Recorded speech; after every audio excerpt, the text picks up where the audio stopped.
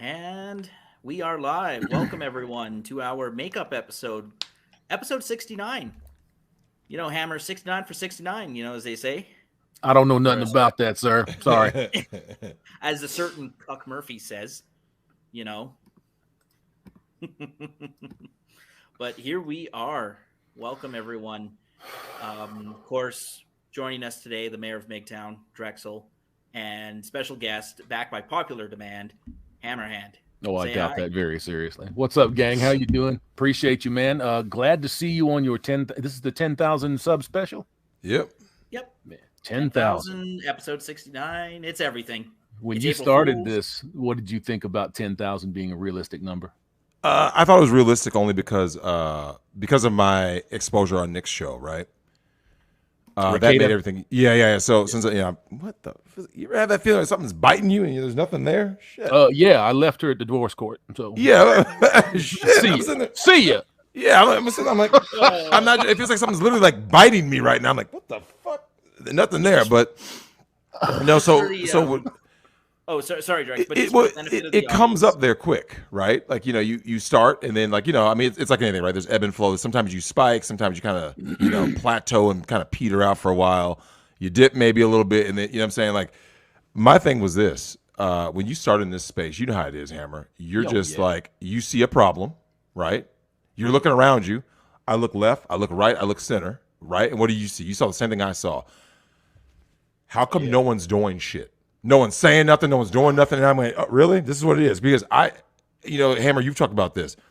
You're the same guy off camera. And because I've always been like this, and I'm looking around like, how come no one's going to do shit? Really? So I guess I got to go on other people's streams. This is before I had my own channel, right? That's right. I'd be doing shit with other people. Like, yo, there are people out here who literally live in delusion land, right? They just sit there and say, "No, Hammer." The meme, right? It's the dog sitting in the burning house, right? Everything is fine. That's most people. No, I don't know what you're talking about. I have no clue what. No, everything's fine. I said, you know what, man? Nah, fuck that. So here we are, and I said, I was looking at certain content creators in the background for years, right? Probably since about 2017 or so. That's a good long time. You, TFM, back when he was on YouTube. You know what I'm saying? And you and I have talked about this. There was a time, especially in those days, like that, that 2015 going forward time. There were a lot of dudes who grifted in to get paid, right? Mm-hmm. Angry MGTOW, remember him? Oh yes. There were a lot of other dudes. Review. He's doing movie reviews. Oh, is that what he's doing? Yeah. Last time I saw that was a few months ago. But like you said, what ended up happening is a lot of people started getting phased out because when the demonetization came, that was after Big John did that interview, right? Yeah. That was when the crackdown really came. And then you started seeing who was really into this, who really lived it. Because I've always said, Hammer, a lot of dudes don't have receipts. And that's one of the reasons why a lot of guys, I believe, this is just my own opinion, that's why a lot of guys don't show their face. It has nothing to do with like doxing this, doxing that. Because if certain dudes showed their face, right? I believe what would happen is a lot of these guys don't have the receipts. You see what I'm saying? So then people from their past, right, or present, would expose them. Kind of like Jack Murphy, right? Okay, watch this. So Hammer, I'm Jack Murphy. I start claiming all this, right-wing stuff and conservatism, blah, blah, blah, right? Yeah. Then someone goes, wait a minute, we got videos of this dude on Chatterbait. You see what I'm saying? Once you show your face, people, because remember, let's just say, he can always... Oh yeah, young boy buttholes. Ooh, but you see what I'm saying though? He never went from Democrat to deplorable. This motherfucker, all he did was write a book because he was getting burned down in his chosen field for copping a whole bunch of cash that wasn't his. So he just came on over here and tried to ride that train. Yep, he grifted. Here's the thing though, and I think that goes to something that I even put in my notes tonight. One of the problems that we have is. And I've seen this in the black community for, only all my fucking life, right? People are too anxious for outside acceptance and validation. You see what I'm saying? Yeah. Like, oh my God, look, he sounds like us. And you know what, Hammer? Like I said, I haven't gotten a chance to watch your video about the false prophets, but I believe that's why you have so many chameleons, male and female, because people are so desperate to hear mainstream. These people out here who say, I don't ever want this message to go mainstream, blah, blah, blah. And yet, every chance they get, what are they doing? They're trying to look for a way to go mainstream, right? Which is what the Kevin Samuels thing is. And the message will get perverted, right? It's going to get perverted when you start saying that Nicki Minaj is a 9 out of 10. That lets me know you're compromised. Oh my God, you're compromised. Oh my God, you see what I'm saying?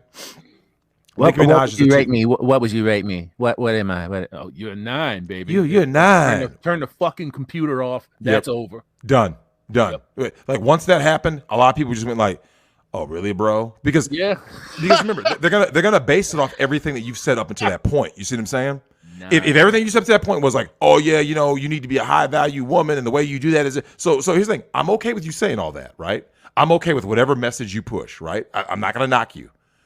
However, when you get put on the spot, and the question is, are you really that guy? So with Kevin Samuels, who took a lot of manosphere talking points, and then when the time came, Nicki Minaj says, "Rate me, Kevin." Oh, you're a 9. Really? Because I thought women who put a bunch of implants in themselves, I don't know if you've ever seen. Do you know what she really looks like? Because I actually have seen the pictures. Where she looks like she's in a stairwell. In New York, right? Looking like a stud, right? The lesbian stud. And I'm looking at this bra like, you're a 1 or 2. Literally a 1 or 2. So I'm thinking, I showed that to Undead Chronic, and he was like, "No, it's not. It's her, fucking bitch. Yep. No, it's not." And she got her shit. So she got her teeth done.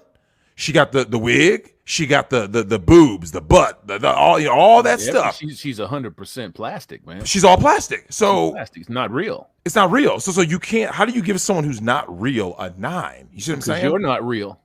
Because you're not, and that makes sense, right? So someone who's real, like I always tell people, man, when it's real, it's real. So what ends up happening is a person who actually lived a life, who shows their face on camera for a fucking reason. Because nobody can ever come anywhere, Hammer, and say, "You know what, Hammer, I went to school with Drex. Drex is a fraud." You see what I'm saying?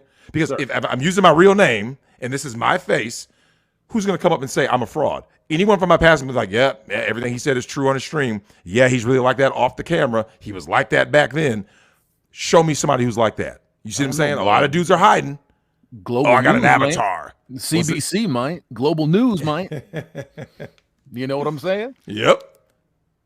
So yeah, I don't know, man. I don't know. I understand both sides of it. I understand how folks get shitty with folks that don't show their face and they don't count it as a receipt, and it's easy to just dismiss them out of hand. But we got a few folks out here that have done this for a long, long time, been nothing but consistent, don't show their face because they got a lot to lose. Mm-hmm. So I understand it from that side too. You know, if you train, like say Undead Chronic, for instance, you train for years and years and years to be a biologist, a genetic scientist, and somebody decides to dox you and then you can't get a job in your chosen field. Mm-hmm. I mean, your life's kind of over. Yep. So and it's important. Yeah. Like here's the thing, you know as well as I, we always pick and choose our battles. Sure. And even this whole thing tonight, right? So the whole issue of chivalry, there needs to be a reimagining of this because one of the things that I've noticed in this, not only in this space, but in my regular life is, you know, people can talk about the Will and Jada thing staged or not, blah, blah, blah, blah, blah. Was it a humiliation ritual? Whatever you want to call it, right? What matters most is this, the lessons to be learned from that fiasco, right? Because you can use a movie to hammer points in. You see what I'm saying? Like, you don't always need to have real world stuff happen, right? Like, how many times have you been like this? You've referenced a movie or a song or something, right, Hammer, where you're like this. Hey, it's like this, insert random thing here, right? In random form of multimedia. So with the Will and Jada thing, I look at it like this. This is the end result of being the simp, right? Because you start off as the simp gets turned into a cuck, then you become the cuck with rage, right? Yeah, like in Boogie Nights. Boys. Yep. That's what I told everybody when this stuff started to come up. Yep. Was this guy, he's probably one of the most well-financed cucks in the world. Yep. Just because you've got $500 million laying around somewhere doesn't mean that you are an alpha or that you're a stud. It just means that you worked really, really hard to cover your bases on what you are. Mm-hmm. It's just what you are. Not saying that the man doesn't have a work ethic, not trying to take any of the other shit away from him, but I'm going to go ahead and I'm going to lay that big bag of cuck right on his fucking lap. Yep. Because it's what he is. That is not an alpha. But No. Tiffany Haddish would tell you that that's an alpha. Yeah, and that's another thing, because one of the major takeaways from this, and I remember saying this as soon as I saw it, was really simple. It's the reaction, right? How are people going to react? Because you and I both know who is going to react the same way. Oh, yeah. These German shepherds are going to react saying, "That's what a real man does for his woman. He stands by." Now they're not gonna say anything about the entanglements. They're not gonna say anything about the fact that she's got her daughter Willow writing love letters to Tupac 25 years after he's dead. They're not gonna say nothing about the fact that she has said Will Smith was her third choice. They're not gonna say anything about, oh yeah, well, you know what? Not only has Jada cucked Will, right? Every chance on her red table talk, she disrespects him, right? Yeah. Every single time. It's a platform for disrespect and cuckoldry, right? Sure. And that is now endorsed. You see what I'm saying? It's endorsed. But you see stuff like that across the board, though, whether it's black or white, male or female. Yep. I mean, people use their platforms now to become incredibly tribal. Absolutely. You know, tribalism, I think, in certain forms is a good thing. Like I said this the other day, the black men, a black culture that wants to be with black men, black culture, I'm all for it. Whites that want to be with whites, I'm all for it. You know, bluebirds, red birds, like Ali said years and years and years ago. Mm-hmm. I get it. I understand it. There will be some overlap.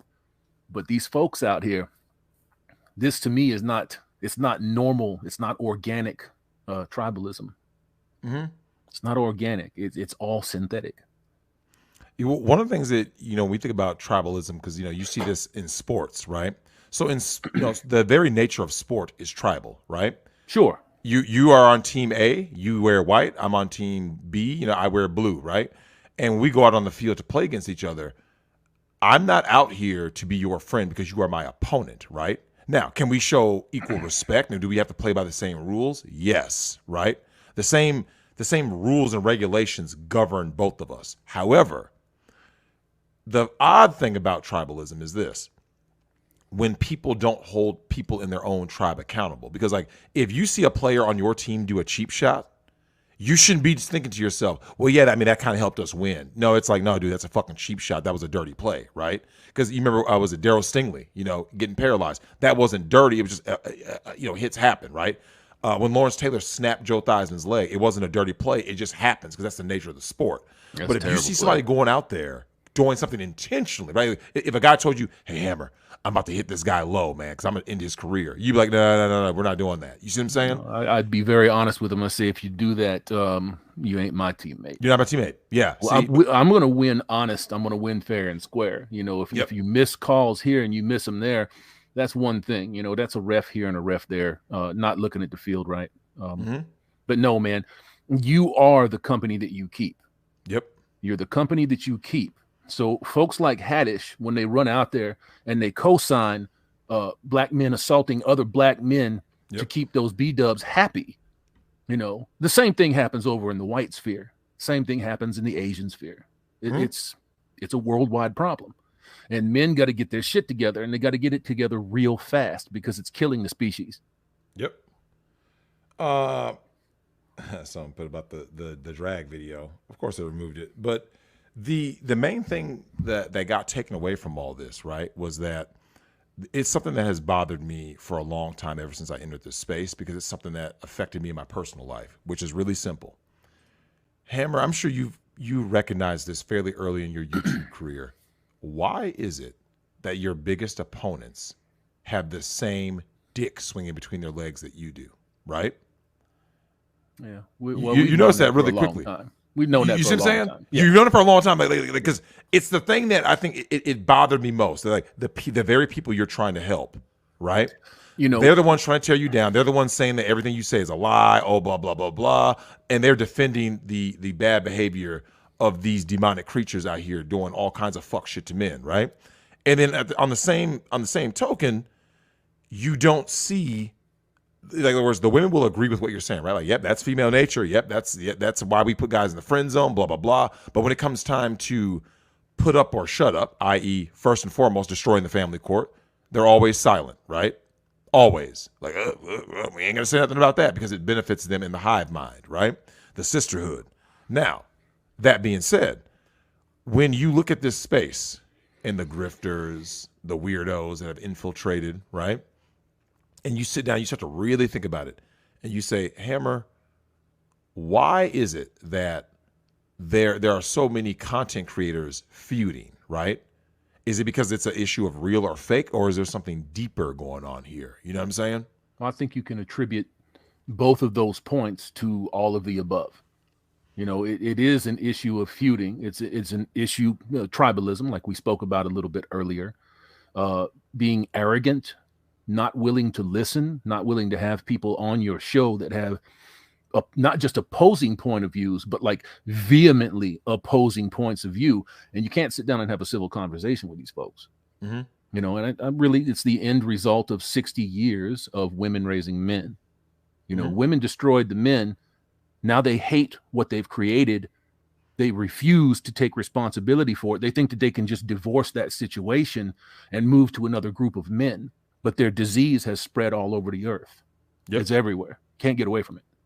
Yeah, well, it's funny you say that because I put in my notes tonight about that very topic that I think is very telling, right?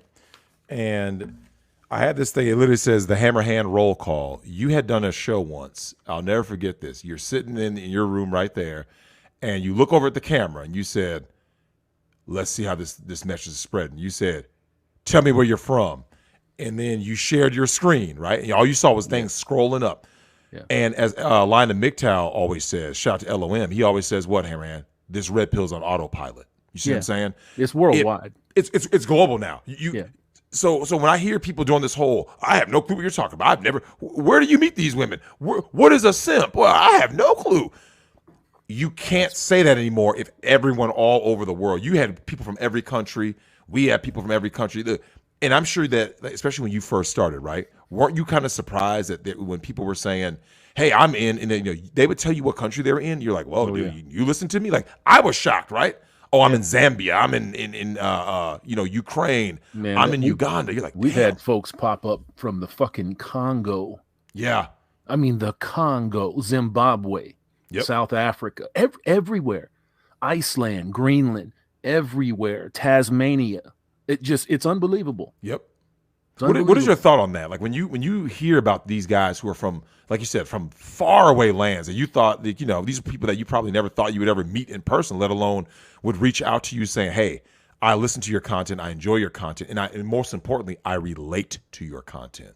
It's just, it doesn't speak anything to me on a personal level. I don't want this to come across the wrong way. It's not like I blasted it out there and that everybody relates to me. It's that everybody's having the same problem. And now they have the ability to communicate with people everywhere that are having the same problem.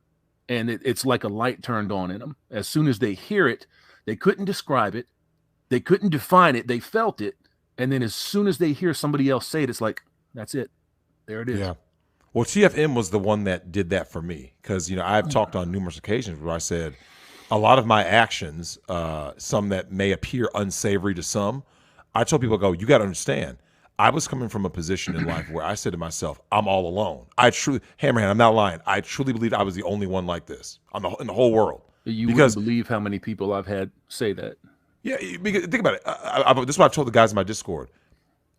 Hammer, when you go out and about, right? You're just out in the world. Go to your family reunion, everybody's a cuck. You go to work, everybody's a cuck and a simp. So if everywhere you go, you're the only person talking like this, you're thinking, you know what? There was that scene in X-Men First Class, right?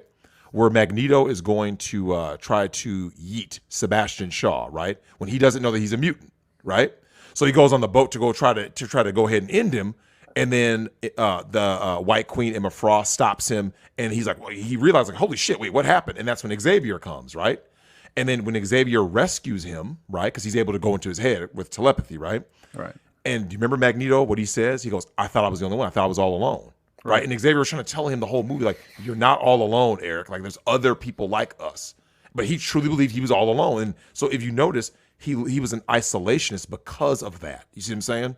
His experiences in World War II taught him to be a certain way, right? And then when he saw the world was a certain way, he said to himself, I am going to do things this way, right? Because I'm all alone, right? And when you meet people who have shared these same experiences, all of a sudden you're kind of like, well, damn, right? So you start to reevaluate what is most important. His initial mission was just revenge, right? That's all he cared about. Revenge, because this is the guy who went ahead and took the life of his mother, right? In the concentration camps. Fast forward, by the time he's joined, at that point, he had joined the X-Men, and they're working toward a common goal. He still wasn't fully on board with Xavier because his goal was still vengeance, right? That being said, he started realizing, hey, by the time you get to the end of that movie, do you remember how Magneto was? He busts in to do what? To save the same White Queen, Emma Frost, who was his enemy earlier in the movie. You see what I'm saying? Mm-hmm. Tribalism. Mutant kind is now my new ally. You put your personal differences to the side. Even if you're not seeing level eye with this person that you're not getting along with, you're more alike than the people that are trying to destroy you. Correct. And that always stuck out with me. That movie came out God knows how long ago, like 2011 maybe. Yeah, it's a minute ago, yeah. Yeah, it was a good while ago. And I remember that always it was that last scene when he burst through and and this is what's very striking about that scene, because she goes into her diamond form, right? Mm-hmm. He bursts through, she goes into diamond form. And then what happens? She looks over, sees her old comrades standing right next to Magneto, right? And then she does what? She goes out of diamond form. She goes, Eric, wasn't it? And that's when he says, no, I prefer Magneto. And that's the end of the movie. It goes to show you, though, she was in defensive mode until she realizes her old allies are with this guy now, right? Because it was bigger than Sebastian Shaw and all that stuff. You see what I'm saying? And I always love that scene because it's like, that's what the manosphere, the so-called manosphere, needs more of, which is like this. Let's weed out who are the infiltrators, who's trying to pervert this message, right? Because there's a lot of that. It is the manosphere. I mean, that's why you have people like Richard Cooper and Rollo Tomasi that are trying to find names that they can use in substitution of the manosphere, and they start coming out with derogatory terms for it. They turn right around and they call people like me or people like you a grifter. Mm-hmm. Some kind of a money bags, something like that. Just some stupid shit, when I've got years and years and years and years of receipts, plain and simple. I actually just did a show with him. I was on a Legal Mindset, and which one? Rollo. So he knows Rollo personally. Yeah. So when we went to go dissect the whole Will Smith thing, Rollo hopped on, and I've always told people, I'll do a show with anybody. Like I got asked to do a show with like Brittany Venti. Like I tell people all the time, I'll do it with literally anybody. I don't care because Brittany Venti, right? I know Chronic's enamored with her chest, but that's about it. I know. Yeah, shout out to my man Chronic. He texted me about that night when I was on Rekida's stream. And don't forget, Nick Rekida, my brother, is literally right now doing a show, You Are Here, with a girl that I know is a chameleon, Sydney Watson. You see what I'm saying? Sydney Watson. Yep. And TradCon, it's not a TradCon. TradCon. Look, do you ever notice none of these TradCons got married young, right? Oh, yeah. They all rode the carousel. Kids, no marriage, no kids. No nothing. Carousel riders, yep. And the thing, Harry, I'm okay with you being a carousel rider. Just don't say that you're what? Oh, I'm a traditional woman. Don't come at me talking about you got 50 dicks inside of you at some point in time in your life, talking about how you're a traditional conservative, that you God. I just posted a meme in my community chat talking about, well, I'm spiritual, but none of the God stuff. Yep, you said is the black guy having the face and they're like this, and then at the end his face is turned away. Yeah, when we hear spiritual from a woman, right? Have you noticed every girl that you've ever known who said that she is spiritual is tatted up? Well, she's a liar. Yeah, she's got feelings. I don't begrudge them their feelings. You can have all the feelings that you want, but they're just as fucked up and confused as anybody that you'll run into. Agreed. Spiritual nowadays just means that you smoke one too many joints. Probably. Yep. Kind of, right? Kind of. Yep. So I don't give these people the time of day. If your head is half shaved, if you got tats, if you got full sleeves, some tats, I don't mind some. So I get some, right? I got some. But, I'm just not adorned in them. I think that there's a pathology working there. It's not just, I'm a human canvas and I worship my own body, which I think maybe that's not the greatest thing either. Mm-hmm. People are just loaded with excesses, and I think it really hurts them. It hurts them. Well, with women, I believe it's much more troubling because, of course, women are marveled at and they are valued primarily for beauty, right? Beauty and fertility. So if you show up with like Amber Rose doing slut walks and you tattoo your forehead, and then you and I both know at some point she's gonna find God, right? Oh yeah, of course. You know it's coming, right? Of course. Oh, I'm a born again virgin. I'm a born again Christian. Listen, that needs to stop. Okay. Yeah. I was doing that show and with Legal Mindset and also with Good Logic Joe Neerman last night, and the whole this whole I'm gonna find a good man in church, or Drex, I don't know where you meet these women. You need to go to church. I said, anyone out there who knows, if someone says, "Hey Hammer, where do I find the worst of the worst thoughts?" I would. This is how bad it is. True or false, Hammer? You have a better chance of meeting a good girl in a club over the church. I would say it's about even. Yep. Honest. That is my honest opinion. I have met both kinds in both places, and it's more shocking to me, or it used to be anyways, to walk into a church and sit down in a pew, and these bitches walk in with thigh-high skirts on with no underwear. Yep. And that's their Sunday best. Yep. They're advertising their Sunday best. You knew what that was about. It's not one time or 10 times. It's more times than you can count. Well, you know what? I would even argue that there are more girls right now, let's say pre-Coof, when everything was open, there would be, I would argue, more girls who dressed better at bars and clubs than going to church. Yeah, I guess. You know what I mean? Because on the bar, the club, yeah, I can see it. Because think about it, there are people who go to the bar. Like, I don't mean like if it's happy hour. I'm just saying, like, as someone says, "Hey Hammer, it's a Saturday night, and X amount of people are going to the bar for some drinks and for some conversation, or they're going to B-dubs to watch the big fight." Right? I would argue they dress pretty decent. You go to the church, it's like, what the fuck? Yeah, it is outright degeneracy. Like, yeah. That's what I was about. Well, who are those bitches trying to get in the church? That guy up front. They're trying to get the workhorse. That's right. They're paying the pastor. They're paying that pulpit fucking traitor up there. That to find a simp that accepts everything to line up a husband for them.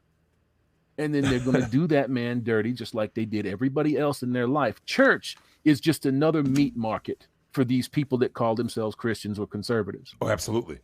Absolutely. Well, I would even argue that, especially, and I would take this with, of all the religions, Catholics, right?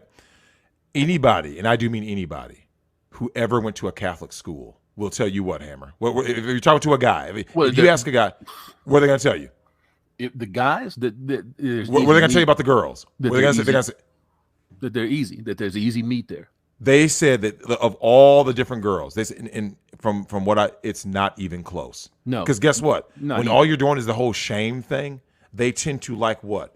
More degrading, more depraved sexual acts. You see what I'm saying? Of course. So when someone tries to do this whole like, and that's the reason why I have such issues with what I call the trad cuck, the Stefan Molyneux types, right? And all of these fake red pill guys who talk about getting the bag, right? Hammer, you just gotta get your money up, and then shut the fuck up. As soon as these guys start talking, I shut them up because I go, look, if you want to be a rich cuck, like what happened to Will Smith, right? You do need to have your life in balance. You see what I'm saying? You should be making money to be financially independent for yourself. You see what I'm saying? Sure. And then from there, you go like this, Hammer, now that I'm financially independent, I can choose, do I want to go this path or that path? If you look at the current climate, you say to yourself, I don't like what I'm seeing. Because I don't like what I'm seeing, Hammer, I'm going to go like this way, like okay, your path, monk mode. Some guys go pump and dump. So, guys go short-term relationships. Some guys do pay to play. Everyone goes their own path, right? Well, it don't even have to have a sexual connotation. Nope. You like right behind me there, you can go to your model table. You can go to the artist table. Yep. You can go to the photo development table right here. Mm-hmm. You can go to the collecting table if you want to do that. You have options in life. Everything in life is not coming down to kissy, huggy. It is not. And you know what? And that's I do believe that is one of the dangers of how much this modern Disney romance fantasized version of love and relationships has permeated the culture. Because let's face it, if you were to ask a guy, right, an old man to look back on his life and you ask him, what are the things that really meant something to you, right? It's usually his experiences that meant something. You see what I'm saying? And the experiences aren't sexual. You know what I'm saying? He scaled this mountain. He built this thing, right? He had these friends. Those are the things that he really thinks about, right? If he has children, he thinks about them going to their ball game or doing, changing the first diaper and, the look that his son or daughter gave him, as a baby. So all these things all kind of cobble together because, when you're a parent, that stuff really does affect you, right? Like, to this day, I still remember the best hug I ever got was from my daughter while I was stuck in the family court. You see what I'm saying? Because this was the first time I was able to be with her without being supervised, right?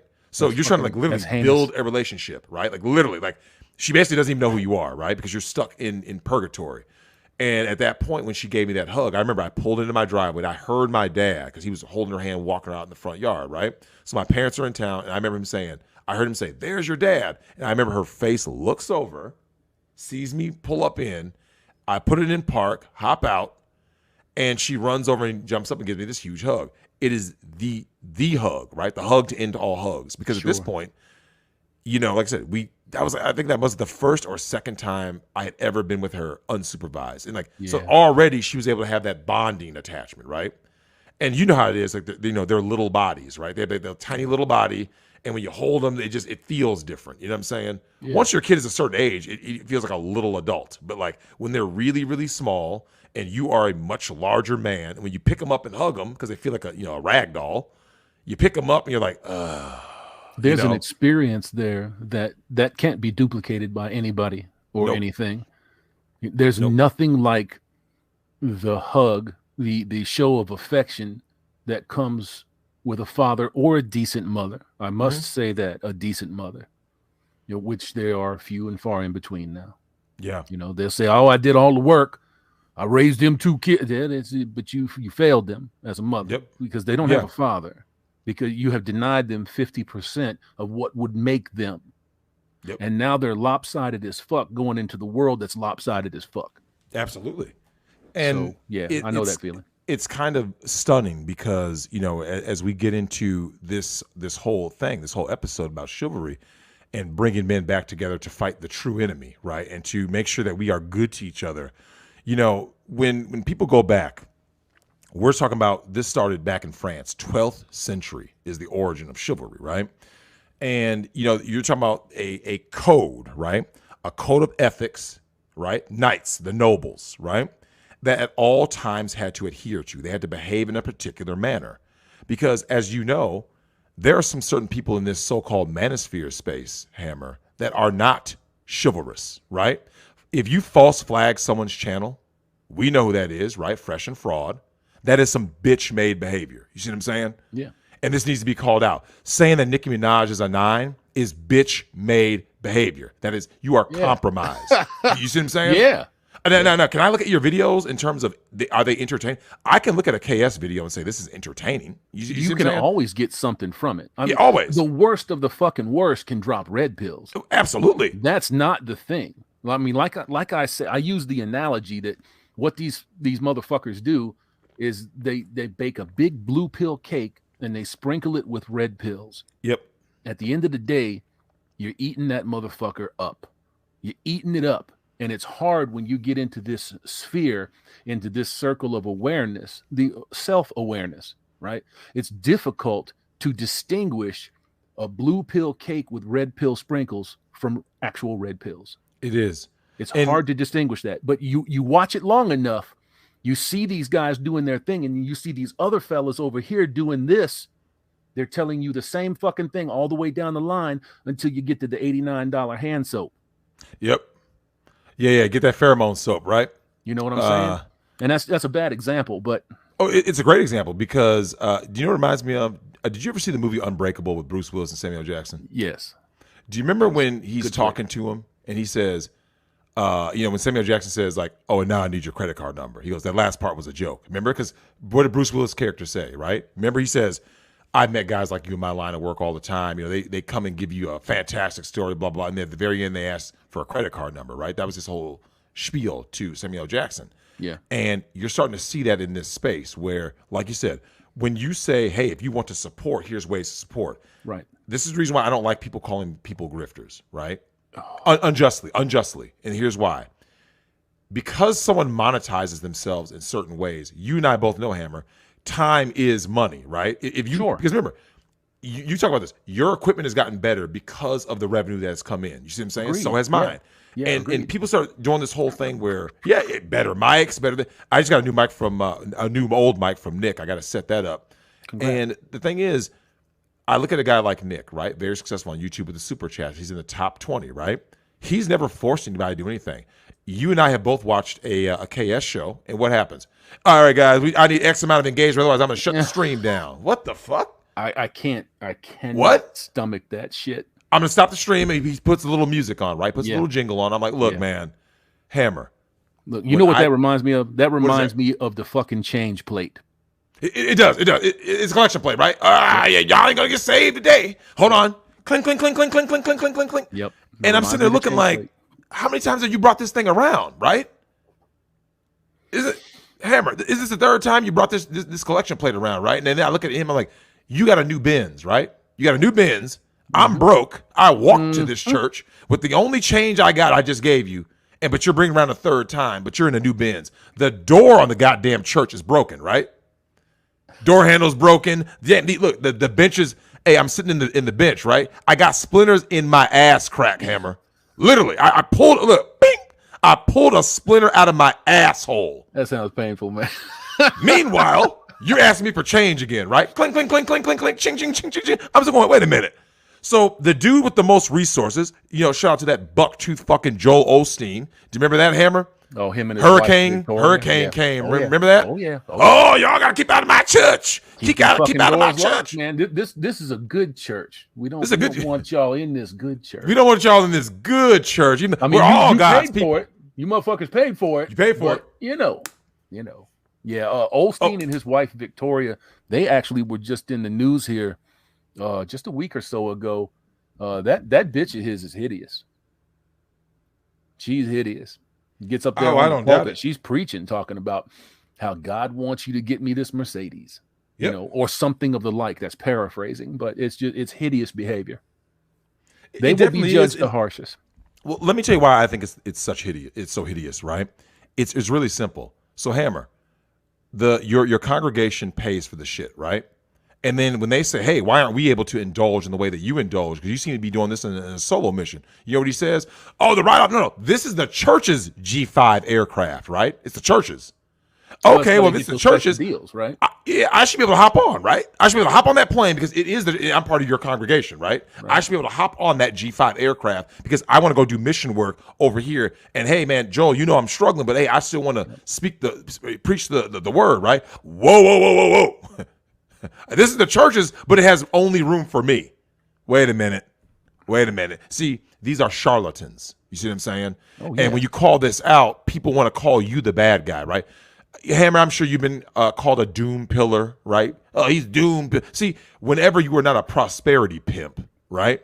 People want to call you a doom pillar. I go, what up? Look, Hammer, you've seen me. I'm sure you've heard.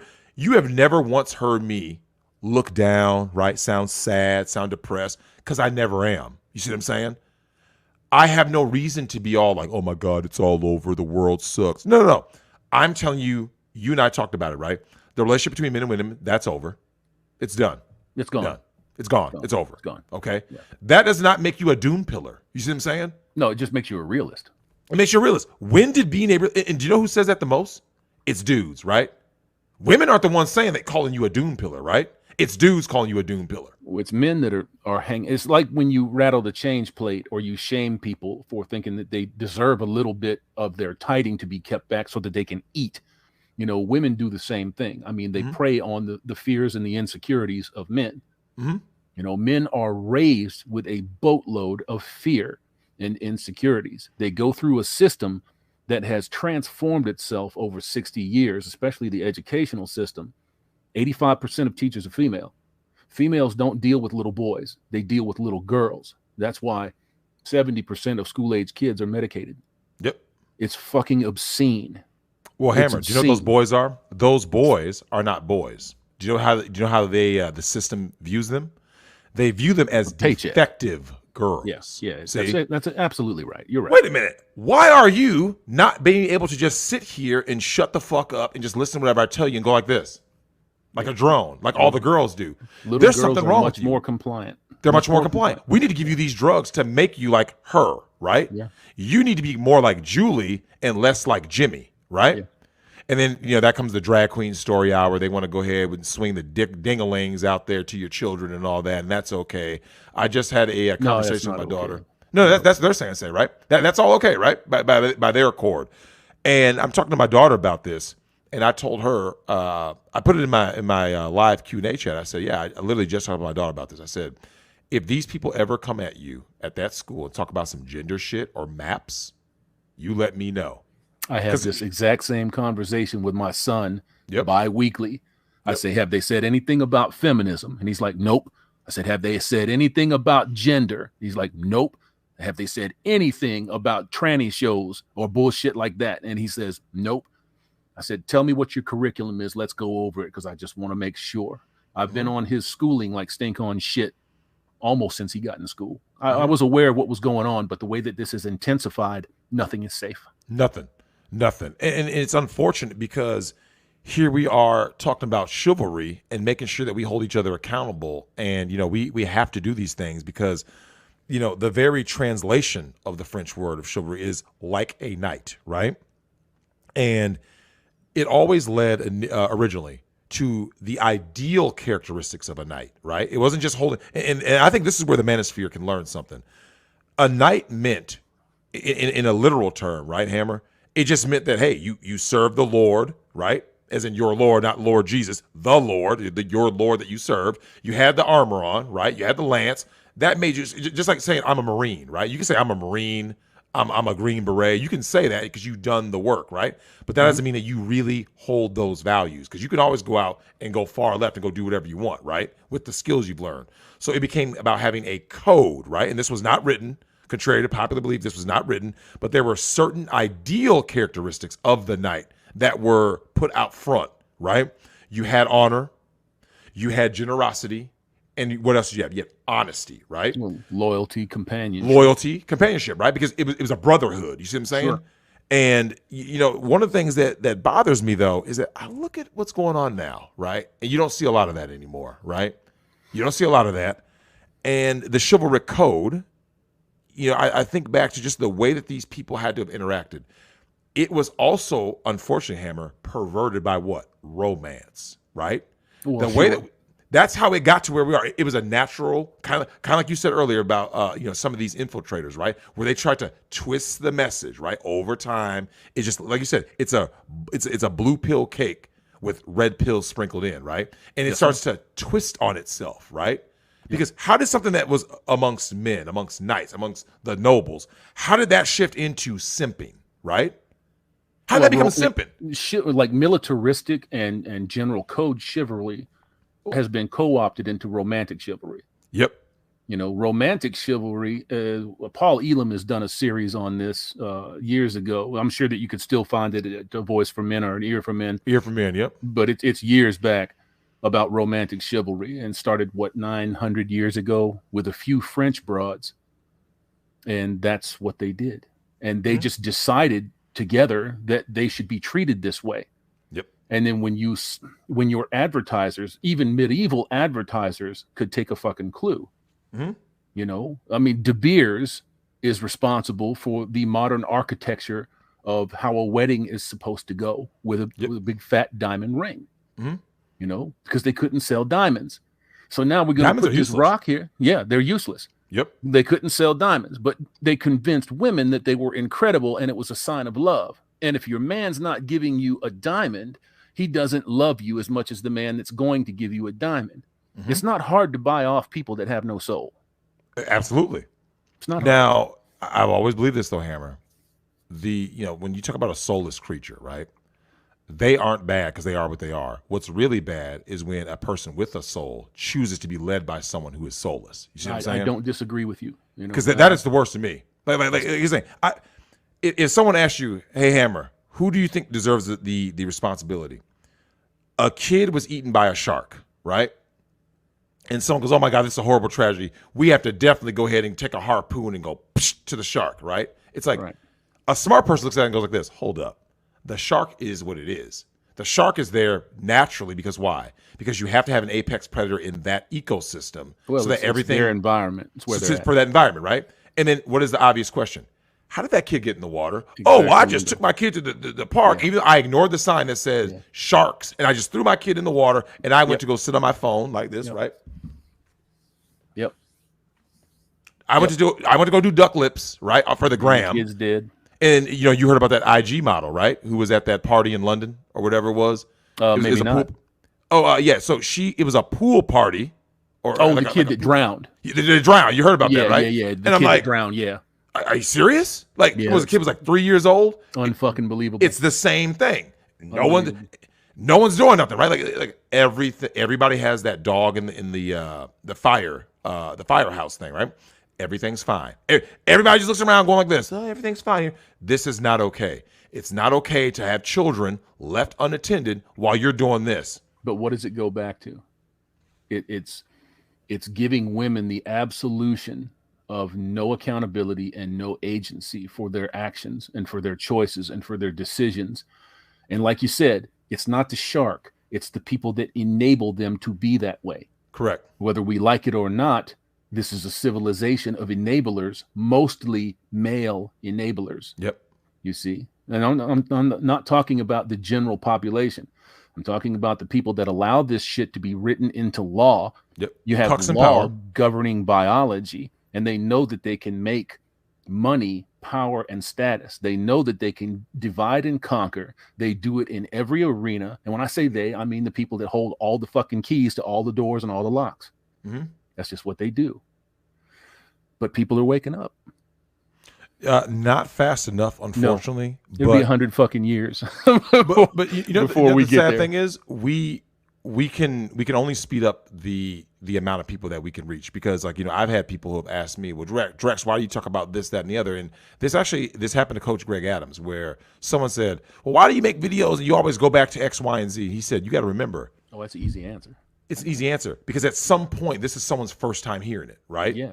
I mean, Hammer, imagine if and this is one of the things I think that like with TFM is that TFM got to a point where he said, look, I don't need to talk about simps and cucks and all this stuff anymore. I'm talking about X, Y, and Z now, right? Right. Even though he's been yeeted off every platform.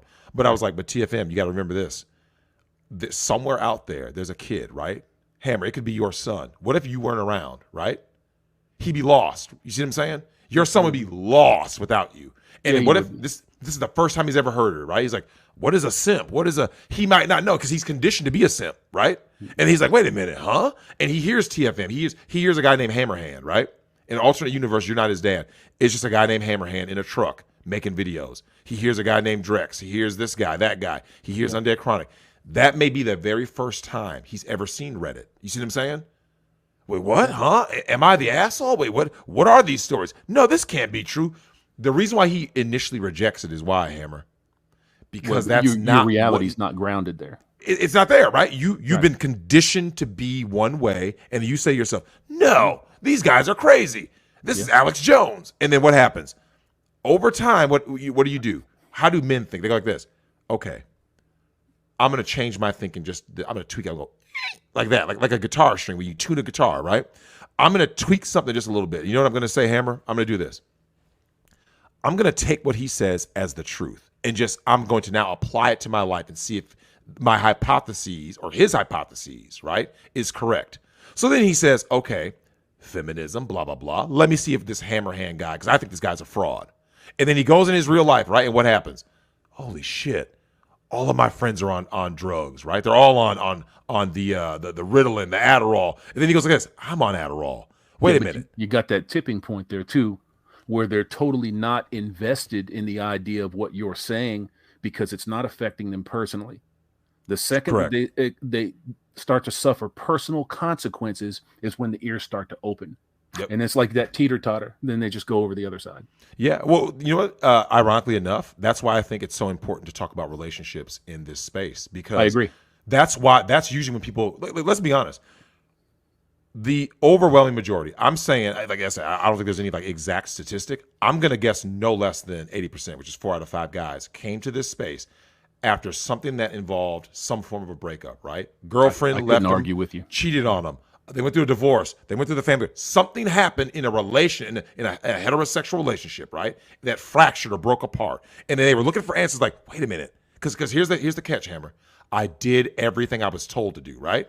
Yeah. Hey, I got the house. I did everything like a good boy, like I was supposed to. How did I go wrong? And then here's the thing, Hammer. I did it again, and I still went wrong. What is it that I'm getting wrong, right? Like, how am I getting hosed? Go ahead. Oh, yeah. Go ahead. I said the other day on the video, if Superman and Indiana Jones can't keep a girl, neither can you. Nope. You know, it's not about that anymore. Nope. You know, people with billions and billions and billions of dollars are being jilted. You know, they're being divorced. Mm-hmm. 2 of the highest profile bitches that you will ever see, Gates and Scott, got divorced, you know, within a year of one another. Yep. And then they went on to start giving away billions to reinforce this structure. Absolutely. And that's all this is about. It has nothing to do, like, the virtue signal is really what? It's to go like this. Let me show my overlords that I'm still an ally. You see what I'm saying? That's all this is about. And, you know, as we go through this, right? And, you know, people forget that knights were initially goons for hire, right? They were goons for hire because they fought for and were loyal to their lord.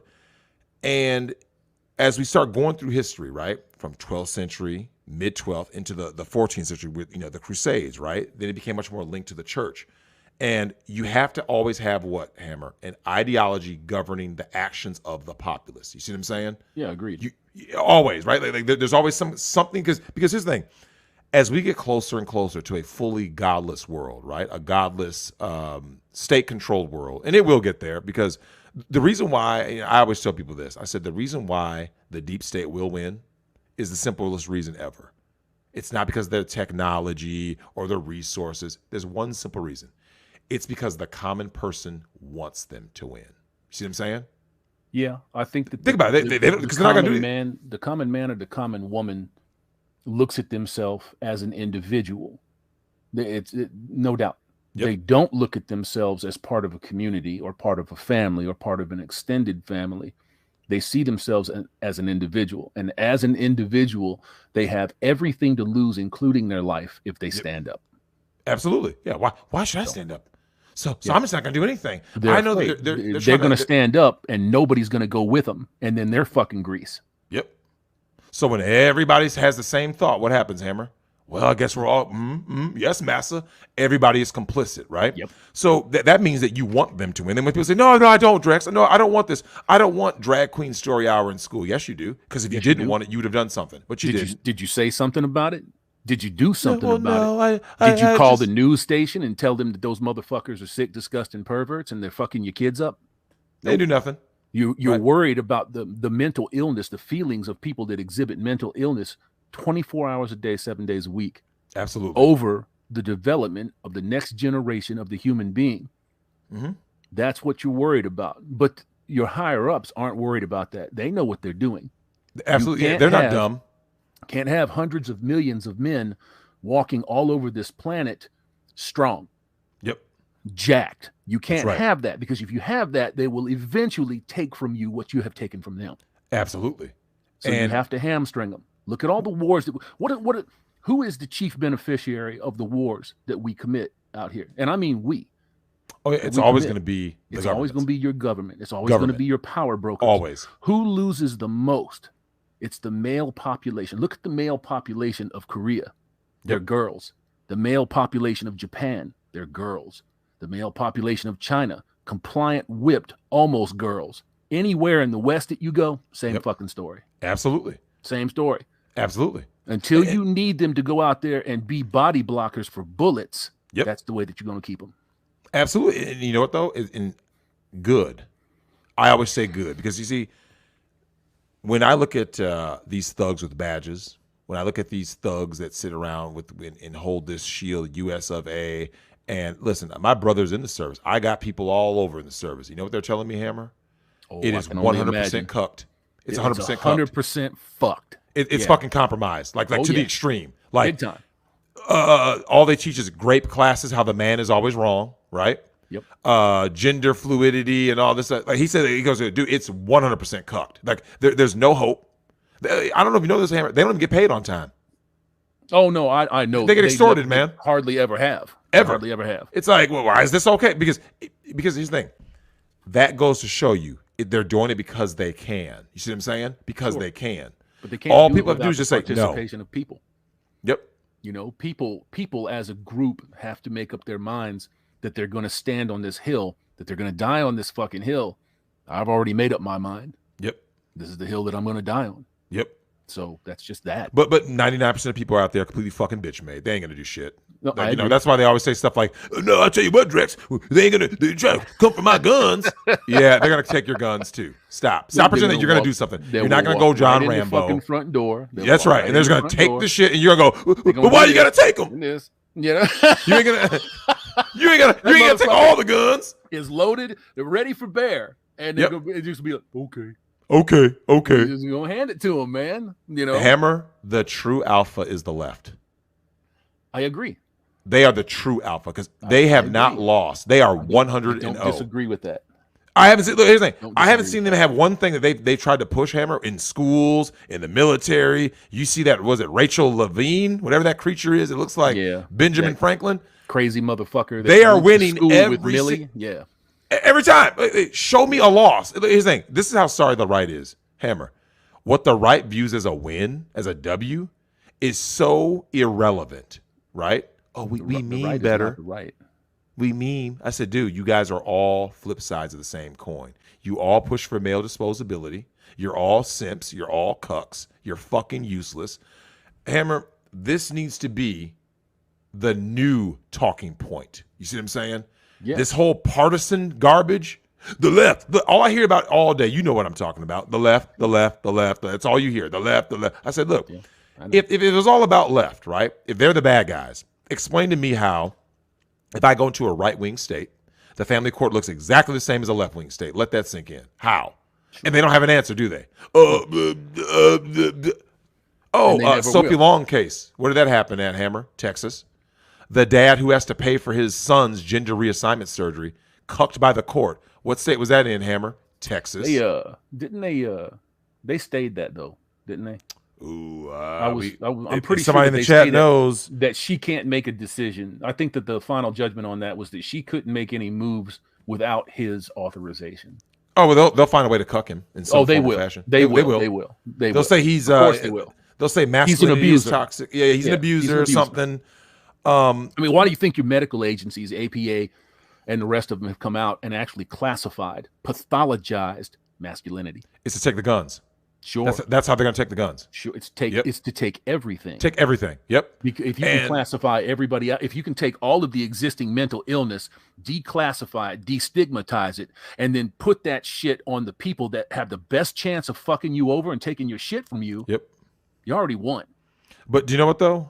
This is the reason why I am so hard against cops and military. A lot of people, because see, right-leaning people who are less than useless on this earth, this is why, Hammer. They simp for the very people that are going to go like this and take your shit, right? Yes, sir. Who simps for the cops the hardest?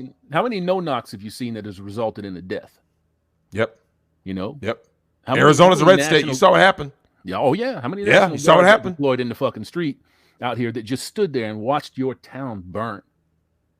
How many cops stood by and watched everything burn to the fucking ground? Right. Well, you know where I live. Hammer, I'm right here in Minnesota. I was at the heart of it. You ground fucking zero. Ground zero. Yeah, I got all kinds of pictures. I know what it looks like. 44 motherfuckers lost their lives that summer. 44. Yep. And all of this BLM shit, and we're fighting for this, and we're fighting. That's bullshit. That's bullshit. That's a front to launder money. Yep. That's all that is.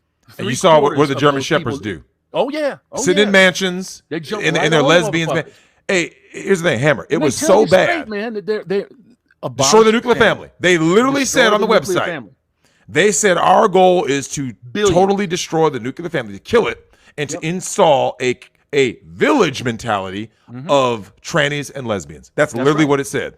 That's right. They only took it down because they started taking heat. Fuck them motherfuckers, man. Fuck them. Fuck Hammer. Fuck them all.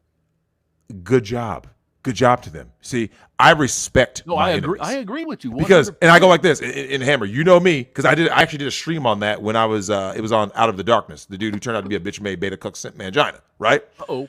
And he tried to flip and simp for single moms and German shepherds. Yeah, bitch made Q. He's somewhere out there getting pegged probably.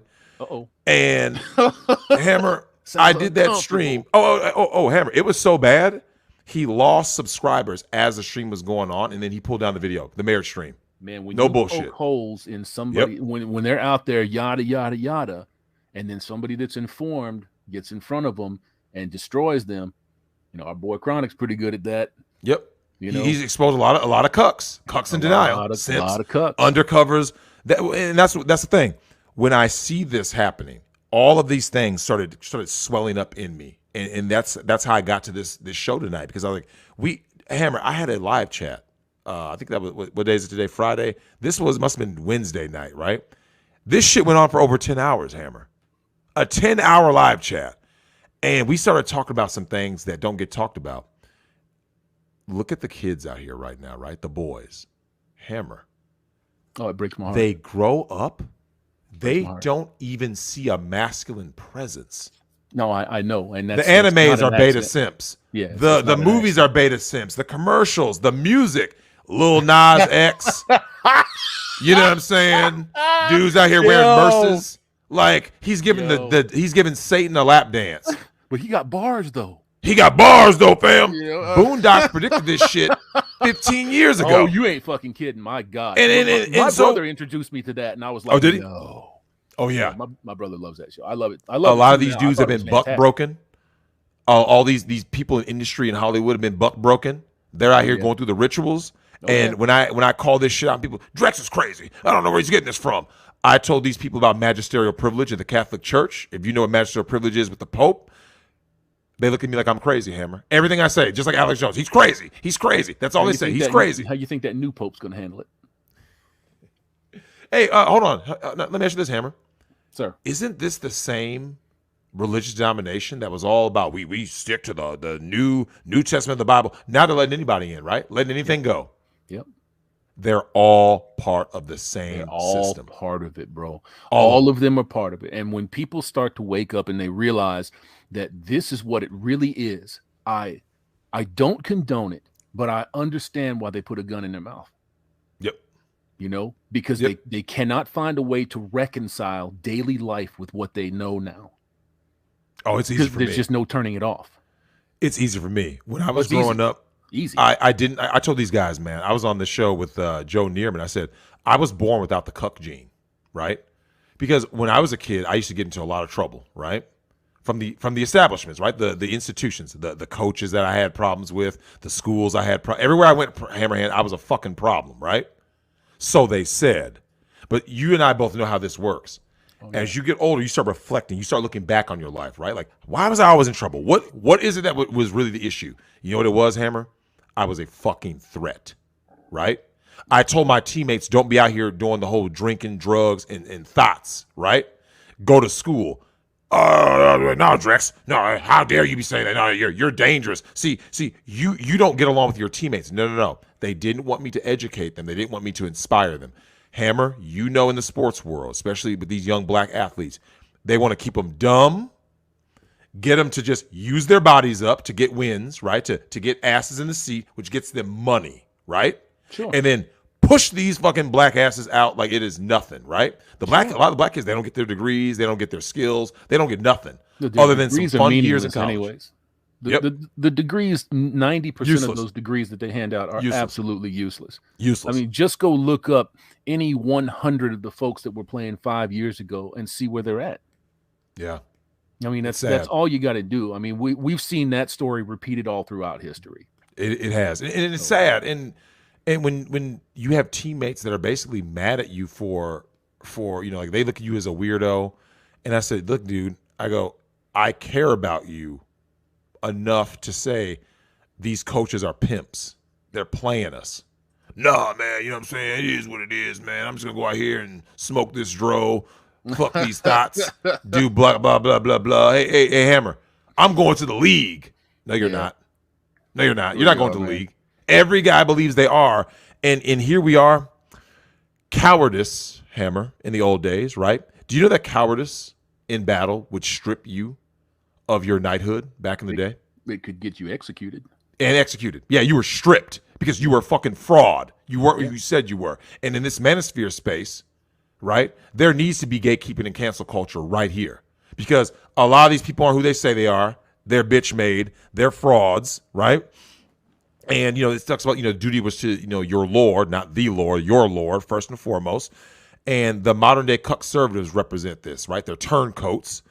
And, you were expected to be, quote unquote, good Christians. And I think that term is ridiculous because, as we all know, people aren't good anything anymore. People are basically good for themselves, right? What is good for me? It's like you said earlier, the individualistic mentality, right? And not understand that we're all interconnected, right? If guys out here, like prime example, Hammer, what if this would be a crazy pipe dream? What if the cops said no? Let that sink in. Well, So when the bureaucracy says go after people for not wearing a mask and blah blah, and the cops are like this, no. You have seen that in instances all over the world for the last maybe 10 years. You have seen as a it. collective. See, the thing is, Hammer, as it a needs to be collective, we've never seen it. We've never seen it though, right? But what would happen, Hammer, if let's just look, even a 40-60 split in their favor, right? What if 40% of cops said no, right? No, I'm not arresting people. It would be Titanic. Game over, right? Because that's too many. Because you can't get rid of them, right? What if the military, 40% of the military said, I'm not going to go fight any wars for you. Well, we're going to court-martial you and throw you in prison. Then throw me in prison. Okay. Okay. Well, you going so where are you going to get new soldiers? Squad. Okay. Yeah. Okay. Okay. I will die on my goddamn. I'll die on my fucking feet as a respectable, decent human being before I will acquiesce to that bullshit. Yep. Won't do it. Yep. I will not fight for a country that hates me.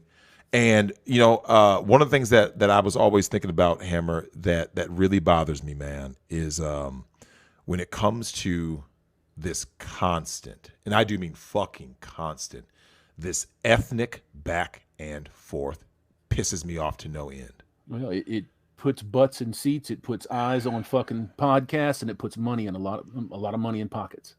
Race hustling is never going to go away. Yep, the race hustlers, we all know them. The Al Sharptons of the world. Now, here's the thing. This is what bothers me about this. A lot of people have never even heard of Kohlberg's 6 stages of moral development, right? Yes, Kohlberg, 6 stages. Do you know how I know a lot of these people who claim to be MGTOW are fake? Tell me. They are feminine. They have never evolved beyond the 3rd stage. You know what the 3rd stage of moral development is? I haven't read the book. Care-based morality. Well, you have to have ethics, morals, values, and principles. Do you know what's the top? Do you know what's number 6? No. Justice-based morality. Do you know what's the difference between care-based and justice-based? Yeah, you'll go like this. What the book's going to say, but I know what I would say. Watch this, Hammer. This is the rule. God damn it, Hammer. This is what we're going to do. Oh, but that's my cousin. We got to be easy on them. Oh, that person is this. That you see how the rules keep getting shifted? Mm-hmm.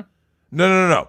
With justice-based morality, the rule is just that. That's why women don't serve time. You just watched it happen today. You did. Yep. Did you hear the shit that went down about the dossier? Oh, wait, what was this? They confirmed that the dossier was real, that it was used to spy on a member of the Trump campaign, that it was 100% manufactured, and they fined Hillary Clinton $8,000. $8,000, $8,000 for turning the country on its fucking ear. $8,000 for completely corrupting everything that they said that they valued, and then $103,000 or $105,000 to the DNC for endorsing it. Yep. Imagine that, right? And that's the thing, Hammer. $8,000. Hammer, you see this all the time. Oh, if a man punches a pregnant woman, that's murder. Okay, I can get behind that. If a woman wants to abort, my body, my choice, move the goalposts. See? Care-based. You keep moving the goalposts, right? I just watched one happen here a couple of days ago where the woman was adamantly suggesting, well, no, let me take that back. I'm going to walk that back. She wasn't suggesting. She's saying she 100% supports termination of kids right up until their crowning. Oh, they got new law coming now that you can, even after the baby's born, you can still push the delete button. Well, my views on all that changed dramatically because, like I said, one of the only indoctrination points that may have permeated me when I was younger was the whole abortion. Because you remember, you're told my body, my choice. Like, as a man, you're not allowed to say anything about a woman's body. Remember, they teach you that. Then I don't fuck with them. Yeah, and eventually I was like, wait a minute. And I started thinking about, I was like, because it became more about justice. I said, wait a minute. If that is the case, something else also has to be the case. Because let's face it, the guy can never duck his responsibility, right? A guy can't say, well, I'm going to financially abort. No. You're required to. Wait a minute now. You see what I'm saying? I said, wait a minute. And all of that stuff has been taken from the matriarchs throughout history over the last 100 years. They've been working on it a long time, but hardcore over the last 100 years. And it's been completely removed from them and shifted to females, where you have absolutely no control over anything that happens in your life. If I have no control of that type of decision, that type of responsibility, if I can't say yay, I can't say nay, I can't do anything. If I'm engaging with them in any way sexually, then I just prefer not to engage with them. Yep. I will not ever sleep with another woman, ever. Yep.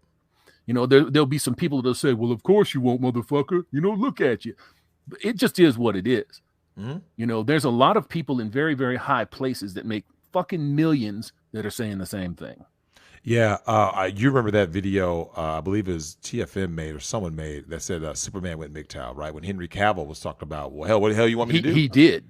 Yeah. He was like, what do you want me to do? Like, I mean, hell, if everything I do is going to be a Me Too allegation. And, you know, one of the things that I don't think gets talked about enough in this space is the difference between complaining and whining, right? Is, you know, because, you know, you always hear people say like, oh, those guys, those so-called red pill guys, they're always whining. I go, look, people need to understand the difference, right? So if you're doing everything right, and you're getting a raw deal, right? You feel like you're being treated unfairly, right? Like, so here's a prime example. You're parenting properly. You're doing it the right way, right? And then CPS shows up out of nowhere, right? Or the MAPs show up, right?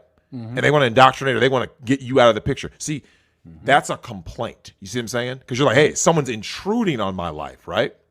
You're doing it right, straight and narrow, and then now someone is intruding. That's a complaint, right? Hey, I'm taking care of my kid and the courts are trying to do this. Hey, I'm trying to go to work and something is happening. Hey, BLM is blocking my access for me to make money for myself to live. When you start saying these kinds of things, right, that is a complaint. Someone goes, what is whining? I'll tell you what whining is. Whining is when you have total control over something, but you pass the buck and the responsibility onto someone else. So this is what whining is. It's the system, TFL. It's the system, Hammerhand, Undead Chronic. The system's against me. I got 9 kids by different baby mamas, but man, these laws is messed up. No. That's whining. Because see, you have total control, and you're now trying to say, no, it ain't me. It nothing I'm doing. No. You're actively doing something to put yourself in the same scenario over and over and over. Now you're whining. You see what I'm saying? Like, it's like when women say men ain't shit, but they got 5 baby daddies, right? But she's the common denominator. Absolve themselves of the consequences of their actions. Yep. And it's been made so easy now to blame shift that everybody's doing it. Yeah, well, look, dudes do it too. You can't tell me you've been married 3 times. How did you get married and divorced 3 times? And they took you for half each time, but you say women ain't shit. No. You are the common denominator, right? You got on the knee 3 different times with 3 different women. You didn't vet them, right? You didn't vet. You didn't say to yourself, hey, why don't I have a relationship without having a legal document with that the state can go ahead and hop in and just do whatever the hell they want on, right? They don't do that. They don't want to do it. So what do? They want to push that, like you said. And I believe, Hammer, and I want your take on this, we have a responsibility to our fellow man to do what? To educate them, right? We have to go ahead and say, okay, this is what's happening. That's why, like I said, we always talk about relationships first, because you and I both know most of the reasons why you're going to get ruined as a man in this world. Let's look at Deshaun Watson, right? It's going to be something a woman says. Let's just be honest. Because remember, men aren't really going. I mean, how many times have you heard a man go to the court saying, Hammerhand touched my thigh, right? I was in the truck with him, and he rubbed up. It doesn't even make sense. You see what I'm saying? Yeah. So you have to educate them. We have to empower these men, right? And then what else do we have to do? It's about transparency. You see what I'm saying? You got some We hitters need in this that chat. transparency. What's that? I said you got some hitters in this chat, man. Yellow Flash was in here earlier. Hey, my man Flash. Chronic, Success Pool Endeavors. You got a couple of haters. One fast DAC. It's all good. Oh, yeah, baby. Well, the thing is, blame and shame, I believe, has to be reinstituted, right? We have to, because this goes back to what you said earlier, right? Gatekeeping. And I've talked to Yellow Flash at length about this, along with Tug and Raging Golden Eagle. There has to be blame and shame, because I don't know if you heard about this. My man Yellow Flash did a video about the new ethics division at Square. Hammerhand. Yeah, I saw it. You saw that bullshit at Square Enix? Yeah, I saw it. Yeah, you saw that bullshit. I saw it. Oh no, we're gonna. This is Tifa's tits, right? Let's go like this. Yep. Let's suck them titties I'm gonna in. tell you, every time they de-breast one of these luscious bitches, I'm gonna go buy me an anime poster. Yep. Oh, don't forget the mods. Have you seen what the mods are doing? No. They go over the top, right? You de-boob Tifa. These mods go in. Lady D has a huge juicy booty and stuff. Oh, it got out of control, man. Because Hammer, that's the only option you have. Because think about it. From what Yellow Flash said, they were able to prove that these ethics division, they're not waiting till the game is finished, right? And saying, oh no, God, did you see they're there from the ground leaks, right? up. Yep. You saw the Disney leaks. I mean, yep. The Disney leaks, half. It's gonna be half. It'll be more than that. Yeah. They're saying half. They mean all. It's gonna be all. Every fucking thing. Yep. Everything's gonna be rainbow. Why would you go down this path? Right? People are saying Disney's dumb as fuck. They're blah blah blah. No. This ain't a money game for them. It has nothing to do with money. They're not in this to make billions. They're in this for the long fucking game. They're playing the long game. It's going to take 15 years for this stuff to get bedded in. Yep. And you have to resist it with everything that you are. Yep. You know. But we know they won't. These slow motherfuckers are coming up nowadays. Today, they accept anything. I watch the reactions on YouTube for like Boba Fett, the Book of Boba Fett. Yeah. These are the most mediocre, ridiculous, stupid ass series. They have nothing digestible about them. Nothing. And if they take this kibble and they shovel it in front of these fucking fools because they can't wait to get more of the same kibble. Yep. You know, and that's the majority of the people that are contributing to this shit now. Oh, absolutely. Well, Hammer, this thing, people forget, and I'm sure you've thought about this, and I'm probably sure you've said this at some point. Don't you guys miss George Lucas yet? You see what I'm saying? Because he kind of represents. Man. I always loved George. Here's the thing. Even when George made some suspect decisions, right? I was like this. Here's the thing, Hammer. I'll tell you something about George Lucas that a lot of people don't even fucking know because they're too stupid to investigate. When they blame George Lucas for the prequels, right? I love the prequels personally, and the people, I like the prequels. I like them. Like, people were always, because that's what got me into Star Wars, right? Because I was born in '82, so the Return of the Jedi came out in '83. By the time I was able to watch Star Wars, I was already watching Terminator 2 and shit. You see what I'm saying? Because of the age gap. Yeah, right. By the time I got to the prequels, though, this is what struck me. I always want to know, how did this come to be that George was forced to direct the prequel trilogy, right? Because he wanted Spielberg to do episode 6. So I went back, and then in Empire of Dreams, it comes out. 20th Century Fox fired Alan Ladd Jr. Yeah. Alan Ladd Jr. stuck up for George Lucas, and when he wanted to keep that, the opening crawl, what happened? They said it cost him his job. And you know what George Lucas did? Rather than say, "Oh, that's okay," what did he do, Hammer? He did some shit. Yeah, he said, "Fuck that." From those committees, and he left. It was also the Directors Guild. The credits in the wrong spot. That's right. Yep. Right. Instead of running at the beginning of the show, he didn't want that. He wanted it at the end of the show, and he revolutionized the industry. Right? He did. Oh, don't forget about the merchandise, right? So this is all. So good. Here's the thing. If you think about it, though, Hammer, George is essentially MGTOW. He went like this in terms of like the way the industry is run, right? He went like this. I can't go that far. No. But here's what I'm saying. From the perspective of the industry, right? So look, the industry wants that control, right? Sure. And do you remember what George said when he went to go negotiate his contract, right? He said, "I don't want any more points on the movies. I don't want extra money." What was he after, Hammer? He wanted to protect his else IP by going for the merchandise rights. Yeah. So what was that able to do? To give him financial independence from the studio system. I think in his words, it was everything that they did not consider valuable because they were just short-sighted. They're short-sighted. Right? It's all about the movie. Yeah. And he knew he was short. They were short-sighted. They were short-sighted. He knew better. He knew better. He knew better. If I can start selling Boba Fett lunch boxes, Darth Vader helmets, little Luke Skywalker toys, if I can do that, Hammer, and make billions, I don't have to be I'm going to make this a fully independent movie, right? I hire my own directors, and then that's the thing. See, he became independent of the studio system. And all because it boggles the mind that he would turn right around and sell it to them. It just boggles my fucking mind. He said that it was because he wanted to keep his people employed. Yep. But man, and you're making a deal with the fucking devil, man. Now hold on. Now let's be fair. Let's be fair to George, right? I've always been highly pretty fair. I was critical of George, and here's why. He basically played the role of Adam, right? The original simp. He actually believed what Kathleen Kennedy was telling him.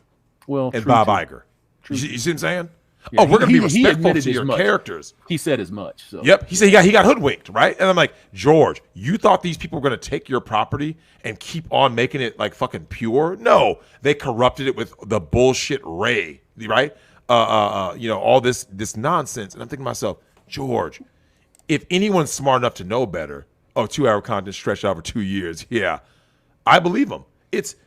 They have this. Here's the thing. Hammer, I've never watched anything after Last Jedi. I have not seen 1 ounce of Star Wars after. Neither did I. I didn't see anything. I never saw Solo. Never saw Episode 9. Skywalker. Nope. I saw the clips and stuff that ended up on YouTube, and I would have been fucking mad if I had spent money on it. I would have been embarrassed. The Disney Star Wars is an embarrassment. How do you take a slam dunk? It's a slam dunk from the fucking moon. It's a slam dunk, Star Wars, and this is what you've turned out of all the films. The only thing that you can look at and say, yeah, maybe is Rogue One. Agreed. In my opinion, that's just my opinion. Yeah, most people would say the same. My God, to fumble this away like this, they will be talking about this in 400 years. Oh yeah, you see this. You see this throughout history, right? Where someone goes, how the hell did this happen, right? And people have to go back and give you context. Like, let me explain, right? They sit you down and go, this is what the world was like. This is what happened. Because when someone looks back, right? So Hammer, 20 years from now, someone's going to want an explanation of what happened with The Last of Us Part 2, right? Because remember, people are born every day. Someone's going to look back and go, how did this happen? Because remember, you think about it. How many times when you were a kid, you found something, right? Whatever that something was. All you needed was a whiff, right? You took one whiff of it. For me, I got into martial arts because of one thing, Hammer. I was a kid visiting my grandparents in Arkansas, right? My uncle, right? Because of the age gap, he's about, I want to say 20, maybe around 20 years older than us, not even, about 15 years older. So he's the uncle, but basically it was almost like a super older brother, right? Because the age gap from like my dad to the youngest child. We're in Arkansas. And he shows us Game of Death, which Bruce Lee wasn't even in that much, right? But he filmed the fight scenes. Beautiful. The infamous yellow tracksuit, right? Man. Hammer. With the big footprint. And the big footprint from Kareem, right? From Kareem, yeah. Hammer, do you know what that does to a young boy's mind when you see that? Because remember, I was used to seeing action movies, right? With white guys and black guys just punching and kicking, not really on martial arts. Is what it does. And you saw that, I went, whoa, wait, what is this? The way he's fighting, the sound, whoa, he's making all these sounds. I had never seen that, right? And I'm like, well, so Hammer, you can imagine being a young me, right? I was probably about 5 at the time, and 5 or 6. And I said, this is incredible. So I asked my uncle, who is this guy? He goes, that's Bruce Lee. Remember, the way a kid's brain thinks, right? If something is happening on screen, that means it's right now, right? It's not 10 years old, it's right now. Right. So when I said, oh my God, Bruce Lee, I love this guy. Well, man, what's his next movie? My uncle looks at me and goes like this. Oh yeah, man, he's dead. Hammer, do you know what that did to me? Oh, I imagine. I just saw like this incredible thing. He's in a yellow jumpsuit. And so what did we do? It hurt me, but what did I do next? What did I take away from this? I love Bruce. I'm going to go back and find his movies. Fist of Fury, Return of the Dragon, you know what I'm saying? Chinese Connection. But then what did I do? It was about what? The art. Yeah, right? Learning. What is this thing that he's doing? This martial arts. How do I do a Kimura, right? How do I do a rear naked choke? When UFC first hit, that was in I don't know if you remember this, special interest section at Blockbuster Video. Do you remember that? I saw the very first UFC that was ever televised live pay-per-view. Ooh. I was sitting right there for the first one. We Gerard Gordeau busted out the sumo's teeth First fight ever. Well, he went down on it, and they slow mode that shit, and that dude's bits is flying out of his mouth and shit. I was looking at my boy, man. We were like, did that shit just happen? Knock that motherfucker's teeth out. It was hardcore, man. And I was hooked ever since. It was one of those things like Hammer, and this is the thing. I preach about culture so much because this is for the young guys. There's going to be guys out there, and you know this, as we get older, because the modern generation is so fucking cucked, what's going to be called like action to them might be Rise of Skywalker, right? What might be considered sports might be some bastardized version. So we have to go like this. No. UFC started with, you remember this, Hammer, no weight class, right? No, open nothing. Weight class, bare knuckle, right? There were 3 rules: no fish hooking, no eye gouging, right, and no biting. That's it. Yeah, 3 rules. Yeah, we watched that whole thing. What is it? Fucking Hoist Gracie was in it. Yep, Hoist Gracie. Yep, Hoist Gracie was in it. Yeah. Yep. So yeah, we wearing watched that the whole gi. thing, man. Yeah, wearing the gi, and then when a fucking dude tried to get him with the gi, and he beat the shit out of him. Beat the man. It was shit out of him. It was so amazing to see. Do you remember Chemo? Right, big old dude came out on a cross, and Chemo. And you remember Joe Son was his road dog, who was in Austin Powers. Yeah, he's serving life for eating a guy. Oh, I didn't know that. Oh yeah. That's what happened to Joe Son. Remember when he was in Austin Powers and threw the hat? Yeah. Oh no, threw the shoe. He threw the shoe, right? Yeah, in the Austin Powers movie. Yeah, Joe Son. Yeah. He ended up eating someone in prison. Like, ooh. Yeah, I didn't know that. Yeah, look him up. So Drexel, what's up?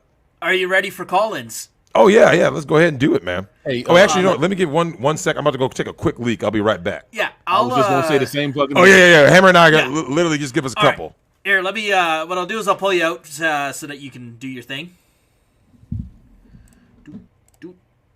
And then just give me a hand sign or something when you get back in. Guys, you're stuck with me for a minute. And our viewer count just dropped by 100. Nope, 200, 300. It's going. Hey, Ken, sent you the link. If you want to jump in here, get in here. Otherwise, I'll be dropping the link in the chat soon enough. Once you guys get back. Oh, someone's calling me a shumophobe in the chat. You know what? Mushrooms aren't real people, and Rishi's not a real mushrooms, so nothing has been harmed. Yeah. I gotta catch up super chats because I fell behind. Oh yeah, Manic. You know what, guys? Send me all the Manic is the best producer. Oh, what's up, Yeetus? Just give me a second, and I will. I'll throw the link in the chat. You guys can all jump in.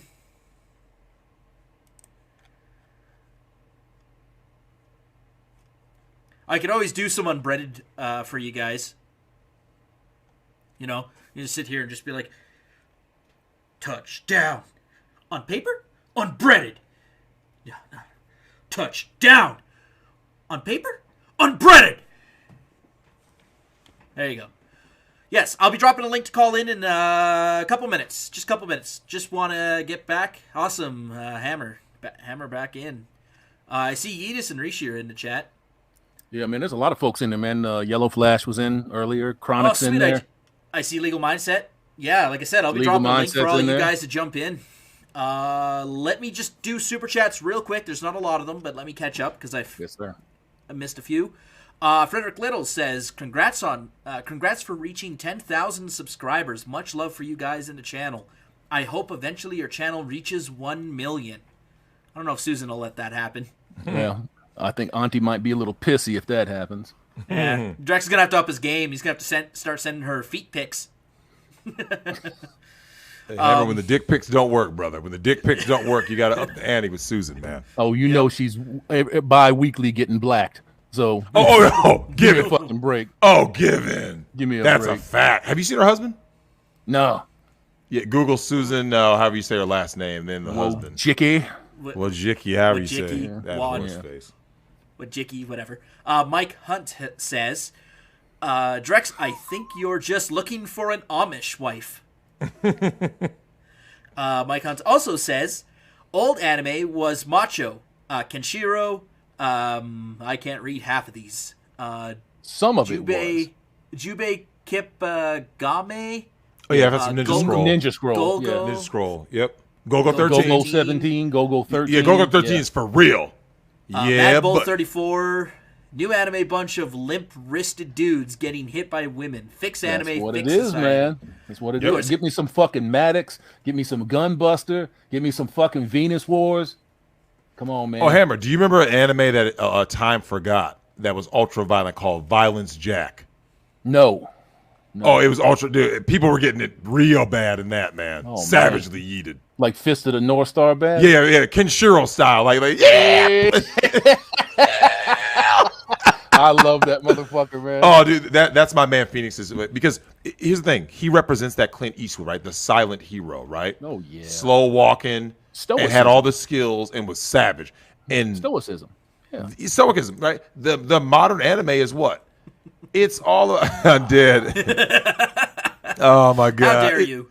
It's kind of turned into what now, Hammer? It's turned into like these effeminate, it's a whole weirdo, bunch of androgynous dudes. Yep. Yeah, see, there I won't go. watch it. You Hammer, know what I'm saying? I don't. I will not. Look, I grew up watching Cowboy Bebop, watching Trigun, watching Vampire Hunter D. Right? There you go. You remember seeing Akira for the first time? Oh, it was fucking brutal. It was brutal. I loved every second of it. But Akira was savage. And goddamn Gal Force, Rhea Gal Force. Yep. Great shit. Good stuff. The original Grappler Baki, right?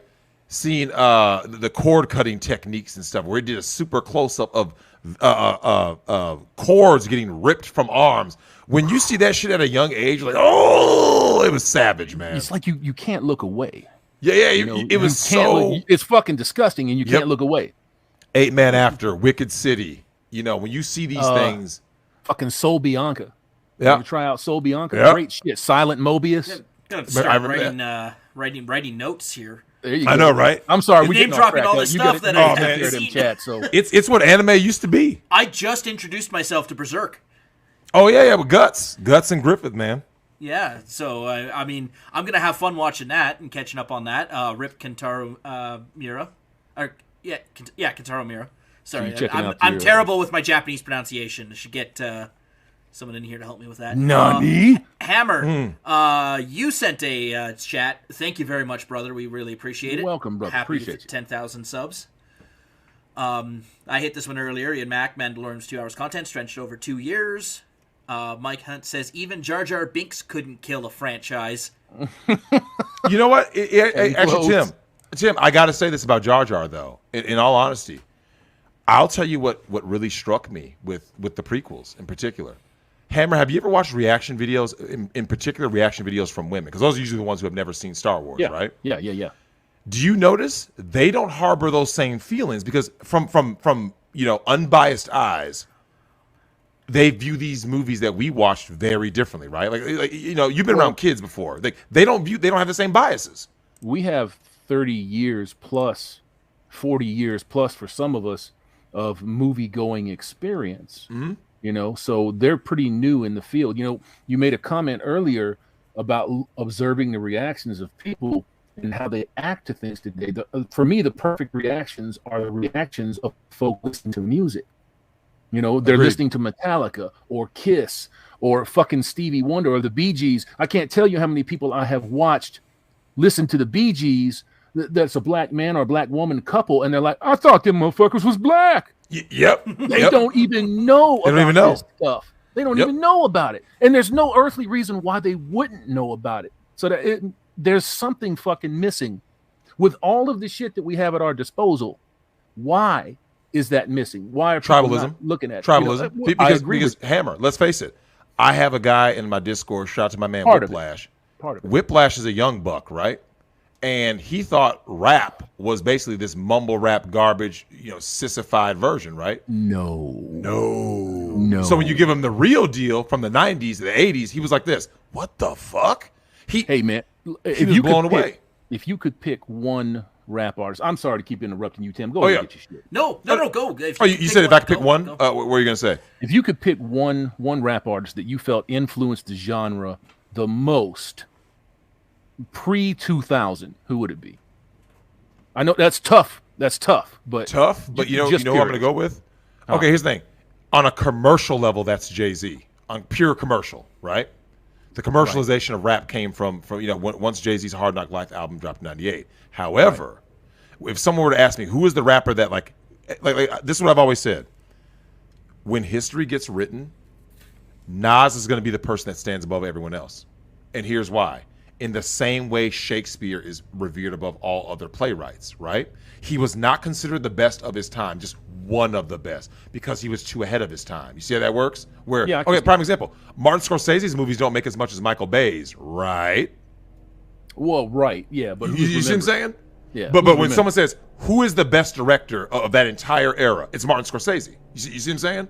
Yeah, oh yeah, absolutely. And so what's going to happen is years from now, Hammerhand, we're all dead and gone, and someone starts going back digging the crates, going, why was this movie considered good when this is look? Raging Bull lost the Oscar, right? Goodfellas lost the Oscar, right? Yeah. Casino didn't win. Look, the movie Heat, Michael Mann's movie Heat, won nothing. Scarface won nothing, and you're thinking, how did that happen? Good God, that's amazing. Scarface didn't win one fucking award. It won amazing. Nothing. That's unbelievable. And so Hammer, that's how history treats what I call the real shit will always survive. So remember, Nas's Illmatic album studied at Harvard. It's timeless. It's studied at Harvard. Name another rap album studied at Harvard. None, right? I couldn't think of one. That's the only one. It's Illmatic, right? It was written now. At the time it came out in '96, people called Nas a sellout. Oh, he's working with the track masters, blah, blah, blah, blah, blah. Do you know how it was written as viewed now? Oh my God, this is a masterpiece. Of course they say that now. Yeah. At the time, it was too ahead of its time. You see what I'm saying? Them fucking them NPCs. Yep. You got to kind of consider that even in the industry, there are NPCs. I mean, people that you would consider to be legends, they still just kind of hang on the coattails of other people's opinions. Yep. So absolutely. Yeah. Who did you think it was? Who did you think it was, Hammer? I had two choices. As far as just particular artists were concerned, the person that broke it in was Africa Bambaataa. Yep. And then if I was going to go with anybody, it would be Scarface. I like Scarface, but here's my issue with Scarface. I don't think he is the best album maker. No. As far as just from a lyrical point of view. Correct. Because my thing is this. Could take SpaghettiOs and Mumble Mouth and turn it into magic. Oh, absolutely. I loved his style. I remember when the Diary came out. Obviously, he's worked with the Ghetto Boys and the song "The Suicide Note." He's had all these great songs. This is just me. Like I said, I didn't grow up in Houston where he's from. One of my main issues with Scarface was simply that I don't think he was ever the guy that put it all together, making like album after great album. You see what I'm saying? Right. Great Agreed. Guest appearances, great songs. Yes. Agreed. Albums, I say no. You ever hear the Convicts? No. That first fucking album of the Convicts is magical. I'm gonna look it up. You've got to check that out. You got to check that out. I love this exchange of culture and ideas that, like, Drex, every single time we listen to Hammerhand talk, we learn something. Every single time. Oh, stop all that shit. Well, the thing that's supposed to happen, though, the thing that's supposed to happen in this space is, like Hammerhand said, I don't know if you remember, there was a I think it's two black kids out of Gary, Indiana, of all places. I can't remember if they're twins or not. It went viral, right? They listened to Phil Collins' "In the Air Tonight" for the first time. Do you remember that? I've seen it got a stupid amount of views, like something stupid, right? And it went like viral across the world, right? Here you got two kids in Gary, Indiana, right, the hood, and these are good. And they say, yeah, man, where we come from, we don't listen to shit like this, right? Even though the song "In the Air Tonight" has been sampled many times in the rap space, right? That's what another one of those. I'm sorry. Go ahead. That's what another one of those reaction type video persons. It was a woman. She a white girl. No, she was a highlight girl, and she kept saying, "This keeps fucking happening." Where I start hearing these songs from the 60s, 70s, and 80s, and immediately pick up on the fact that it was sampled, and I never knew that it was sampled. Yep. And it was clearly pissing her off. It was bugging her. Yep. Because so much of that genre is sampled. Yep. Well, that's the origin of that's literally the origin of the genre. It was about chopping. Yeah. That's the origin. So it's like, but here's what people don't understand about that. Okay, I view rap the same way I view like Quentin Tarantino, right? Everything Tarantino has done has already been done. So what makes him unique? He's able to chop up a bunch of shit that's very disparate and then go ahead and put it together, right? And make it work. You see what I'm saying? He puts his seal on it, though. He puts his seal on it because here's the thing. Hammer, you and I both know nothing is new under the sun. You see what I'm saying? Nothing is new. Yeah, you know what I'm saying? So everyone is inspired by someone that, like, if you talk to Led Zeppelin, what are they going to say? We were inspired by. You see what I'm saying? And you just go back that throughout history. So there's nothing wrong with sampling. The question is, did you put your own spin on it, right? That's the question. Did you put your stamp on it? And just like in the Manosphere, guys out here have all, similar talking points because, we have similar experiences, right? Iceland, Greenland, America, Zimbabwe. The question is, how do you make it your own, right? Things that you said, this is your own thing. And like, even tonight, you're just genuine, right? Just be as genuine as you can possibly be. Even if you're using somebody else's shit or you're begging and borrowing ideas from other folks. Yep. Just put enough of yourself into it that makes it just a little tick of unique. Mm-hmm. And I think that rides with a lot of people. It does. All right, I just put the link in the chat for everyone who wants to call in. Flash, if you're still out there, man, get in here. I saw Legal Mindset. Andrew, you're welcome in, of course. Ken, Rishi, Yedis, all you guys. If you want to get in here, I can get you in here. Oh, shit, it's going to be a slugfest. Oh, it's going to be a slugfest. We're going to love it. All right, let me a couple more chats came in before. Let me hit those. Spaceballs was more of a homage to episode 7 to 9. Says Ian Mack. At least it was somewhat coordinated. These folks got into those episodes. Disney Star Wars. It must be stressed that it's Disney Star Wars. Even though all Star Wars is Disney Star Wars, their own unique productions were a fucking disaster. They were a disaster. When you go through 10 directors coming and going, that's a problem with the company. Mm-hmm. Legal Mindset says Uber funds to Susan's house. Thank you very much, Legal Mindset. Appreciate it.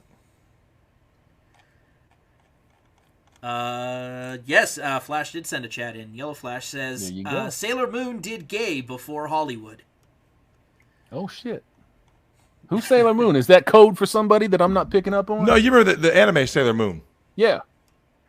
Yeah, remember that garbage? Dude, I knew people that live. I'll tell you, that was the first time I saw what now we describe as a weeb. Oh yeah. The first time I ever saw what a weeb was, like I said, it didn't have a term back then. It was grown-ass men watching Sailor Moon. Because Sailor Moon did not appeal to me at all. I saw these screeching girls. I'm like, this looks stupid. My ex-wife, my first ex-wife, was all about Sailor Moon. And I gave her the business over it one day. She never watched it again, man. Oh, it's awful. Yo. Rishi, is that our man Rishi? What up? What's up, Rishi? How What's you doing? up? Hold up. just want to take a second. Drexel. Oh shit! Drexel. That's unfriendly, man. Drexel. May I present to you my wife? Yeah. That is horrible. Look. Oh, that's unfriendly, man. 69 for 69. All right, Rishi, you're slide. real mushroom. You earned it. Some extras. You know what that means? It's time for dessert. All right. Thumb Ugly says Super Savage Anime MD Geist was one. Geist? Am I saying that correct? I don't know if I'm saying that right. Yeah. Guys. And there was one more I saw sneak in here. Yes, another one from Mike Hunt.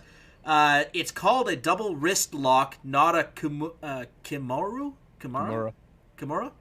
BJJ is just watered down catch wrestling.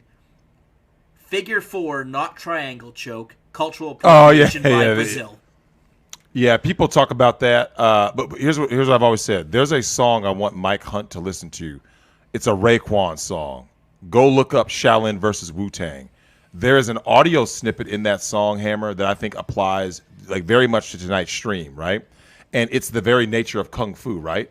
And he says, you took our Shaolin style, you mixed it with blah, blah, blah, your style, right? And he goes, my lord, he says, Kung Fu doesn't belong to anyone. It evolves. And then the next verse comes on, right? We're always evolving. Like, here's the thing. I don't even like the term cultural appropriation, and here's why. Hey, Hammer, if you use a Samsung phone, are you culturally appropriating Korea? I suppose if somebody wants to cause a problem, sure. I think we need a legal expert from South Korea to call in and clarify that. You know for how us. most of these people, the people that are being so-called sort of defended, right? Like this chick wore a Chinese traditional garb to a prom a few years ago. I remember that. The or Japanese, it was one or the other. Yep. And the people in the home country were asked about that because of the furor here that it generated. They didn't care. And they said they number one, they don't give a fuck. They don't care. Nope. And the other answer that you got was that they felt honored that somebody was representing their culture over here. Yep. This Especially is as long as it's respectful. It's an American sickness. Yep, That's it is going on here.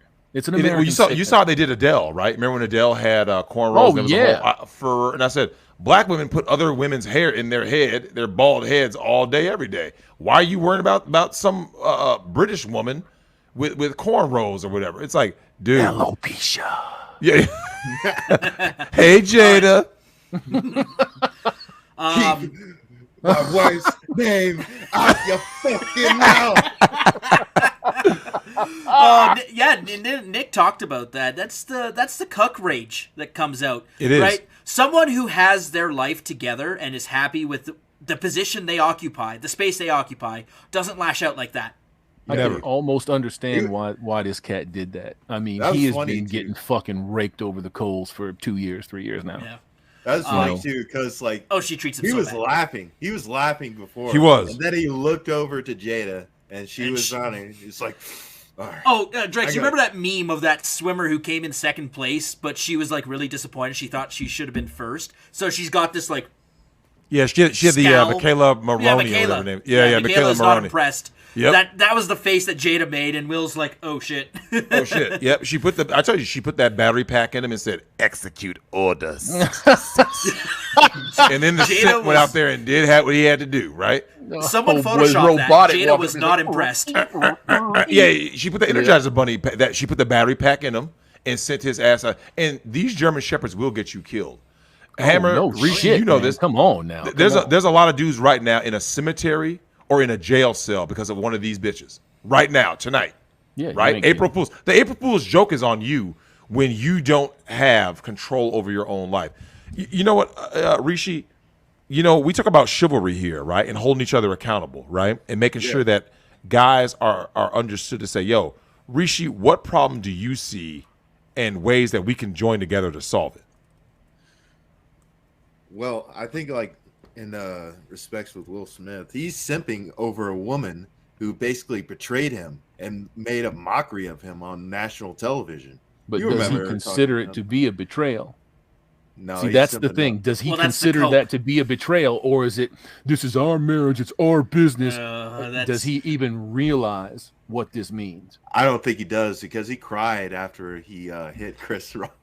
Hey, He Drex. cried look, on stage and he cried that on that like, his motherfucker apology is video. in crisis, boy. There's something wrong there. Something wrong there. Drex, do you think Will Smith actually believes everything he said about his marriage with Jada? Do you think No. he's blinded by the V? No, he's not. He's not. No, cucks are always in denial. I know this from being a bull.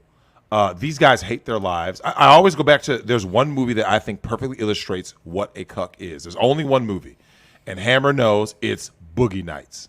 William H. Macy's character is an exact one-to-one about what an actual cuck's life is like. Do you remember that movie, Hammer? Yeah, it's been a minute. So it's do a you- cope, right? It's a cope. So Rishi, did you ever see Boogie Nights? No, I didn't. Oh, you got we must-see we got to do a I watch gotta- party. I Got to gotta do a put it watch on the party. list.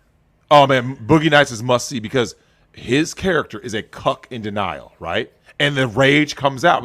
It's always like underneath, right? And this is the thing.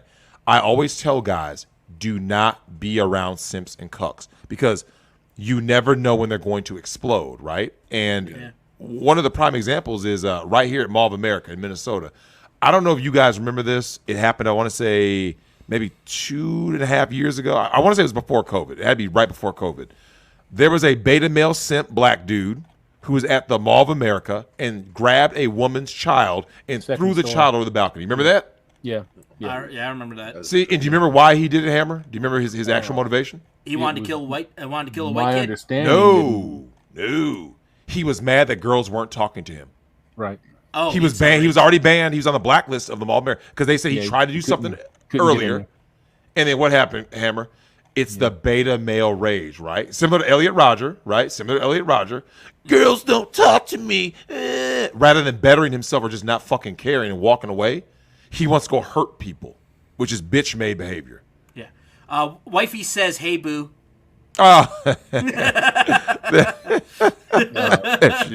Hey, Tim, you mind if I answer a question real quick? Yeah, absolutely. Successful endeavors. It says, Hammerhand, are you going to be streaming tomorrow? I've got several people asking, and only you can answer that. As of yet, I don't know. It's possible. I got a couple of things in the works, but I don't know yet. If I do, I'll try to give y'all notice. All right, sounds good. 2 more chats, and I think I'm caught up, and then we'll take our first 2 callers. I see them. They're queued up here. Rossette says, in the 80s, I was a nerd. Now I'm toxic. What happened? Feminism happened. That's what happened. Yeah, like, what the fuck? Cultural fucking hurricane. Yeah. And I missed one. Oh, here it is. Another one from Mike Hunt. Sailor Moon and the Seven Balls movie. Check it out, Drex. Wait, Sailor Moon, the Seven Balls movie? I haven't heard of that one. I ain't heard of that. Yeah, me neither. We can look it up later. You know what I find funny about a lot of the anime, or what we used to call Japanimation? Yep. When that came over, that was a bunch of useless, going nowhere shit in Japan that was repackaged and repurposed and brought over here, and Americans ate it up. Yep. Sheila aliens. I'm batting my eyelash. Yeah, as soon as wife is mentioned, you're just you're God. bright red. Oh, she's pure comedy. Well, I'm actually headed to see her next week, and I'm gonna try to get up with Camelot also. We're gonna go see a movie, Hammer, that I think represents this philosophy, which is Sonic 2. Because remember, Sonic 1, they went back and redid the movie. Remember, because Sonic's appearance looked terrible. He looked like a fucking blue rat. Fucking horrible. Remember that? It was terrible. Yeah. And they went back and redid it the way it's supposed to be. Right? They made him look like Sonic. And that studio, they were rewarded for that, right? And I went and saw the movie, and I maybe 50% liked the movie, but Oh, I loved it. I took Rackett's kids to it, and they just loved it. They just ate it up. So Raketta's kids. You know it's going to be good for kids. I took my son to see it. He loved it. I'm there, and I'm like, it's fun for the whole family. Yeah. Like fans of Sonic will still enjoy it. Jim Carrey's performance can be enjoyed by Jim Carrey was great in that as Robotnik. It was just I'll tell you what it was though, Hammer. It was a fun movie that anyone can enjoy without politics. Yeah, I can agree with that. You know what I mean? Like, because you got tired of woke. You see what I'm saying? And a good example, like Drex, the 2 main characters are in a interracial couple, and although I didn't like that part. No one said a word. I'm going to be honest with you. Right? They didn't draw attention to it. I'm going to be honest with you. They didn't market it. No, fuck that part. No, I don't like that part. I see. That's what I'm saying, man. Is that it's always in there. Yeah. I'm gonna tell you my only issue with. Okay, I believe that she was the worst part of the movie. The black actress Tika Sumpter. I believe she was the worst part of the movie. A, and B, I don't like the idea of a black chick being his girl only for this one reason. They're in Montana. Yeah, rural Montana. Rural Montana. Not in Billings Hammer. If they weren't in rural Montana, I would have no problem with that, right? It's because you're in rural Montana. I'm like, that's not. I've been to Montana. Oh, yeah. Come on now. Guards. Drex, there was a German Shepherd at the border, so she must live in one of the border towns. There's this town in Kodiak, way up there in the north. Mm-hmm. All black people. I'm just saying. Mm-hmm.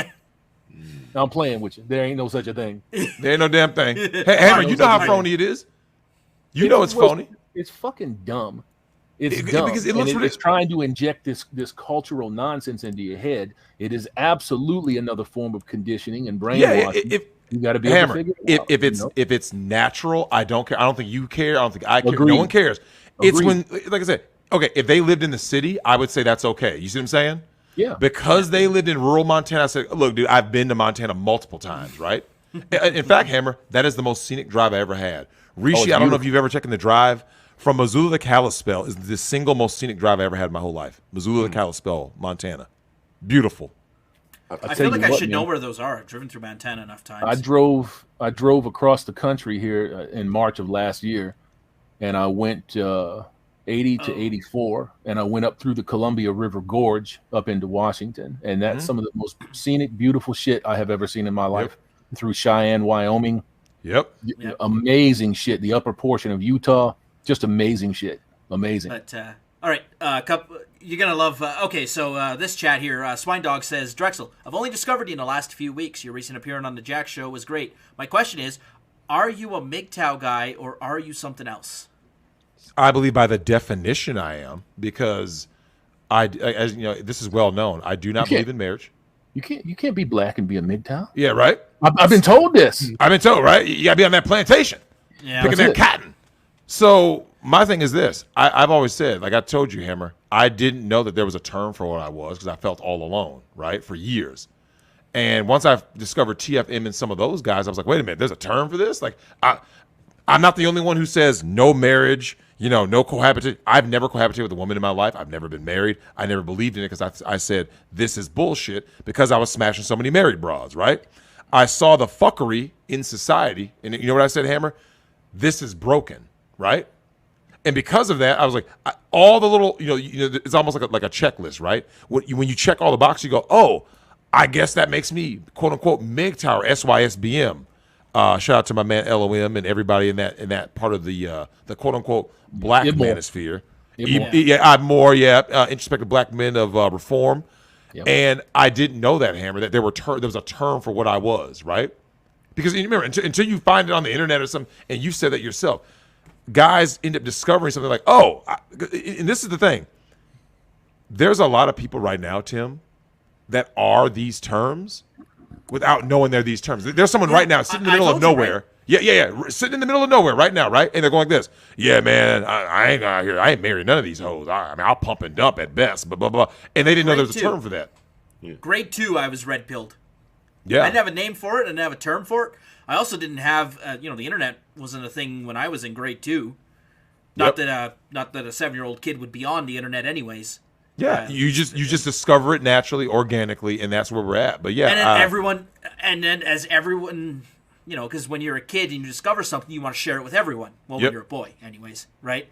And then the backlash I got back in told me, okay, hang on a second, I hit a nerve here, because all these teachers are yelling at me, but they cannot logically tell me why this is bad, right? When my mother says, "Don't put your hand up on the stove, you're gonna burn yourself." Hey, there's a consequence. Cool. You test it out. You burn your hand. You're like, all right, yeah, she was not lying.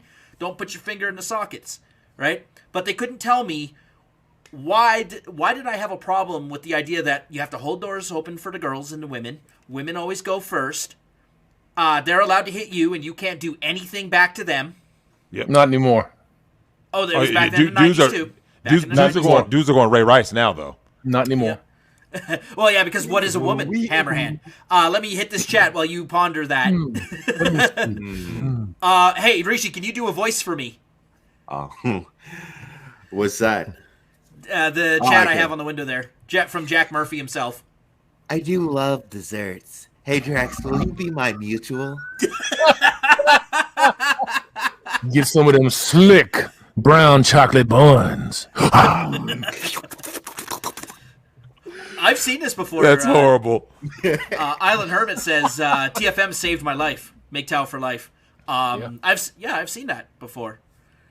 It really does mean something when you can reach these kids and actually save them.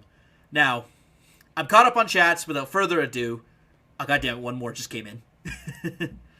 Glacier National Park in Montana is a great place to check out if you haven't been there. I wholeheartedly agree. I have been to Glacier National Park. It is a beautiful place. One of the problem with the Southern Rockies, once you get down to Colorado, there's not a lot of glaciers left, so it's just pointy brown masses. There's no snow. There's no glaciers. Glacier National Park, being the furthest north of the Rocky Mountains, before you get into Canada, plenty of good glaciers there. And man, when you see these frozen waterfalls dropping off a cliff and into these emerald blue lakes below, emerald green and blue lakes below, it's spectacular. And you can just sit on a bench and all of life's problems go away for an hour. You just hang out. Yeah. So totally agree. with Ryan. Absolutely put it on your bucket list, Glacier National Park. Mr. Pliskin says 10K subs. Congrats. All right, let us get our first caller in here. Eric, you're up, man. Hey, how's everybody doing tonight? We're good, Eric. What's up, man? It is the chivalry fucking stream, man. So yeah, you're learning to be with your fellow man and actually not being a fucking cuck like Will Smith. So Eric, let us know, man, what problem have you seen in your own life that you're saying, yo, man, we have to join forces as knights, right, the nobles, and work to fucking fix? Well, what's kind of sad is, I grew up in the nerd fandom in the 80s and 90s, and, it used to be, we all had common ground. We all just loved things. And it's amazing how, everything's just so segmented now. And even if you just like something, no matter what side you're on, they just turn it around and find a way to completely skewer you on it. And, no matter, even if you were just into fringe stuff, even if you weren't into the same thing, just because you were actually into something that was interesting, sci-fi, creative, kind of out of the norm, you always had friends. And now you always have enemies. Mm-hmm. There's nothing but enemies now. And Eric, the sad thing is, your enemies are 99% of the time dudes. This is the reason why I told Hammer, I had you on the first time, and I told you the one thing about your logic that I said, it was that, like, you're saying about, like, we were talking about, like, women and men in certain spaces and stuff. I said one of the problems that I've noticed, though, Hammer, there are more men who are males who are quicker to betray you and fuck you over than females in the modern day. Are there chicks out here who will mute to you? Yes. But I believe there's more dudes out here quicker to false flag your channel, infiltrate, do some weirdo shit. Most guys have been betrayed by more, like, because think about it. You're around more guys, right, in your lifetime. And they tend to betray you usually over pussy. What do you think about that, Eric? About guys basically, simping became the new norm, right? Yeah, I'm very fortunate. A lot of people I know don't fall into symptom. They learned very early on, and unfortunately, a lot of them had trouble babies. They were anchored in the relationships they were no longer a part of, and had to kind of suffer through having a family that they wanted but can't have, and then a family that they have but are struggling to support. Mm-hmm. But it's difficult, It's I can't fathom what changed, what snapped. It seems like you got comfortable through the 2000s, and all of a sudden, boom! What the hell is going on? Yeah, the 2010s. I think all of this went into hyperdrive. Like I can remember like 2000 to I'd say even like 2005, right? 2000. Like I said, I think it's something about like 2010 that's the start, because I mean, hell, V for Vendetta came out in 2005, right? Yeah. That's as red pill as it gets. That movie there was no cuck shit in V for Vendetta. And then yet look at where we're at now, right? Disney says that half the characters have to be rainbow. You see what I'm saying? Like, that's not that long, right? 15 years is not a very long time, and here we are, man. It's a generation. Yeah, you're right. It is. Have you seen Drex? Have you seen like the leaked meeting that Disney execs had when they were talking about how to teach kids how to be queers? Oh yeah, someone just made it. Who's that made a video about that today? Fuck, everybody made a video of that. It's been you're gonna have to be more specific. Yeah. I remember. How when you go on YouTube, you have like all your little suggestions, right? I want to say it was Yellow Flash or maybe like a Tug. They had a video Flash, about it. Jeremy, Umbrella Guy. Yeah, all of them. Quarterine. Yeah, gamers. So, yeah. I was gonna say it's a lot of the people that I'm subscribed to. I think Gary made one over there at Neurotic. Yep. Yeah. So yeah, I mean, a lot of folks have been talking about it's fucked up shit. Like Pliskin says here, it's fucked up shit. Yeah, they're pushing. Now, you know where they're going. So for all of the folks that were out there saying we just got to get Kathleen Kennedy out the door, it don't make a difference if she's there or not. These fucking mega corporations are all in on this shit, and it's not about money. If they're getting money, great. The payoff is to change the culture. Yep. Well, I can't imagine. I can't imagine any game turning a profit now. Like, I can't. We know that Last of Us Part 2 sold well. We know Cyberpunk sold well. But you think of the money they sink into the marketing and the development and fixing all of their fuck ups. I have a hard time seeing these actually are profitable versus indie games. I mean, look, Team Sneed's made he's made a bit of a penny on his cuckold simulator. He's adding Will Smith into it. I heard. I saw the picture. Now, Eric, let me ask you this. What do you think about that? What do you think about just the nature of we're at the point now where like everybody is a simp, everybody's a cuck? Because if you go on, if you were to go on the hub right now, they're always trying to push the cuck porn shit, right? Oh, they're always pushing it. The stepmom and the stepmom, yep. Shit. Yep. Stepsister, stepbrother. Look, that's some degenerate shit, man. Yep. That's some degenerate shit. Yeah, well, Chronic just roasted a Gabby Carter today. Shout out to Chronic for that video. Spammer in your chat. Do I? What the fuck? Oh, usually we've got mods that usually take care of that. But I can also just block. Don't worry, Drex, I got it. Keep going. All right. Now, Eric, I got to ask you this: what has been the biggest thing that you've seen in the manosphere that you wish could change, that needs to get better? I really do wish that people would just stop going absolutely insane over little things. It just seems that, I think the biggest problem is we're all so primed to an angle or another that we're full of opinions. We're full of just ready to snap. And there's no chill anymore. I really don't. Yeah, I think that a lot of people aren't actually crazy. All right. But they're just being pumped full of so much weird shit that they can't process. They've never had to deal with it in their entire lives. People growing up with this are gone. Like they're genuinely strange. And then everyone else has no clue what's a healthy way to live adjacent to all this weird crap. And it just doesn't seem like it's really ever going to be sustainable. And I think that's the point. You spot on with that. Yeah. Can't add nothing to that. Yeah, there's nothing to add to that. Shit. Just a quick programming note. So I just got informed that the room is full with people calling in. So don't worry. As soon as we move people out, I'll put the link back in. You guys can get back in. Don't worry about it. We'll try to get to everyone. But Eric, any closing thoughts? Yeah. Just as a conspiracy theory, and I know this is a conspiracy theory. One of the problems I see, and a lot of people bring up, is this whole changing of circumstances on the Earth thing. It seems that a common conclusion is there's just too damn many people. Well, if you know that nobody's going to follow this whole one-child policy thing, getting people to voluntarily destroy their own ability to reproduce through, transgenderism and asexualism and unconventional marriages and stuff like that, or just opting out of the whole system. Look, if that's the end, I think they're actually playing big brain game and getting people to really rely on big corporations and big government and a group of people that wouldn't naturally do so. That's two different things. That's two different things. The transgenderism thing is 99% white boys. It's 99% white boys.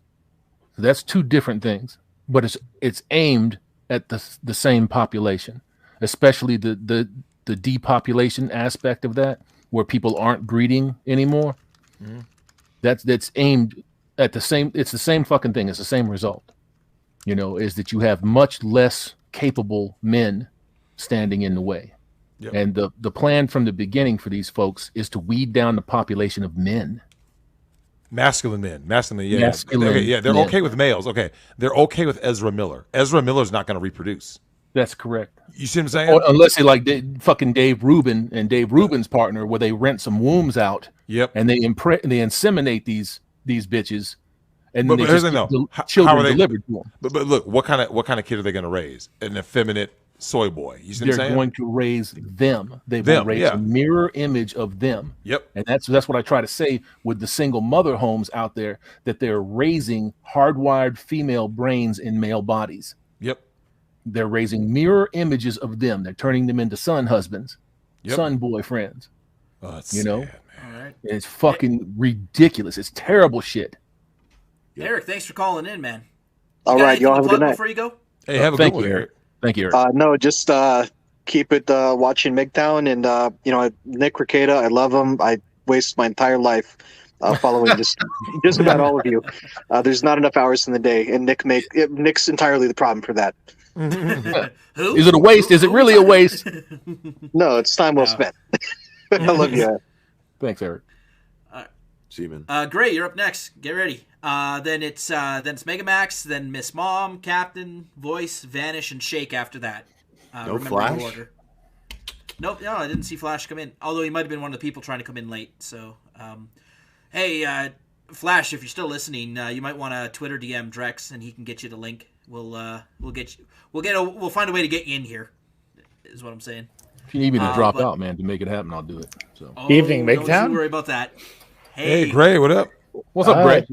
Hey, Hammer. What's up, sir? Yo, Gray. What's I up? keep running into you like this, man. This is people are going to talk, son. People are going to talk. How's my favorite Public Enemy #1? Oh, I'm doing good, man. I don't have any major news corporations running hit pieces with my face on it this day. So yeah, we're good. We gotta get you like the little helmet that Cobra Commander has. We'll call you MGTOW Commander. That's gonna be a big ass helmet.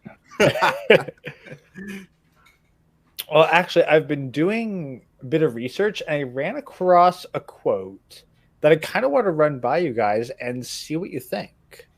So, do you mind? Go ahead. No, go ahead. Let's hear it. All right, so, your feeling about having no forms and faces is merely symptomatic of modern soul sickness. It is lack of confidence in one's creative powers. It is the root of homosexuality as understood in this country and all of these crazy movements. The Neo-Thomists, the Bookmanites, and the Dadaists and the Surrealists. Picasso took it far enough. He tried to paint a chair which could be not any particular chair, and therefore must have no color and no form. But as every chair, in order to be a chair, must have a support for the human frame, he did a horizontal line. But this is metaphysics and not art. All these half-sexed, half-witted people, sicklied o'er with the pale cast of thought, I cannot believe that any of them would ever command either the Exeter, the Ajax, or the Achilles. And any man who is not potentially capable of doing that is not a man at all. He may be some kind of pudding, and I hold no grief against puddings. But all these people who resent simplicity resent manhood. They weave their own oanistic web of nastiness. They are the shells cast off from the tree of life. These are the larvae of abomination.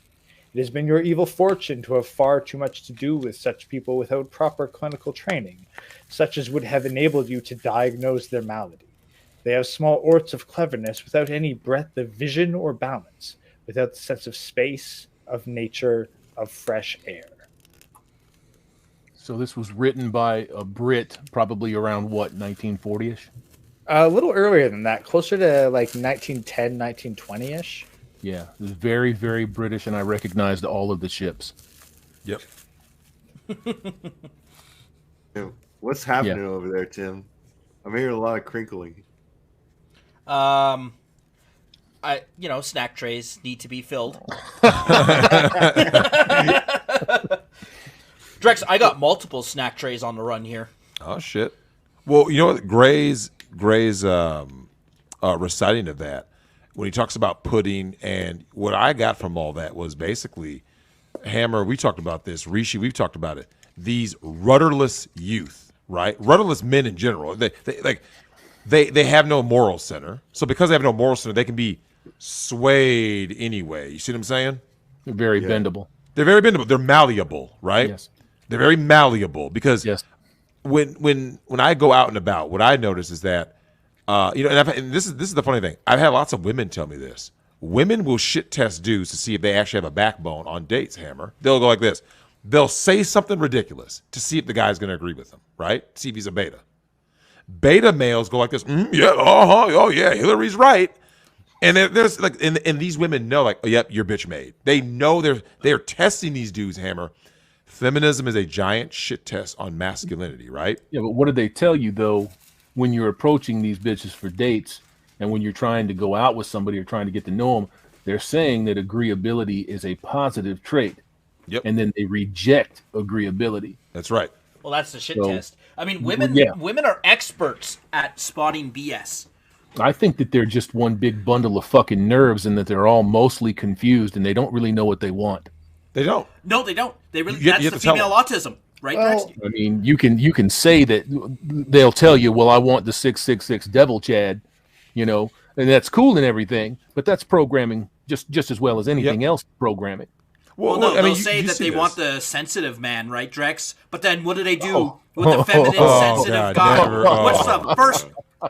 Who's the person she's hitting up when he's at work? Oh man, I love it. Hammer, I've gone my whole life getting the DMs from these chicks who are with these betas, and the beauty of it is that I've told guys this: when you're getting yelled at by a woman, when a woman is sitting there calling you an asshole.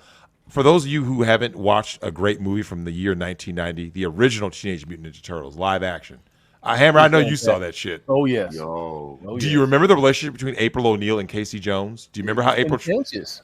Remember this? But Yeah. hold on, Hammer. Do you remember what happens when she writes about him? Remember, this is after Raph Yeah, gets his ass kicked. but that's her private thoughts, though. Her private thoughts. So publicly, Gray, it is amazing to see. She's always butting heads with Casey Jones. They get to the farmhouse, and then so she's now it's her diary, right? And she's talking about this is how Leo is coping, this is how Donatello's coping, and when she writes about Casey Jones, this thing.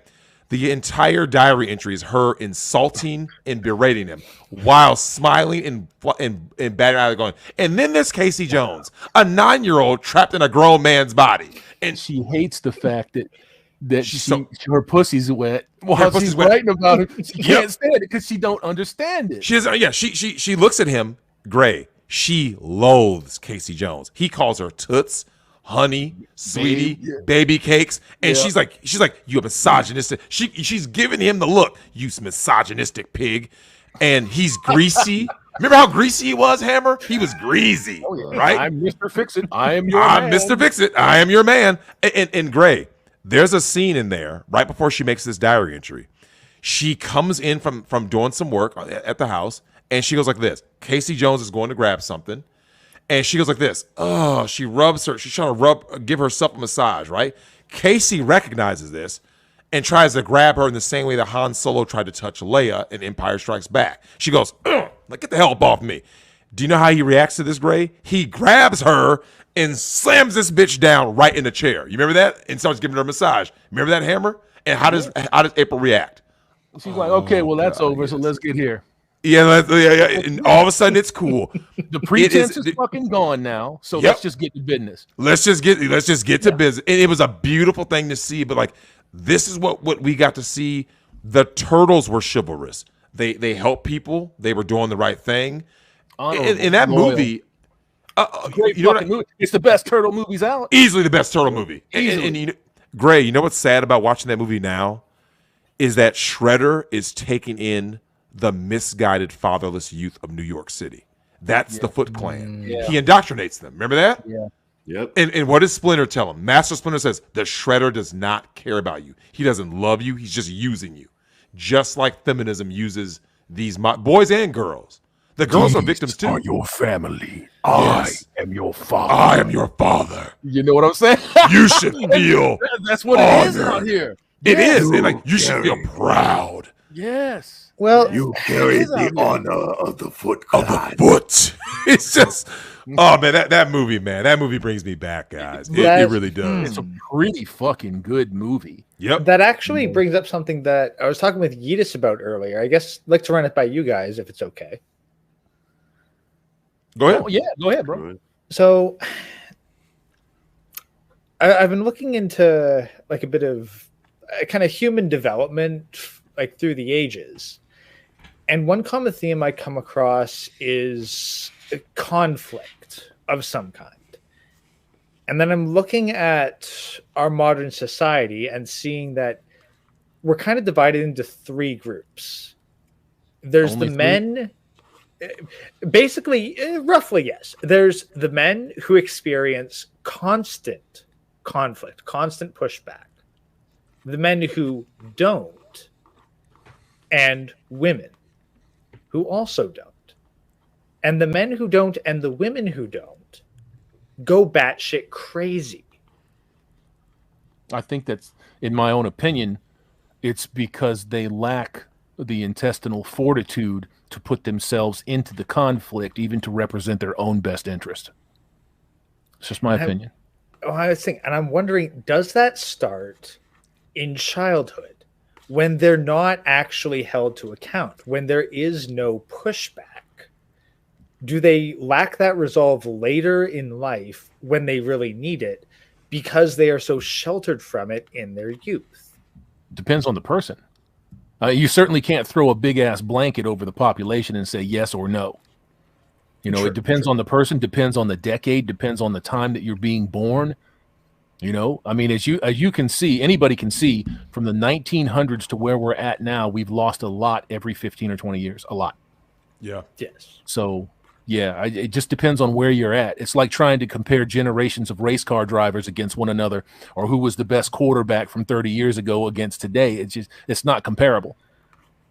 It's just got me wondering, does the human creature crave some kind of conflict, oppression, something pushing down on them for them to push back on? Yes. Because I see so many people yes, who haven't experienced any sort of real pushback in their lives, constantly trying to get that pushback by doing more and more outrageous things until eventually they cross a line that they really shouldn't have and experience a terrible consequence. I believe they haven't looked within themselves first, because I think that before you can even go out and tackle any kind of obstacle, you have to look inward, right? And one of the things I think we're seeing now is that, especially with these single mother-led households, is that what these boys are doing is that they aren't having they aren't taking any accountability for their actions, right? That's why, if you notice, Desmond is amazing, right? That's the true consequence of all this, because you're going to get to a point now where, as you're starting to see, they're starting to go after parental rights for men and women, Hammer. Gray, you've seen this, right? They're basically saying you're not going to be allowed to be a parent. The state just check your fucking school boards. Yep. Yeah. Yep. The state will be able to educate your kids. And homeschooling is going to be illegal. Hillary Clinton came out and clearly said that the state has more right to your kids than you do on national television when she was asked that question. And you know she would have passed a lie detector test. She truly yes, that. because they absolutely believe that. You know, it wasn't shocking, but it was shocking at the same time. Yeah, because she also said that there's got to be a public policy and a private policy also. Yep. So, and she believes it. Rishi is right. They have the rights to train you however they see fit. They're the shepherds in their fucking absolutely the narcissism. Well, I'm gonna jump out. I'm gonna jump off of that fucking wagon right now. You come and you tell me that you have the right to train me or to co-opt my kids, and you better bring your body bag with you, because that's what's gonna go down right there. And if it means that I go with you, then I go with you. But that's not happening. Yeah, it's just like what's the here's the thing though. What is the cost? This is obviously figuratively and literally. What is the cost of your cheeks, right? Your manhood. Because I believe most people out here now, they don't care, Hammer. They will get pegged. I believe most people, if the state came up right now and said, we are going to do this, and I want you to bend over right now, and they're going to spit on a fucking giant dildo and fuck dudes up the ass. I believe most dudes out here would take it. Jack Murphy would go to the front of the line. 69 for 69. He'd be like coming up at the air. Safely say you have a pretty good... I'm sorry, I didn't mean to talk. Oh, go ahead, Gray. Yeah, sorry, I can agree that at least 51% of the male population would agree to that, and that's very unfortunate. Oh, man, I think it's it's much higher. more. Yeah, I think it's close to 90. A lot more than that. I believe it's close to 90%. I think at least 51%. I don't know you what have the exact a good number would be. representation of that metric that you're asking about right there, of who did not go and get injected with poison for whatever reason. Yep. I did. You have a very good number around my area. That would be about 85 to 90% of the population got injected. There you go. So now hold on, Gray. 15%. Now, this is where it gets a little tricky, and I'm gonna tell you why. This is what bothers me most. if you have a legitimate reason to get the jab, especially if it was something like like, hey, it was that, or I lose my job and I have a family to support, I can actually respect that. Now, here's where it gets a little tricky. How many dudes got the jab because of their woman? Right? How many of them bitches were out there talking about I no sex and no fun for you if you don't get the fucking jab? If you're unvaccinated, I'm not fucking you past this I'm not fucking you. No bullshit. I don't know about that personally. I do know at least one who got it strictly for the convenience of international travel, i.e. they wanted to be able to take their kids to Disneyland. No thanks to me. Nope. Wow. Nope. Drex, there is absolutely at least one case of a woman who said, no, you have to sleep in a different bedroom unless you're wearing your mask. Oh, I'm sure there's more than one. I know. I guarantee you, we've seen enough. Oh. But you know though, she only says that to a guy that she knows she can say that to. Yeah. Yeah. No, because here's the thing. I've had women say some things. Like I said, I've told guys. I've shown my text messages. Right. I've had women say some unbelievable things to me, Hammer. Unbelievable things about my life, and I just went like this. It ain't happening. And they fell in line. I shit you not. Every single time. I had a girl tell me once, Drex, oh no, we're not gonna watch horror movies. She said she didn't like horror movies, right? And I was like, and she said something real slick, right? Like basically, like she expected me to cuck, and I'm like, well, I'll just leave you there. I'll go watch horror movies with somebody else. Okay, what movie do you want to see? All of a sudden, she flipped, Hammer. That's all it took was me saying, I'll leave you. I don't give a fuck about these bras, man. Like if you start trying to tell me like I can't do this, that's why when I hear these female dating strategy things, right? Let him hang out with his friends, Gray. No, you're not gonna let me do shit. Let. No, you're not letting me do shit. There's no let there. There's no let my me life. do I've shit. got my autonomy, my body, my choice. That's right. My wallet, my choice. That shit, right? My wallet, my choice. Yeah. That's if just what you it's don't going got to a be. gun pointed at me, then like it's my shit to do. And if you do have a gun pointed at me, well, one of us is leaving in a body bag. So hope you're good with it. Yep. Yeah. A lot of people will tell you that, and then they'll cuck. They'll do it anyways, and it's like I don't see that. They'll do the Will Smith route. But you saw the way she looked at me, right? You saw the way she looked at me. Someone put in a private chat.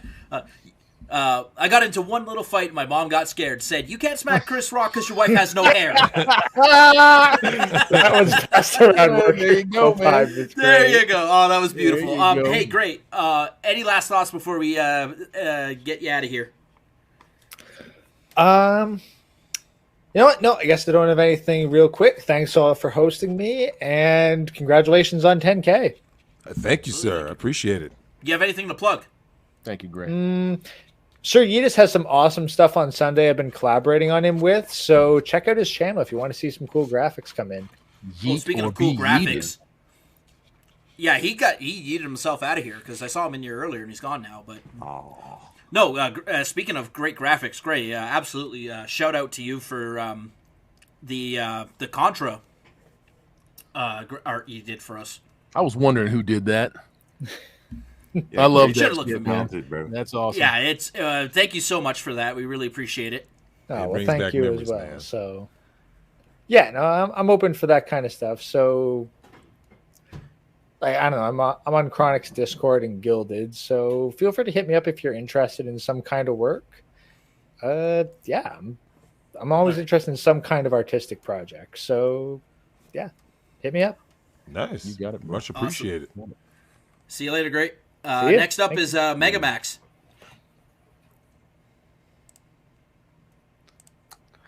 Hey, what's up, gentlemen? Mega Max, what is up? Nothing much. Just, enjoying a Friday, end of the weekend. I mean, I got some chores I got to do Saturday morning, but, it's the weekend, baby. It's Friday. Oh, yeah, man. TGIF. Now, Max, we got to ask you, man. Here we are talking about the very issue that chivalry ain't dead. That like we have to. What do you think is like the number one thing that we need to exchange amongst each other as men? Probably just the brotherhood, really. Like that sort of thing of like mentoring younger men. Because one of the things is just making it so that Jack Murphy can't make a fucking living.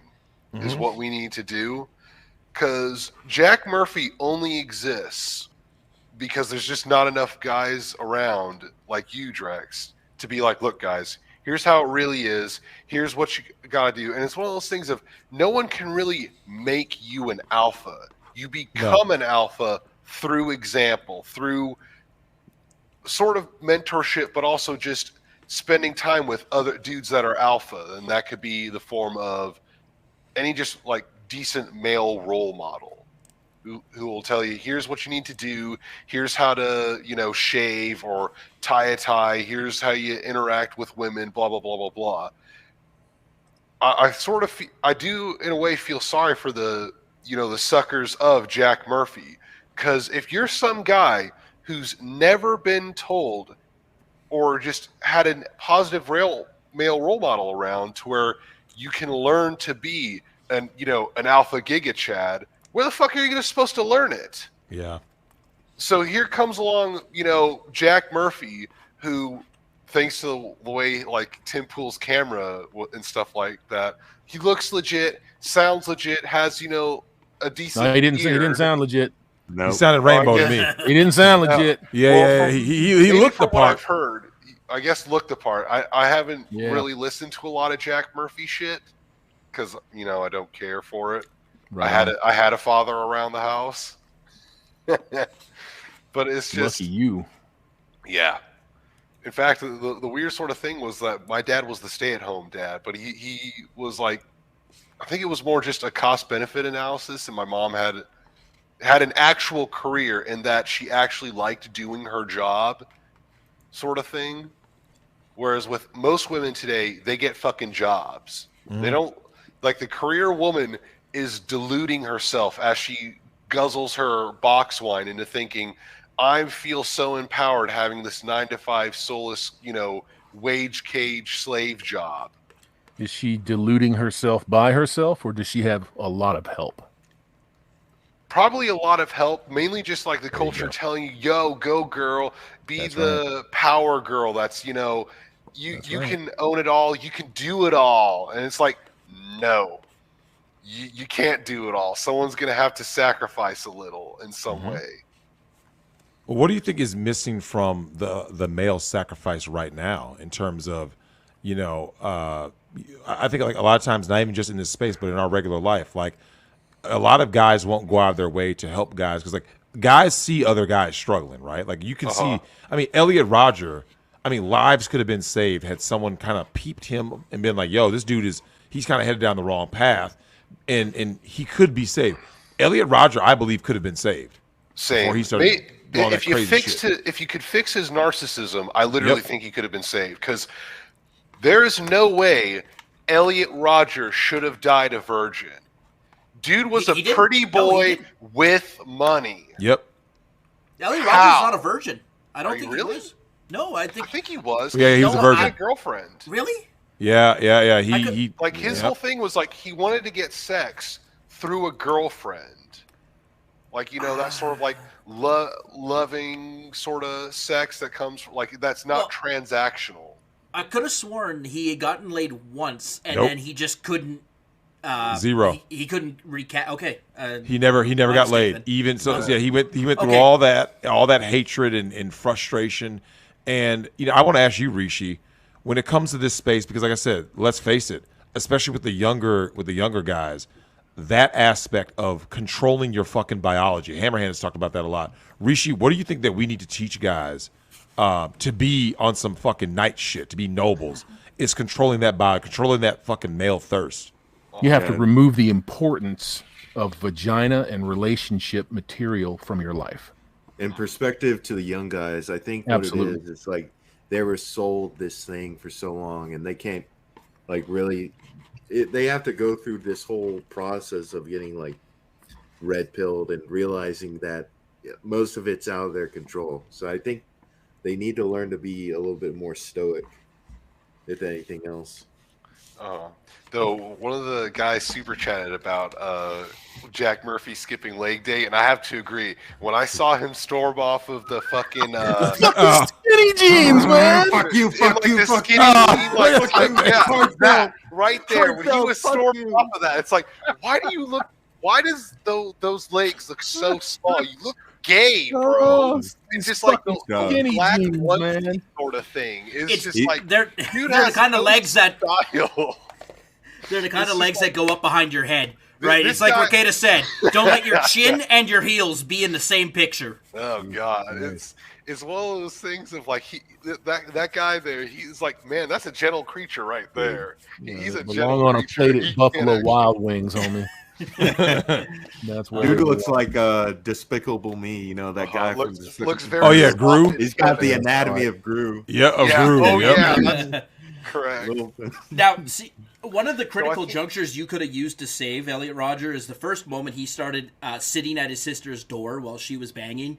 That was the moment to correct Oh that. God, man. That was the moment to correct that. You know, 'Cause if it's- you pick him up by the tuft of his hair, and you'd be like, "The fuck you doing, boy?" Well, another thing. Well, too, is, maybe. like, I think the part of the reason why he just went down that path was it's either like not my problem, he's sort of weird, or just I don't like this kid. He's just got that ego, and I don't want to deal with that. They either knew that there was a problem with him early on, or they ignored him to the extent that he became invisible so they could not detect a problem that was developing. Yeah, And what that's do we probably always more say? likely. Yeah. What do we well, always it's say? We the, say that like I'm sorry, go ahead. Well, it's more just like the not my problem. There's I think it's the Hitchhiker's Guide to the Galaxy where it's like cloaking doesn't exist.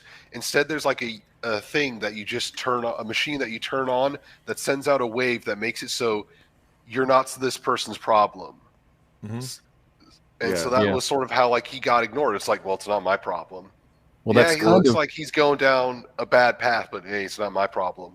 that's the atomization of our culture, and that's not an unintentional thing. You know, when the problem is isolated to 1 or 2 or 10 folks, you would feel, in my opinion, the obligation to reach out and try to give these people some assistance if they needed it.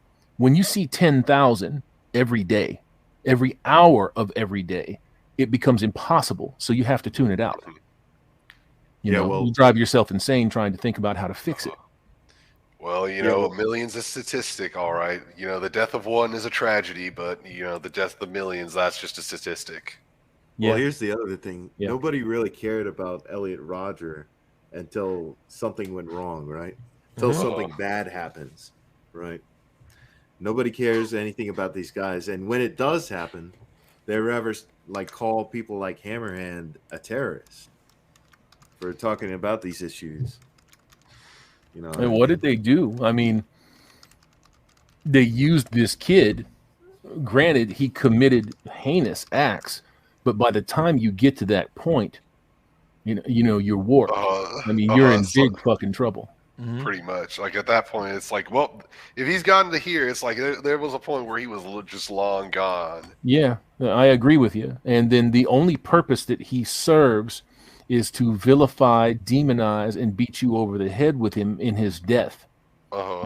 Tommy Sotomayor said a long time ago that you are worth more dead than you are alive. That's especially the black community. And he was talking about how when some German Shepherd's kid gets killed, they will do a whole GoFundMe of, oh, my little baby died. I loved him so much.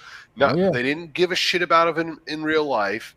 Probably weren't taking care to see if he was going to school, trying to get, some sort of life to where eventually he'd get out of the hood. And then Well, what was he once they doing? get What was he doing on probably the street doing at 3 some a.m? Yeah, that sort of thing. And so once he gets killed, either by a cop or by some other black person, they hit up that GoFundMe, help me, bury my kid. Once she gets $50,000 worth of GoFundMe, does a $2,000 funeral or cremation and takes the rest of it to go to Vegas. Yeah. Not like we And haven't she has seen it 5 repeatedly, other right? kids to do this with, sort of thing. Yeah. I mean, it's not like you haven't seen that repeatedly over and over and over and over. You can go gorilla glue hair to your fucking head and start a fucking GoFundMe. There's just Tessica I swear Brown. to God, man. Tessica Brown. If you Tessica. want to make anyone racist, against black people. Just expose them to German Shepherds. You know, Like, well, I swear look, to man, God, you know, the people who are de-radicalized from the Ku Klux Klan by Daryl Davis.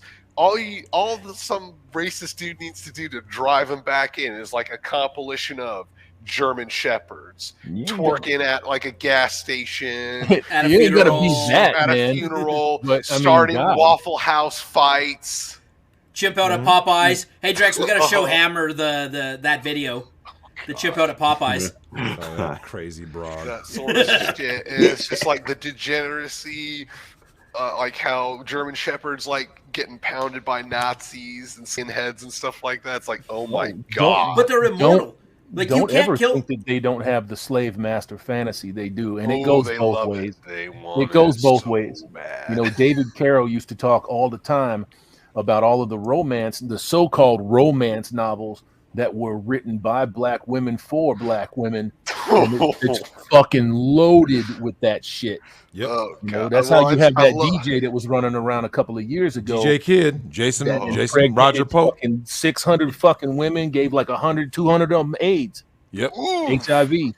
Yep. Because they lay down with this, they knew who he was. Yep. And they would lay down with this motherfucker just to God. get his seed, take it all raw, Yep. and then their life's over.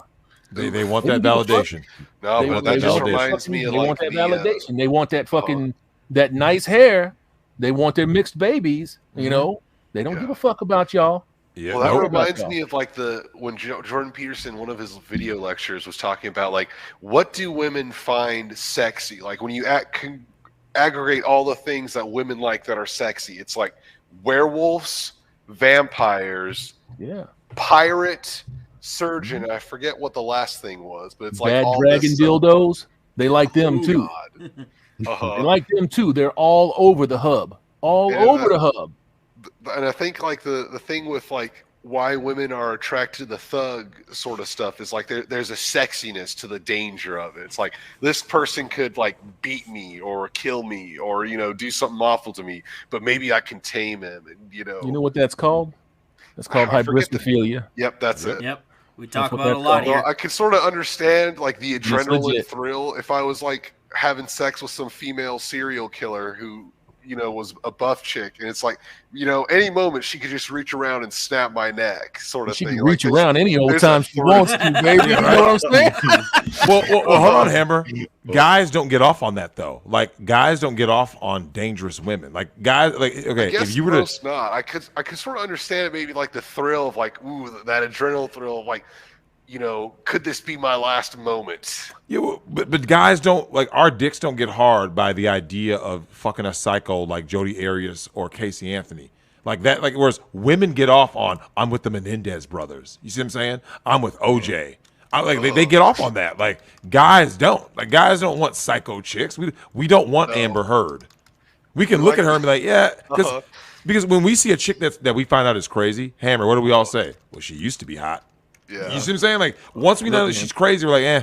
we like That's them girls my- that that's my don't daily stab, philosophy. don't stab. That's my daily philosophy when it comes to dealing with them. Yep.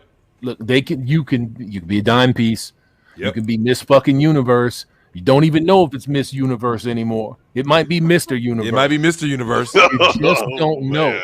All I think about when it comes to that situation, and I've been there many times over the last 2 or 3 years, is okay, I say yes.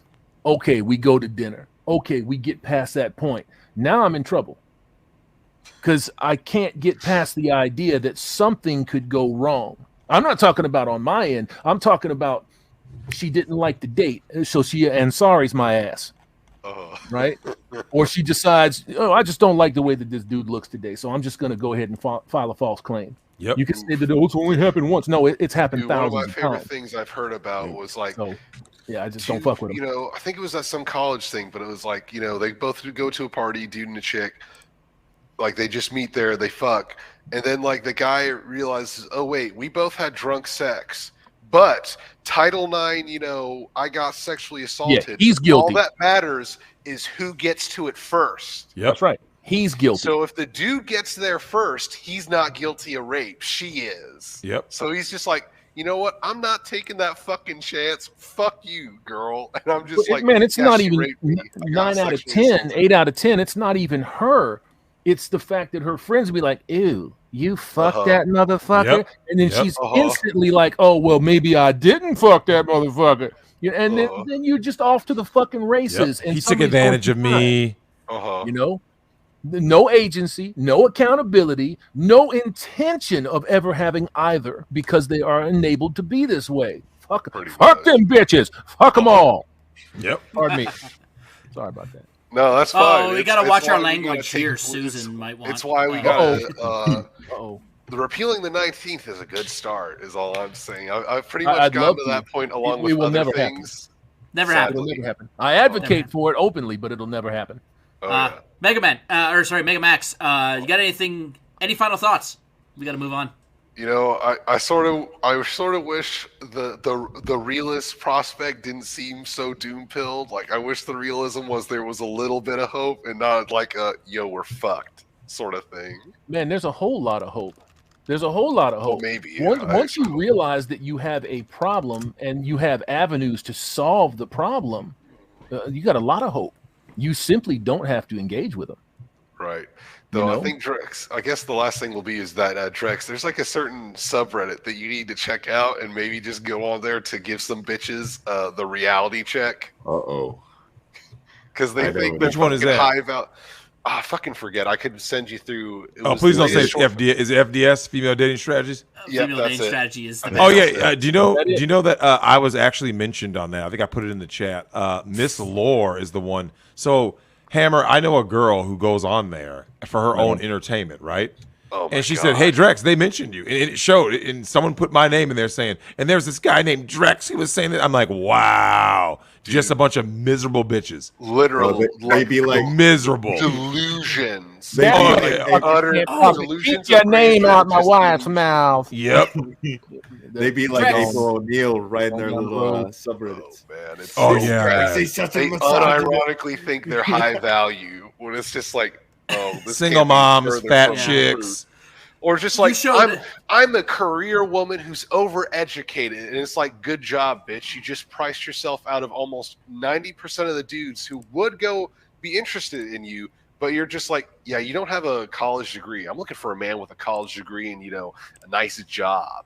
And it's just like, bitch, really?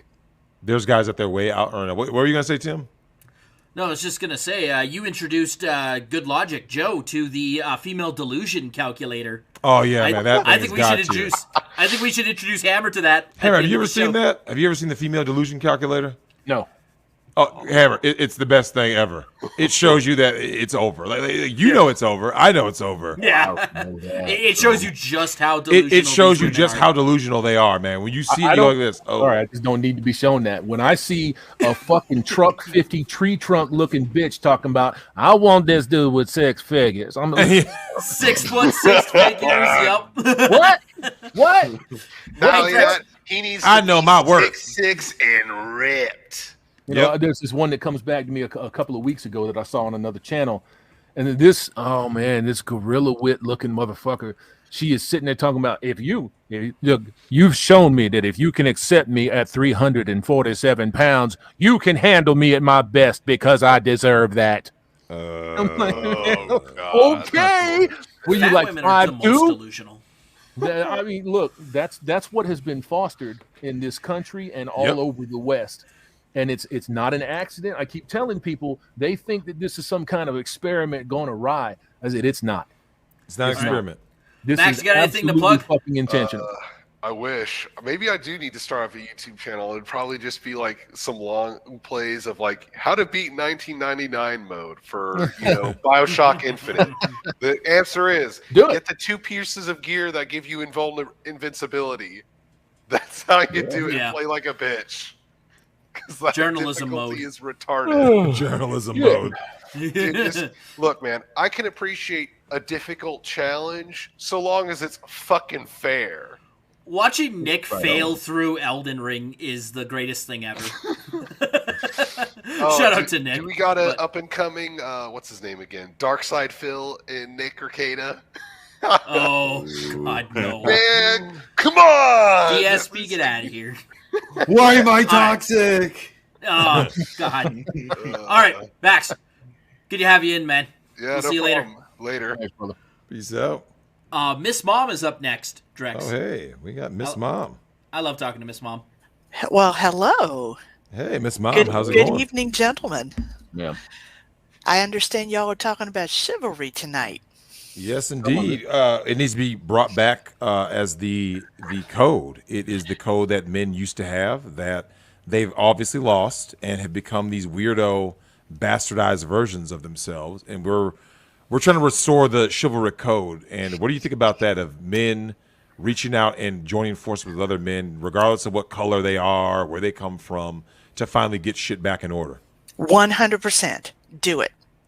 Do it. Do it. Do it. Teach the young ones to do it. What would you give up to see that happen? What haven't I given up? I've been trying to train one. My son is 22. He's in college. He's trying to do all the right things. He's trying to go through on scholarship and grants and have as little debt as possible once he gets out.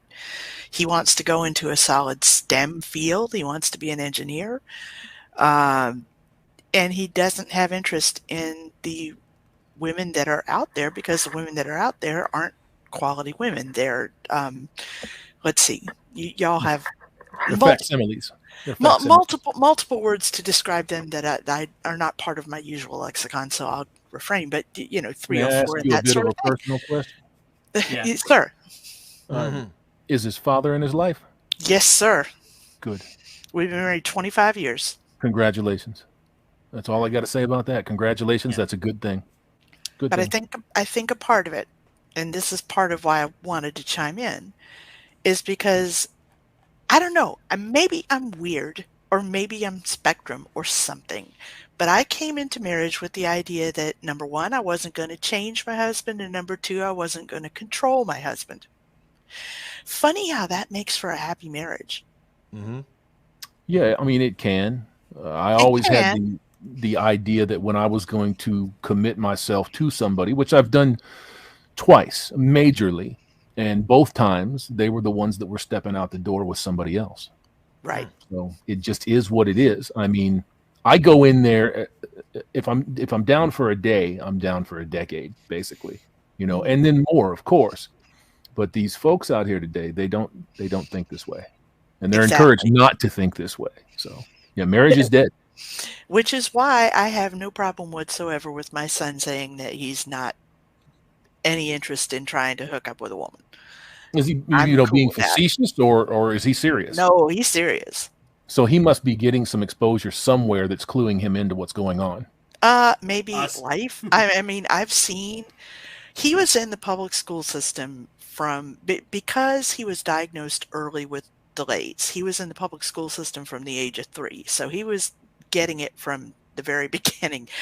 But watching what he had to deal with going through the public school system, having to interact with not just I didn't meet most of the kids that he had to interact with, but dealing with the IEP meetings, with the aftermath of incident after incident that would happen, and then having the IEP meetings go crazy because they're saying, well, the parents of this kid and this kid and this kid are threatening us because of your son. It's like, well, wait a minute.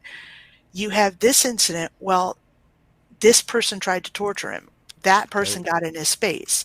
That person tried, and all they had to do was throw up their hands and say, but we were just trying to be friends.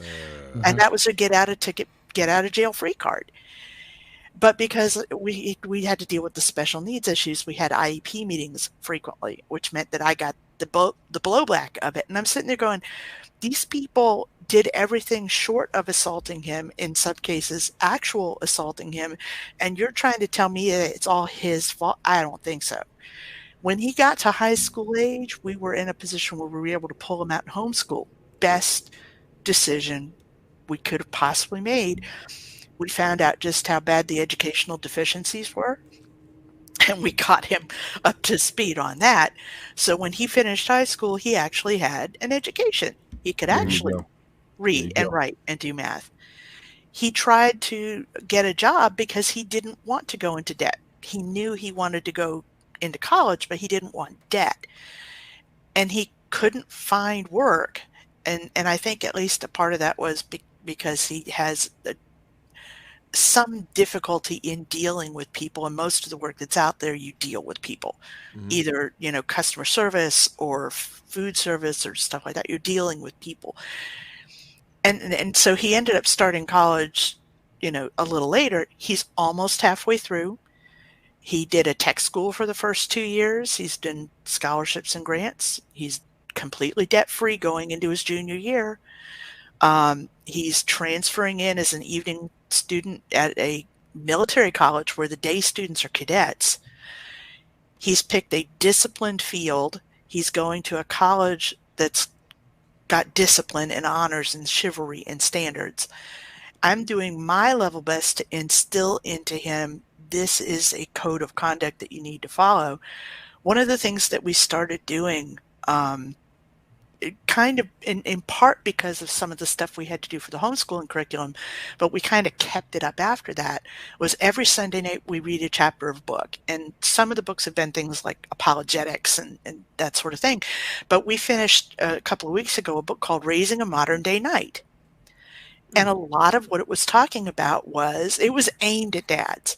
But a lot of what the book was talking about was, hey, you've got to instill in your sons this idea that if you don't have a higher calling and a higher standard to aspire to, you're going to come down to the level of the common denominator. And the common denominator is lowering by the minute. Yeah. Yeah, it is. May I ask you, is the father involved with the reinforcement of these philosophies that you're teaching?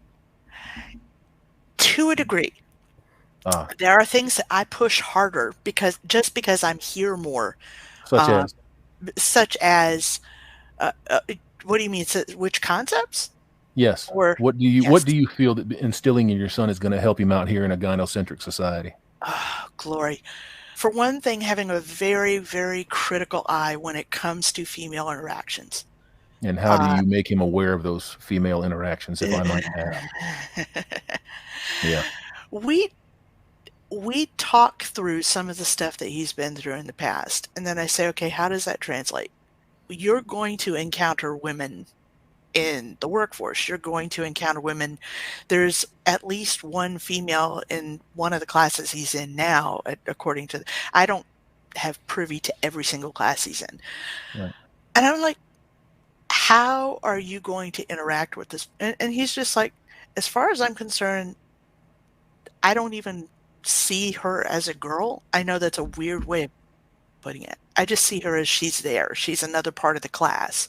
Right. But she's not someone to be interested in because she's, that's peripheral. I'm focused on my education. I'm focused on, I want to do my best and I want to get good grades and I want to, proceed because I've got a goal in mind and I'm striving for that goal. And to him, at this stage in his life anyway, a female would be a distraction. And does he know that? I'm not sure how conscious he is that he's saying it. I'm the one who's rephrasing it as he's seeing it that way. But he's not seeing them as something that this is somebody I want to be interested in. And I think at least a part of my, I don't want to say goal, one of the things that I would like to be doing or reinforcing at this sort of stage of the game is, yes, you're aiming for a goal, but I want you to put up safeguards because they're going to come after you because you're positioning yourself to be high value. You're positioning yourself to be the kind of person that they're going to want. And so what do you want to look out for? What traps do you want to look out for? What pitfalls do you want to avoid? He's going to end up being the kind of person that they will want to take advantage of. Mm-hmm. Absolutely, 100%. And may I ask you, I'm not trying to be disrespectful when I say this. No, you're not. If would you consider him to be a mama's boy? In some ways, and in some ways not. I'm grateful that we have an open relationship. I'm grateful that we can talk, but I'm constantly pushing him out of the nest. I'm constantly pushing him to go past what he thinks he can do. And he wants my wisdom and advice, but I want him to advocate for himself. And because he's on the spectrum, that's been a long-term goal. I want him to get to the point where he can advocate for himself, where he can decide for himself what he wants. In fact, we were just having not an argument exactly, because he's transferring into a different college. We're having to go through, do we want to try and get the same accommodations that he had before? One of the problems that he has had is trying to get what's in his head out through his hand onto a page. He was almost diagnosed dysgraphic because it was so bad when he was younger. He's gotten a lot better over time. And he said, you know what? I have had the accommodations. I know it takes longer for me to write stuff down. One of the classes he's taking this term is dynamics. And he said, you know what? For dynamics, I chose to not do the accommodation. And I was like, honey, why? I mean, everything takes longer. And he said, because I want to get to the point where I'm not depending on that. I want to get to the point, I'm transferring to the other college. I'm going to be in higher level, harder classes. I want to get to the point where I don't have to have the extra time in order to do that. And I said, if you screw this up, they're not, and you ask for the accommodation midway, they're not going to let you go back and redo that other stuff. And he said, I know, but I want to push myself. Does he demonstrate traits of masculinity? No. I think he does some, and every time I see it, I praise it. He stands up. Your version of masculinity, perhaps? Let's put it like this: what kind of masculinity should I be trying to instill?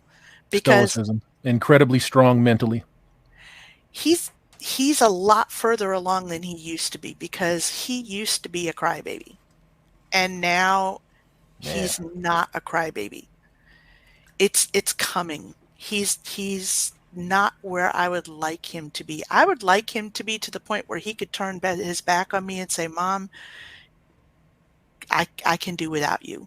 And I'm like,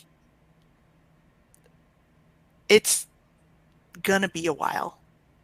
I want him to be the kind of man that says, okay, Mom, back out. Leave me. Mm-hmm. And that hasn't happened yet. There are places where he does that. And maybe a minor disagreement, but not like a firm planting of the foot, like, fuck that, I'm not doing that. That's because the stuff that he's chosen to do thus far has been stuff that I'm in agreement with. I'm looking forward to the day where I can see what he does if we ever get into a true major disagreement. Yeah. Does he pick things in anticipation of your approval, do you think? I don't think so, because part of it is his personality, and it's because he has laid back isn't what I don't remember the names of the different personality things. His idea of my favorite day is to go hole up in his room and work on something with programming, or work on this new program that he got for his birthday that is a world building kind of thing. Curvis something. Yeah, that can be pretty fun. Certainly can be. It can be very, very fun. So I'm going to ask you another question. You say that Dad is in the picture and you guys are married. What does Dad do? He's a security guard. In fact, he's on shift now. Is he active with the boy? He's active with him when he's at home. And I think at least a part of the, I don't want to say rebellious thing, is that my husband's way of interacting with him can be I'm trying to think of the right word here. He tries to needle him. He tries to sort of get under his skin and see what kind of a reaction he can get. And that's one of the few things that I don't like. There are healthier ways of masculine interaction, and there are less healthy ways of masculine interaction. Does your husband make a habit of disagreeing with you and sticking to his guns? No. That's one of the things that I wish he would do more of, frankly. But he doesn't sound like he's going to be the guy that's saying he's not. We're doing this, and then, like, there's try no to thing. put and I try to put our son in. I mean, what we have to put him in contact with is the people at church and the people at school. You understand what you just said, right? I mean, now, once again, I'm not trying to makes go after you. It means that you're instilling your version of masculinity in your son. Which is why I'm looking for other men to get him around, because I don't want him picking up any. I'm not going to be able to be masculine. I don't want him to think what's masculine is what I say. At 22, I that's want going to be a him. hard sell. Well, he's, like I said, he's on the spectrum, which means at 22, he's probably emotionally around 13 or 14. And it's going to be a long haul. And I keep trying to push him. Go do this, go do that, and celebrate what little victories we can get. So, again, I mean, part of the reason I follow you guys, part of the reason I listen to you guys and listen to your collective male wisdom is because I'm a mom in a situation where I've got a son that I want to be more like you guys. And I'm looking for the resources to I'm female. There's limits to what I can do, and well, that's going to be a first. Can't be a female role model. I mean, he's male. I'm female. I don't want him to be female, but I can't model male for him.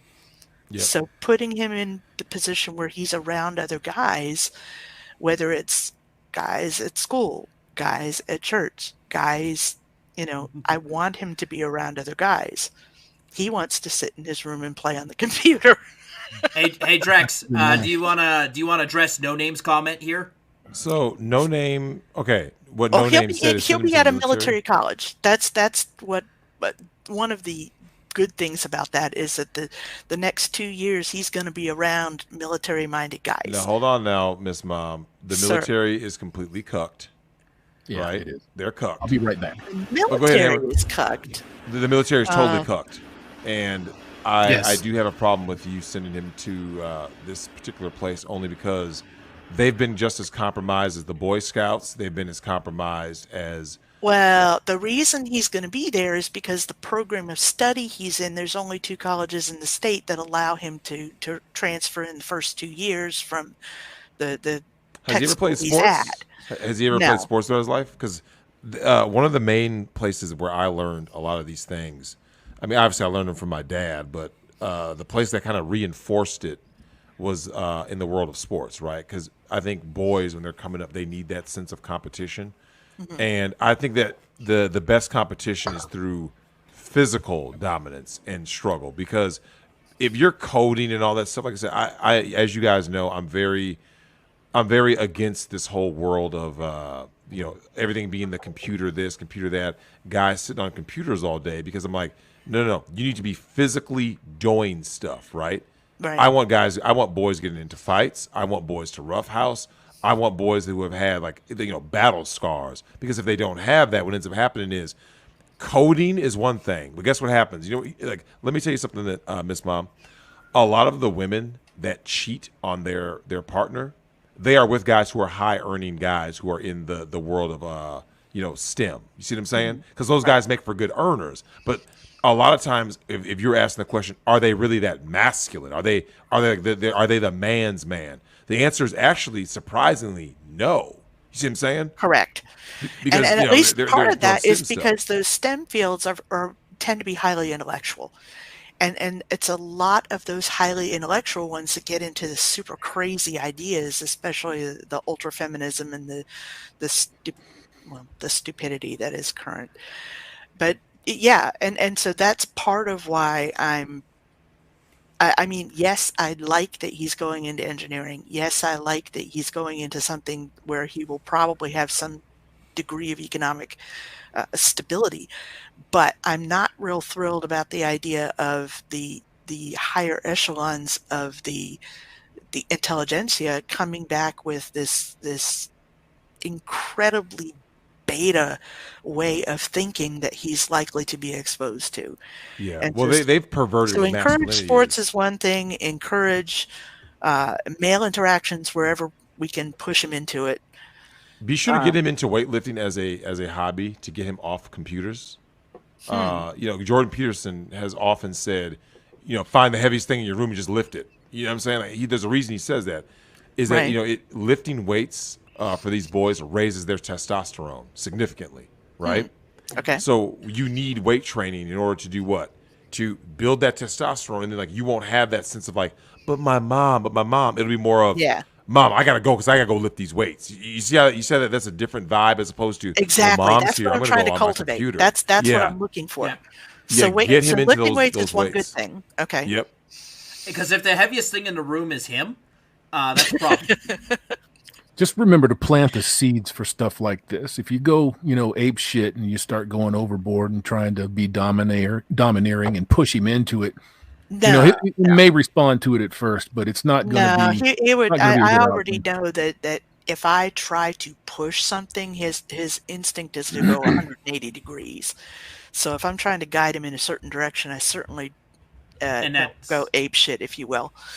Yeah, that's just the nature of the parent and child relationship, right? Exactly. Nothing makes something uncool faster than your mother liking it, right? When your mother got on Facebook, all the kids went to TikTok. Yeah. I mean, So- I should be grateful that we both like anime. I mean, when he was younger, we knew every VHS tape the library had of Pokemon and Yu-Gi-Oh. And there are some anime we both like, and plenty of anime that he likes that I don't, and vice versa. Mhm. But hey, As Rise long of as the he has, Shield as long as Hero's he got has a his new own season. stance. Yeah. Yeah. Shield Hero is coming with a new season. I'm grateful for that, and that's one we both like. Oh, speaking of second seasons. Oh, I want Drex- Goblin Slayer. That's the one I want the next season of. Oh, no, we just summoned Koopa. Oh, Jesus. Drex, Goblin Slayer was great. there's a certain anime that Miss Columbia has been eagerly waiting for that's supposed to come Yeah. out this quarter.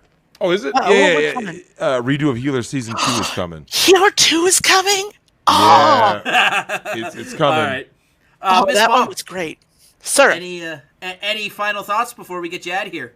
No. I'm just going to keep listening and gathering what knowledge I can, and see how I can subtly encourage weightlifting and that sort of thing. Well, Awesome. I I like it. very much appreciate the discussion, and thank you for the insight, Hammerhead. You're very wise. Well, I appreciate you, ma'am, and I'm dumber than a box of rocks, but I'm getting there.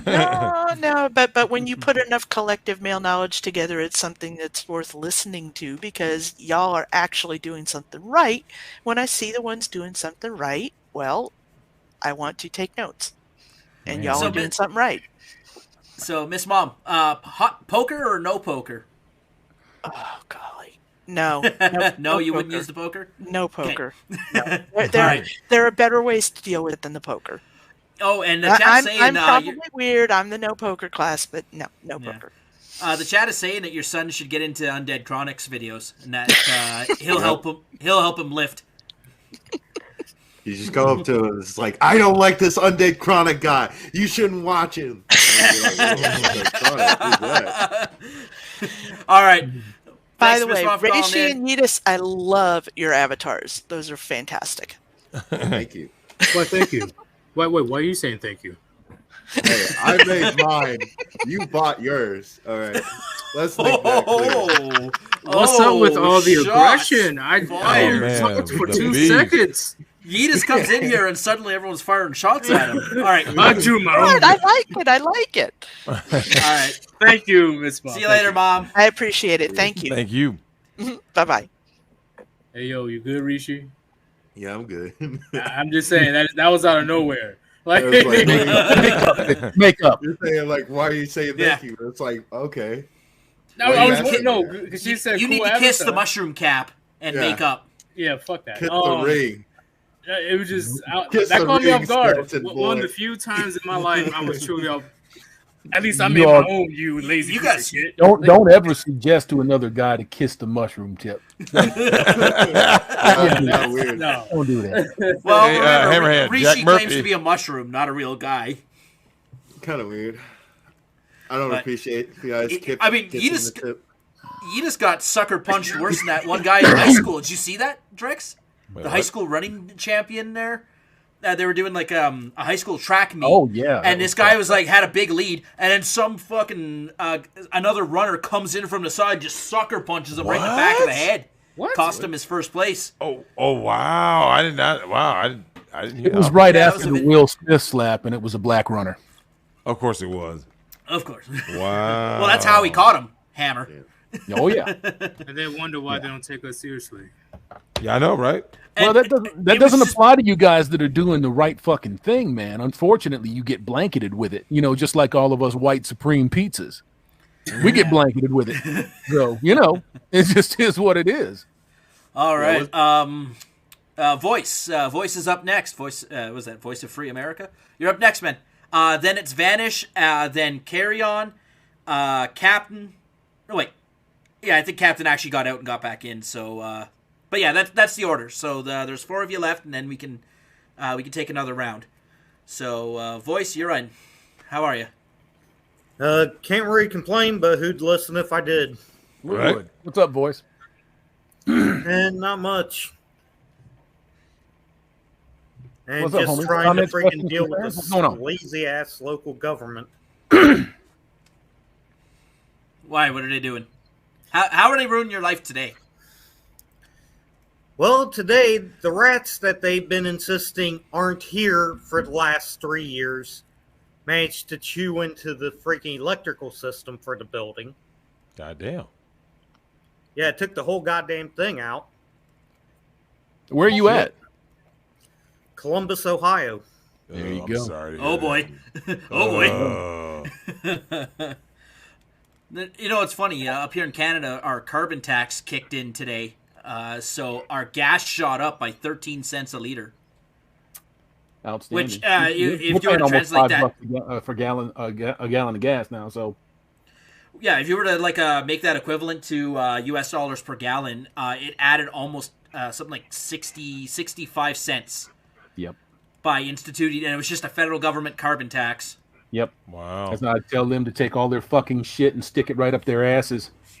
So, just don't need it. Don't need it that bad. But, oh man.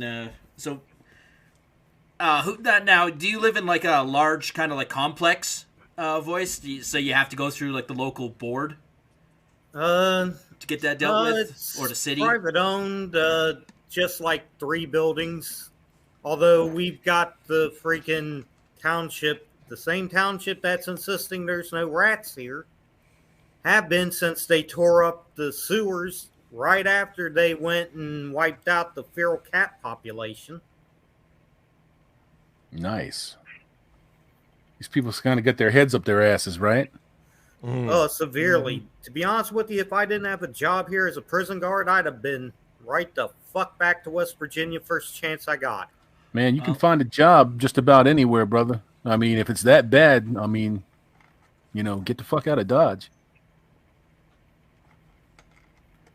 Well, also, as a prison guard, I'm sure you have no shortage of work in Columbus. Nope. Oh no, man! These motherfuckers are doing nothing but fuck shit, getting in trouble. Let me ask you this: when I was growing up, they shut down all that stuff here to hear my neighbors talk about it. Hell yeah! Back in the '90s, they shut down the ability to party at home with some friends. They shut down so much shit to where the only things that were left were shit you had to pay for. That's sad. No, Voice, I got to ask you this: if you are in the penal system, what have you noticed that they do that is chivalrous is A, and how they got there? I'm assuming there's a lack of the male father figure in their lives is B. Yeah, well, to answer you first on B, here's what I've been seeing.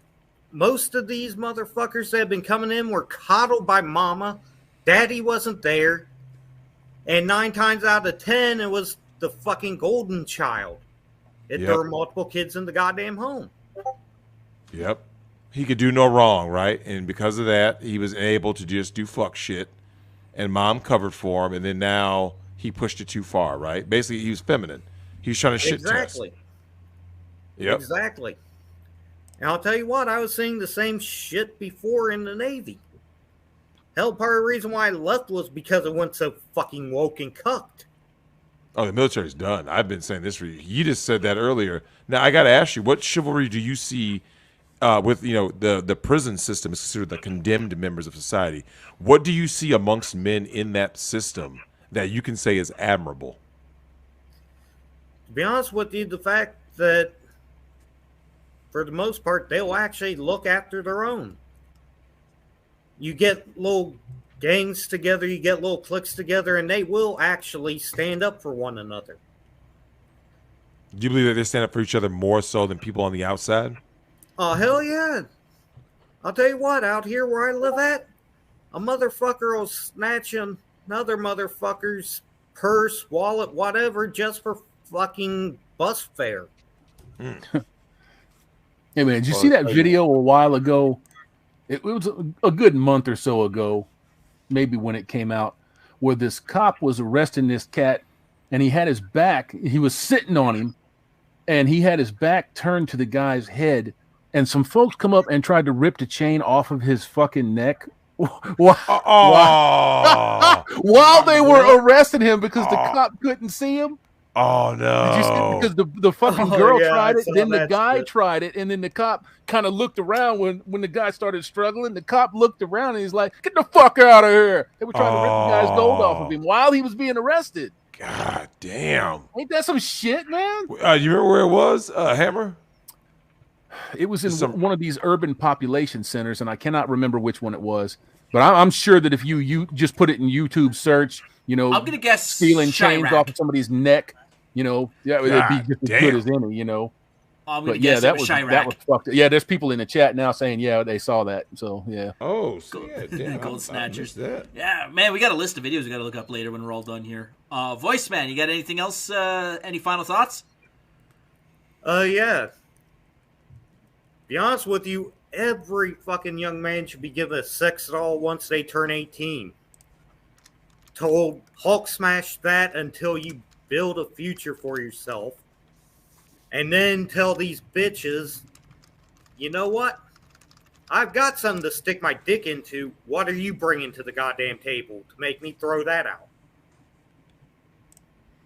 Well, though, that goes back to the dick discipline voice. It really does go back to the dick discipline because I still say I think there's 2 components of the red pill that I think has to be imparted first before you can do anything else.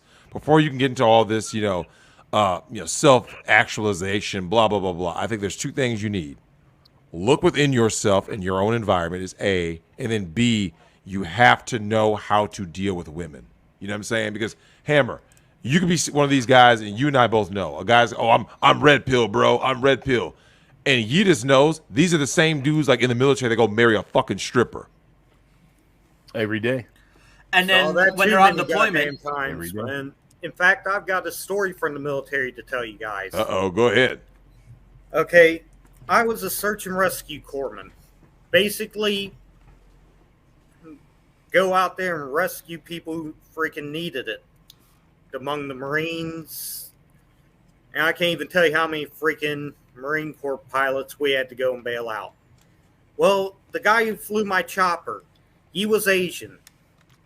He married a white woman when he was told, we're going to have to go overseas. Mm-hmm. He fucking comes home, and remember, he's Asian, she's white. He comes home 16 months later to a newborn half-black kid. And on top of that, she took it to the fucking state. Yep. And it's one of those goddamn states where if you were married at the time, you're the father, and you have to fucking pay for the kid for 18 goddamn years. Yeah, you don't have to do that, but you got to fight your way out of it. You have to fight your way out of it. Yeah, and he got cuffed. how many men want to deal with that too? Like that's not an easy fight. No, there's no dealing with it. I mean, look, if you have an ounce of self-respect, there's no dealing with it. There's men don't. no amount of pain that is going to be worth the fucking humiliation that is going to bring you. Pain for someone else's kid. Oh, and I bet while he was on deployment, he had a little picture of her in his helmet, and she's like, yeah, and he's like, yeah, this is who I've got back home waiting for me. Yeah, she's that loyal. was She's his thought faithful. process daily. Yeah. Yeah, it was taped to his freaking helicopter's control panel. Aw, Drex, And he isn't that called cute? it Don't his you good just love luck stories charm. like that? So it seems He that called it Jody his goddamn strikes good luck again, huh? charm. Fucking there it Jody. is. If you think there's still hope out there, Drex, first of all, you're not listening. Yeah, well, one of the things that I always make sure to tell guys is really simple. Hammer, my goal is to eliminate the hope in men. I don't want men having this romantic love hope. It has to be killed off entirely, right? And then I you agree. have to do gender segregation. Because hope is what's killing the world, all right? The hope of men is what's killing the world. It's not these bitches acting crazy. It's the Dumb and Dumber mentality. So you say there's a chance. That's what's causing all these problems. Yeah, Hey, Drex, there are I'll tell you what. 150 million men in America. There's 150 men looking for unicorns, Drex. Yeah, and they're all bitch made. You know, these guys don't understand. I mean, like I said, the biggest black pill you can ever swallow, if you want to call it red pill, black pill, is when you're the side dude. You learn more by being the side dude than you will ever learn on any guy's red pill channel and all this other shit. And they got their lessons, the 33 secrets, whatever this shit is. Oh no! Just be the side dude and hammer. You will look. Yidis knows. Yidis saw some shit in the military, right? It is a red pill fucking bastion in the service because by being the side dude, by being like, wait, you're saying the commander's daughter is shit, and she's got a train ran on her, and then here he comes being a simp, Oh shit, man! It's I can bad, tell you some man. stories about running through commanders' daughters, man. Oh yeah. Wait, let me ask you this, voice. What is the issue with like commanders' daughters and all that? So what do you think is like their main issue? Just like they want to defy their father. What do you think is the main thing that caused them to be turbo thoughts? To be honest with you, I think it's that they're trying to seek the love that daddy didn't give them. I mean, Yeah, pure because and they're moving simple. around If a lot, they're right? chasing after- Not only that, but also the dad, like with the base commander, he's got to pretty much sacrifice his family to hit that position. That means very little time with the wife, very little time with the daughter. And, that screws with the girl just as much as it does a boy. Mm-hmm. So when she doesn't get daddy's love enough when she's young, she'll fucking see it in the dick of whatever type of man her daddy was or whatever type of man her daddy hated. One big red pill that I learned when I was in, and it's true everywhere. 99% of the time, women are never single, ever. Never. Always have somebody on the side. No matter how much she wants to hide behind her pure, I'm holier than thou facade. No. She always has a dude ready to go. The preacher's daughter, the commander's daughter. Yeah. Any man with authority, his daughter's a thought. Daughter's the Yeah, worst. it's So concerning. wait, who'd you say was the worst voice? The pastor's daughter. Yeah, easily. By far. Yeah. I mean, I'll tell you what. The commander's daughter might chase after all the soldiers on the base, but that pastor's daughter, she's fucking chasing anything with a dick because of the fact that she's pissed that daddy's giving more time to God than her. Yep. Oh, the homeless guys, the drug Oh, addicts, man, the it's so people at the bad, soup man. kitchen, right? It's like you grab soup from the soup kitchen, you go into the back room and drop a load in the preacher's daughter. Yeah, the religious girl is definitely the freakiest. By far. All right, voice, can you do me a favor? Can you tell me that you like to sell propane and propane accessories? I like to sell propane and propane accessories. Perfect. Our man Hank. But Dad, Oh, Dad, God almighty. I thought you were boys, gonna take that me boy to the ain't game right, I'll today, tell you Dad. what. That boy ain't right. Boys, thank you very much for calling in, man. Anything you want to plug before you get out of here? Not really. All right. Have a good day, Just y'all. calling, boys. Appreciate Yeah, you. have a good one. Thank you. But yeah, Jody strikes again. Yeah. He's always lurking in the shadows. Always. Vanish. What's up, How are you, man? guys? I'm Welcome well. back. What's up? I am back. Drex, Vanish called in on our Valentine's Day stream. It was Yeah, I remember Valentine's that. Day, right? Yeah. Yeah. We've been waiting to get him back on the show because he had a story to tell you. Yeah. I was kind of hoping that I'd have more time, but I found out recently that MGTOW is the truth. Right? Like everything Hammer has been saying, Drex has been saying, it's the truth. Found out my sister has a fucking OnlyFans. What?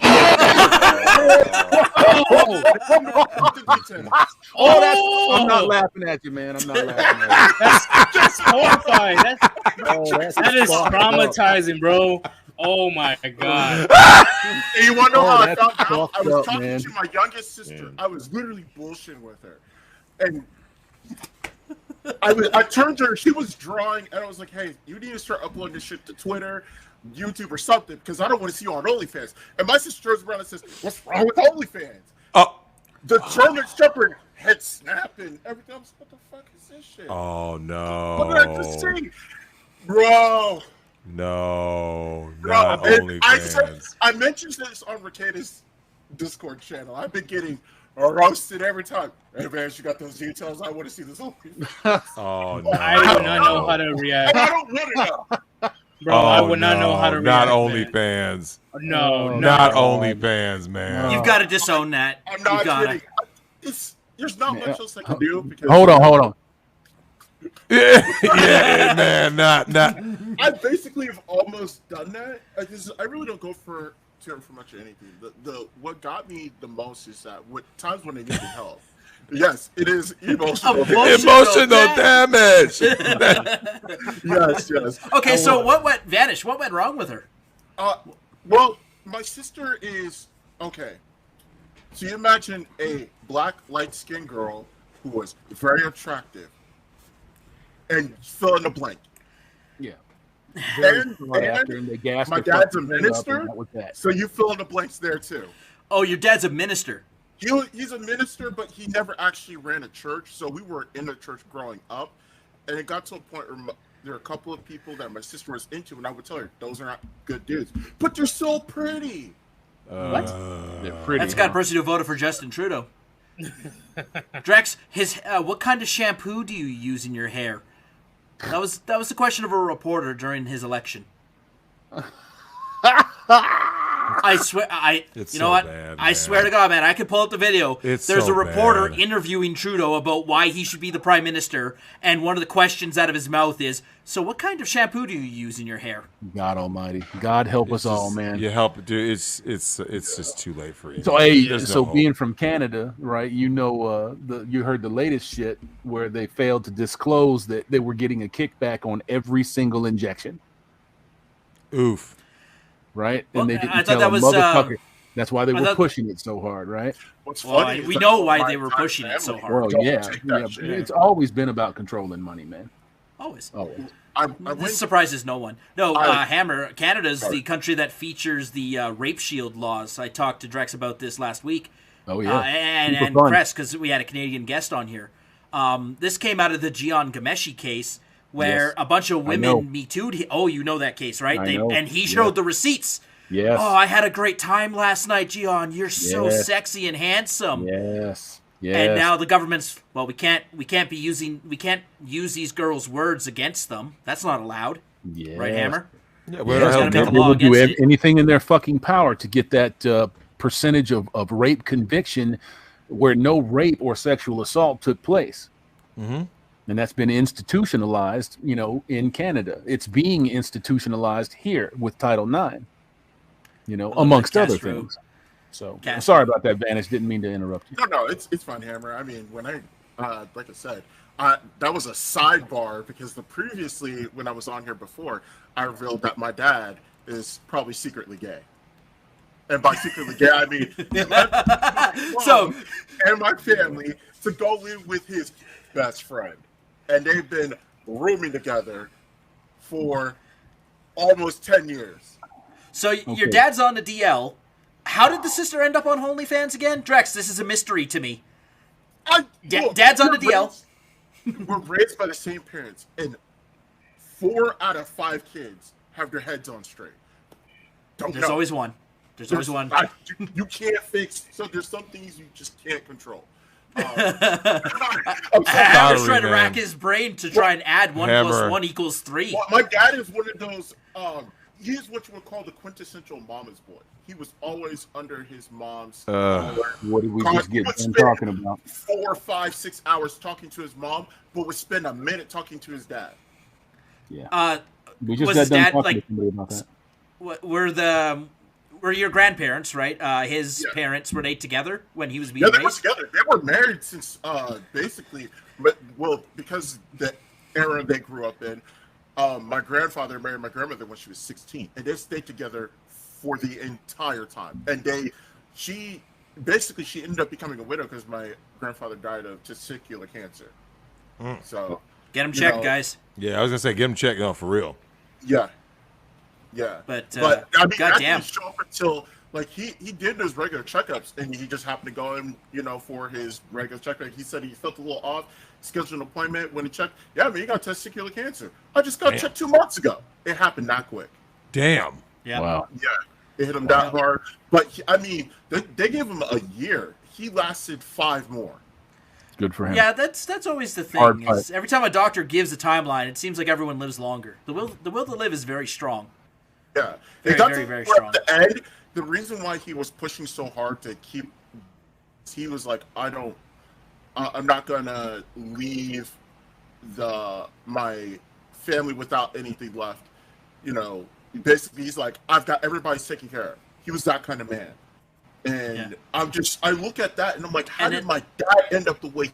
How did my dad? It happens, like you can do. Hammer and Drex, I think this is an important lesson for everyone. You can do everything right and still come out with the wrong result. Many of us did. Yep. So. And that is, I was very more along that feminine energy bullshit. And what woke me up was getting accused of sexual assault twice in the workplace. Yeah. Fastest red pill on the planet. Before I got to, like, I was the gentleman, because I told Hammer this before, but I don't think I mentioned this last time, but, I was that nice guy, gentleman, always frustrated because I could never get a date. And all these girls tell me, oh, you're so nice, and I want to date guys like you, or I wish my boyfriend was like you. But they would never pick me. And I was just like, okay, well, that's bullshit. And so when I started cutting bitches out, then they were like, that's when they wanted me. But at this point in time, I've already killed you off in my mind. You're dead to me. You don't matter. Yep. And that's when they wanted. And that's when I realized that these little things like that when I got Me Too, before Me Too was a thing, because this happened in I was in Arizona at the time. I think that was 2006. So that was 16 years ago. Because I was 19, 20 around that time, and I'll be 34 this year. So that was a good chunk of time ago, And when you get hit with the accusation where they're saying the cops are coming, you better hope that this security footage you're talking about exonerates you, and they bring it in and say, never mind, we're going to tell the police we don't need them. Like, this close.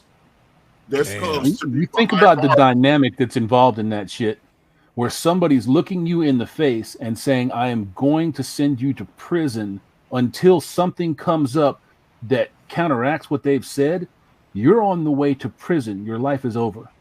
Yep. And your life's over. The willingness of a fucking cunt to do that, of a bitch to do that, it's not limited to one person or 10 or 20. It's instilled in them now.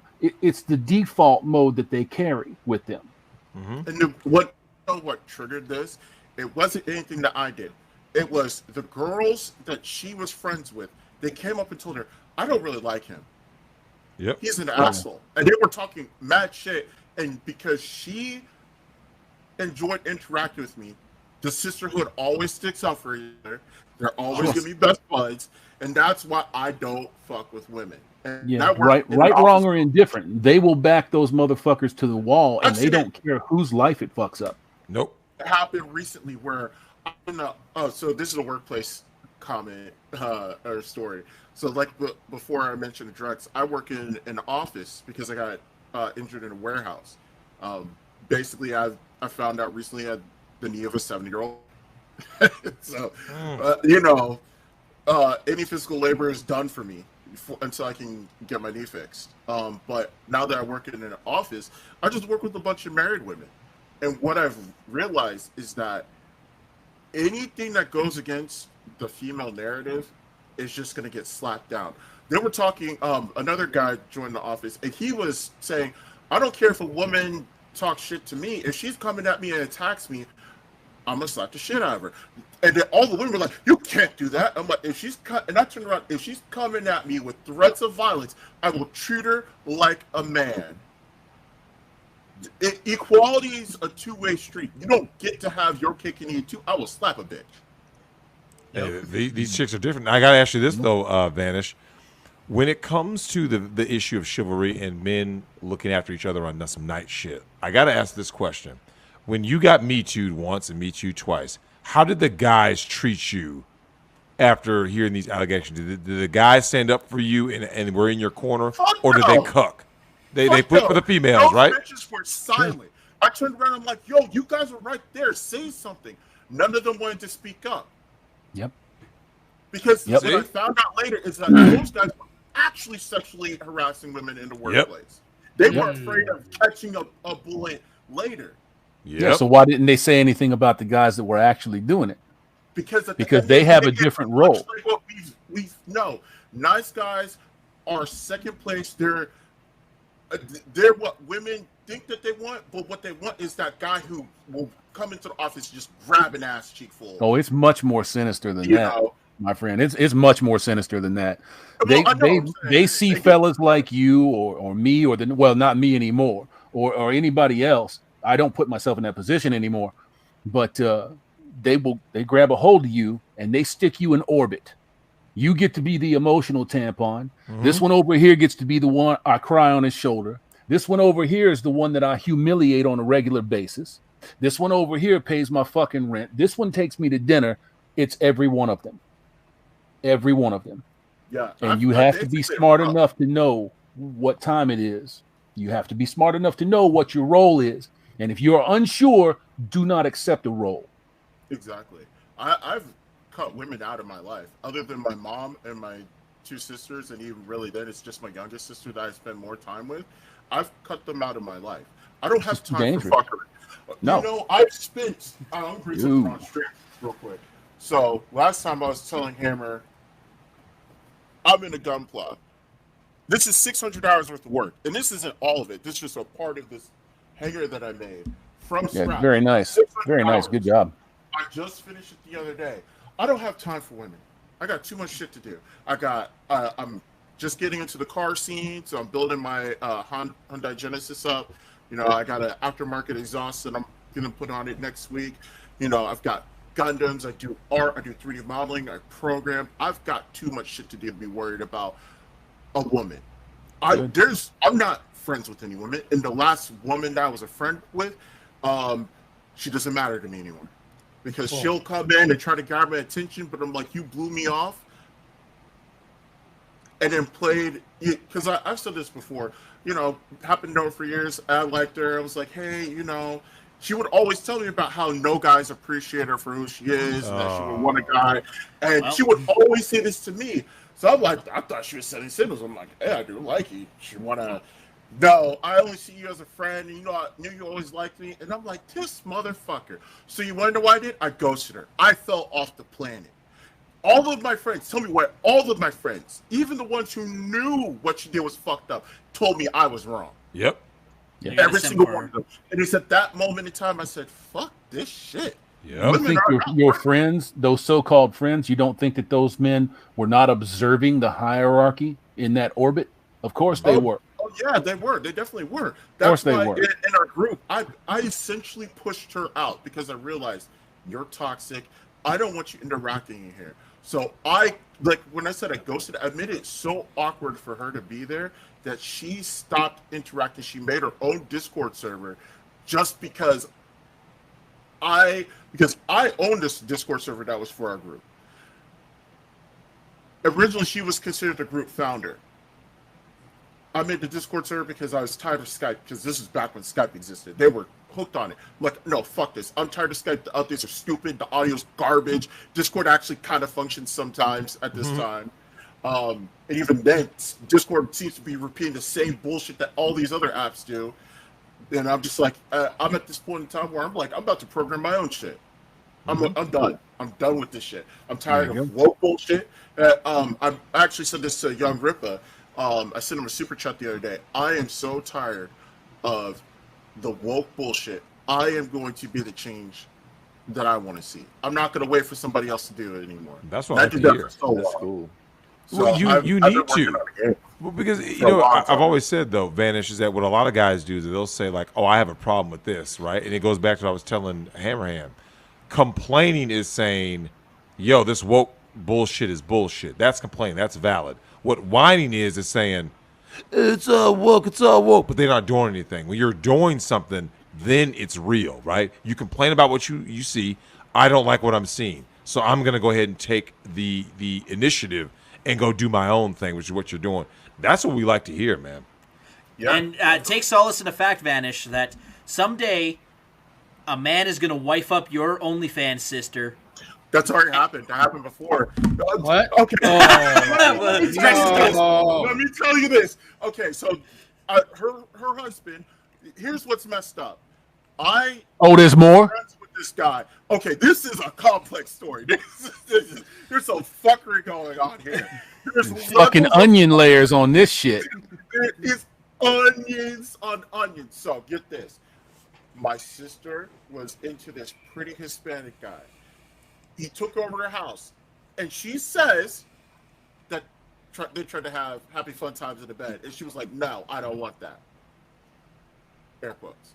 I don't know what to believe, because understanding what I'm going to say in the future, you'll be like, "Yeah, I don't buy that shit." And understanding female nature, I'm like, "Yeah, I don't buy that shit." So fast forward, I was on DeviantArt for a long time.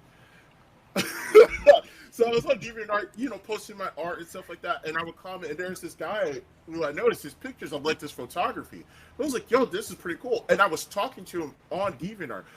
How I guess he found my sister either through me or she found him. I don't know the outs of it, but they dating online. She then goes up to visit him and his family up in Delaware.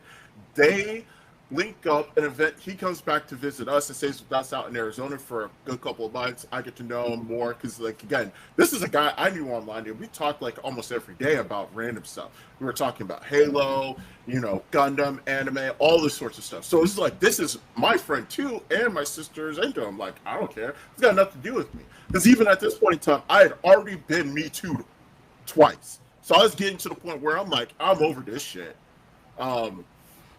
So I was very much focused on like, hey, this guy's cool. I'm like, cool. So we were just hanging out, and I started noticing little things like that were a little off. I'm like, hey, it's not me. That's her. I can't. She's not gonna listen to me anyway, because she never did. I would tell her, hey, you shouldn't wear that dress to school, or you shouldn't wear that skirt to school. I literally told my sister, you're not leaving this house until you go put on proper clothes, because she tried to go to school looking like a thought. Mm-hmm. She is a thought. Because she is a thought. She was trying to wear a mini skirt to school. I'm like, no, go put some pants underneath that shit. You gotta hook them at the schoolyard too. Yep. Yeah, and the sad thing is, we were homeschooled for most of the time. So fast forward, she has her first kid. So she gets, in her first pregnancy was, that was trouble. So she had some blood clots and all this stuff like that happened during this time. And so her first pregnancy was very rough, like in the hospital for months at a time. My mom went out with my youngest sister, and they stayed with her to help, during that whole process. And so we fast forward a little bit more. Now her first kid's here. She's come to visit us because now we're back in Virginia from Arizona. and my sister comes to stay with us, and there's some weird things that are happening, like some very sketchy stuff, like single mom level shit with kids, like putting your kid out in a garage and telling him you're not coming in until you fix your behavior, and she's screaming like she was dead. That level of bullshit. And keep in mind, I worked a graveyard shift. I woke up and I was pissed. I stormed out of the house and my sister got offended, but I'm like, motherfucker, this happens every single day. If I die because I'm tired, I'm over this shit. But we keep going a little bit more, and I'm starting to see all these red flags. I'm like, stereotypical, like, stuff. And they start hearing things like, oh, well, you know, on one time when they go pick her up, you know, my ex-brother-in-law brought the white, his mistress with him, and they berated my sister, and she had a mental breakdown on the highway. And I'm thinking, oh shit. So why didn't you call us to come pick you up? Because me and your brother would have no problem to come pick you up right away. Like, why the fuck you go back? I thought we could work it out. No. The fuck is this? yeah. Hammer, no, yeah. Hammer. There's no coming back. You want fuck all that. He was a bad boy. Of course, it was a bad boy. Yeah, fuck all that. Also, all right. He had a big dick too, according to her. Of course. So apparently, he laid the pipe down on her very well, and she enjoyed it. Which makes you think, if she was like, he was big, how would you know in comparison to other guys unless you've already? Yep. And when I started thinking about that, I was like, oh, you a hoe. I got news for you. And then then my sister, you know, asked my brother to bring her toys out of storage. No, man. No. No. Stumble upon one of them, and that shit was like, it's a power tool, a fucking power tool. And I'm like, that's most of them now. I mean, Hammer, these girls parade around their toys. That's why. Do you notice women always say, "Oh, guys will stick their dick in anything." Okay, let's see. Women stick vegetables in the vag. They're sticking fruits. They're sticking power tools. Dogs. There's nothing they want. And yet they talk about it's all projection. It's all projection. That I've always said is when I started waking up to all this shit, I realized every stereotype about what a man is simply female nature deflected because they can't accept accountability. Men are shallow. Women only care about what you can do for them, how good you look, and that's it.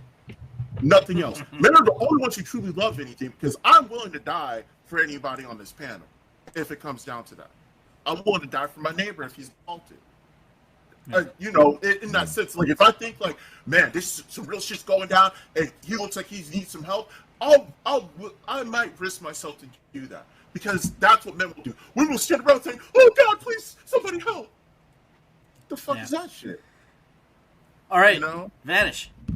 Any final thoughts before we move on, man? That was a hell of a story. I mean, Tim, I know I've sent you like at least 3 emails at this point in time. What the fuck's going on, man? Did I not respond to the last one? No, I'm pretty sure I did. Yeah, we're just dealing. We got a bunch of guests. We just had guests lined up in a row, right? And then a couple of cancellations. It's fine. So, yeah, I've got you on the rotation. You'll come in. We've got Legal Mindset next week, right, Drex? Yep. Yeah. Man, so Andrew's great. But yeah, you know, as always, I'm working on. The reason why I have the curtain behind me is because my background's a shit stain. So I put that there so at least it kind of looks presentable, because I have my build area right behind me, and because I'm out in that open area, there's just a kitchen right behind me, and it's a disaster. But I'm going to be getting into content creation. I've got a couple of videos I've been scripting out, because I've got so many ideas rolling around in my head. I just need to start producing stuff.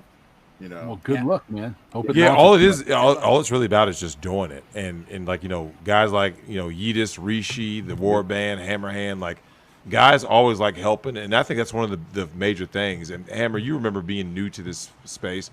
It was about guys like guys with bigger channels lending that olive branch, right? They extend their hand and would bring you in and say, "Hey, yo, here's some pointers," or something. You know what I'm saying? Like, just guys even giving little pointers makes a difference. You know what I'm saying? Because you didn't even do live streams at first. You used to just kind of like make the quick videos in your car, about 15 minutes, and then that was that. And you started doing live streams and doing it all. So Yeah. Vanish, just like all it is about is just doing it because like you have people who have people who have people who have people who have no problem helping you out, being a guest, letting you know some pointers, man. So stick with it. Oh yeah, I've been in content creation for years. I've been streaming on Twitch for over a decade, so I'm used to the casting. I went to college for design, but I've done video editing for years.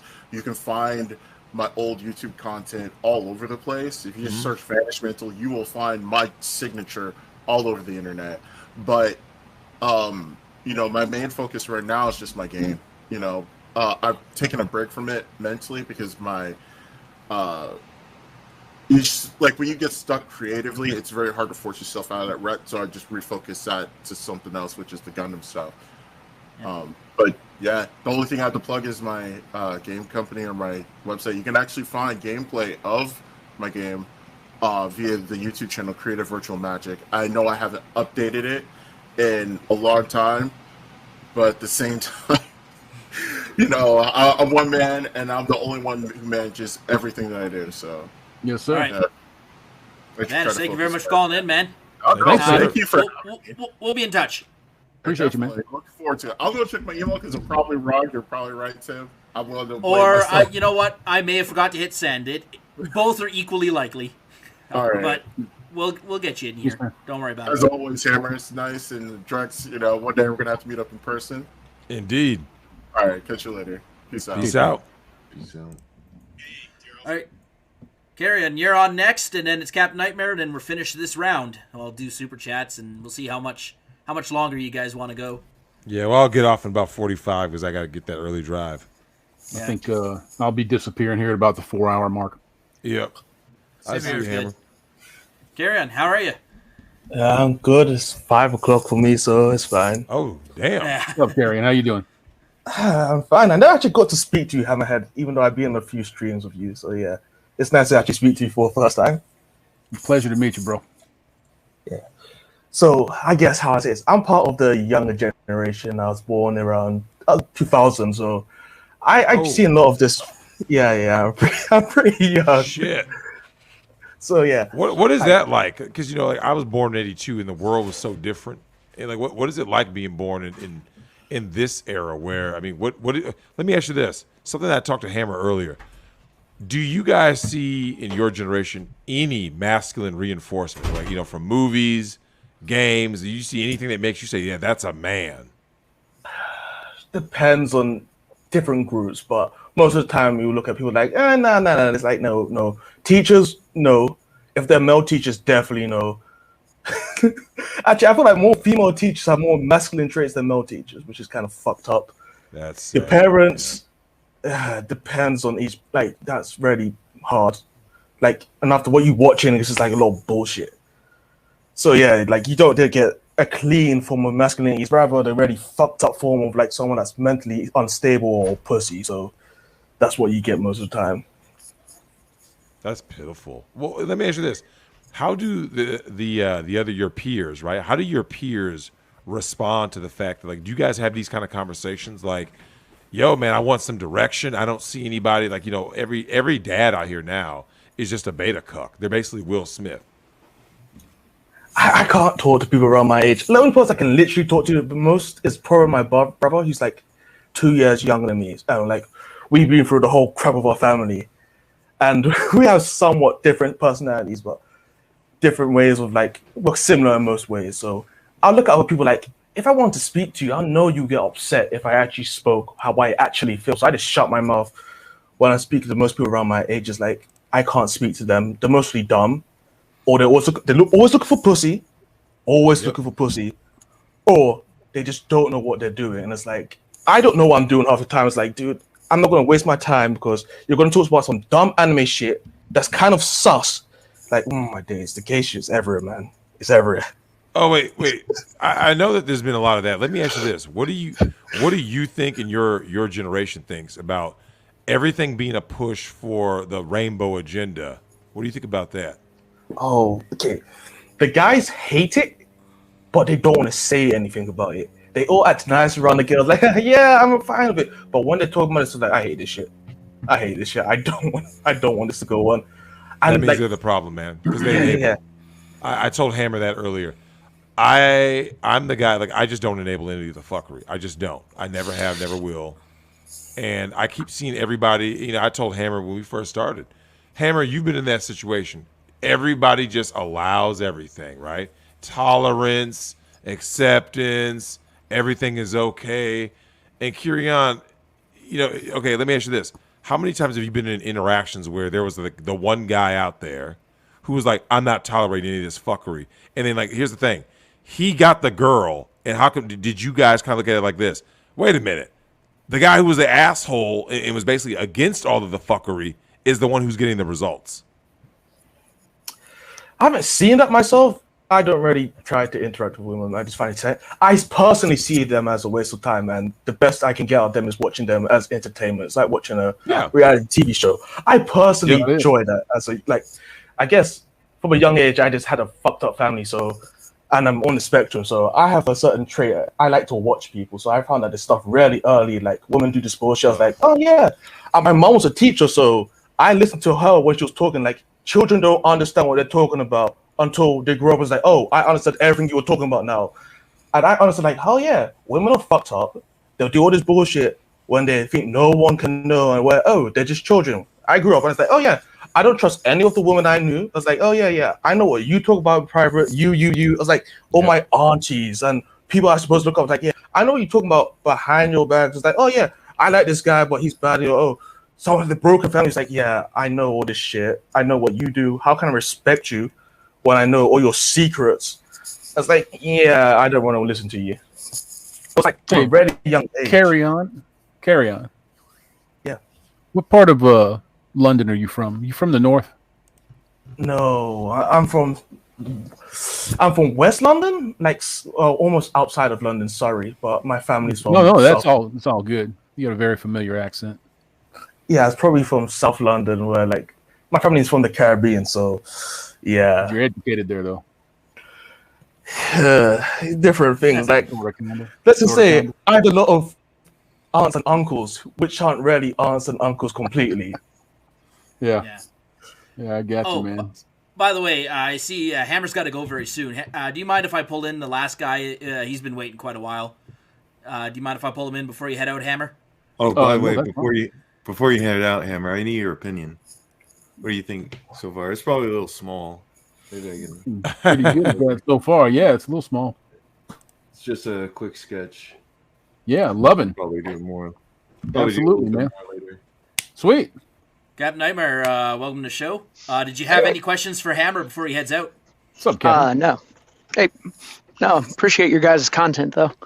Oh, much appreciated. How you doing, Captain? I'm good.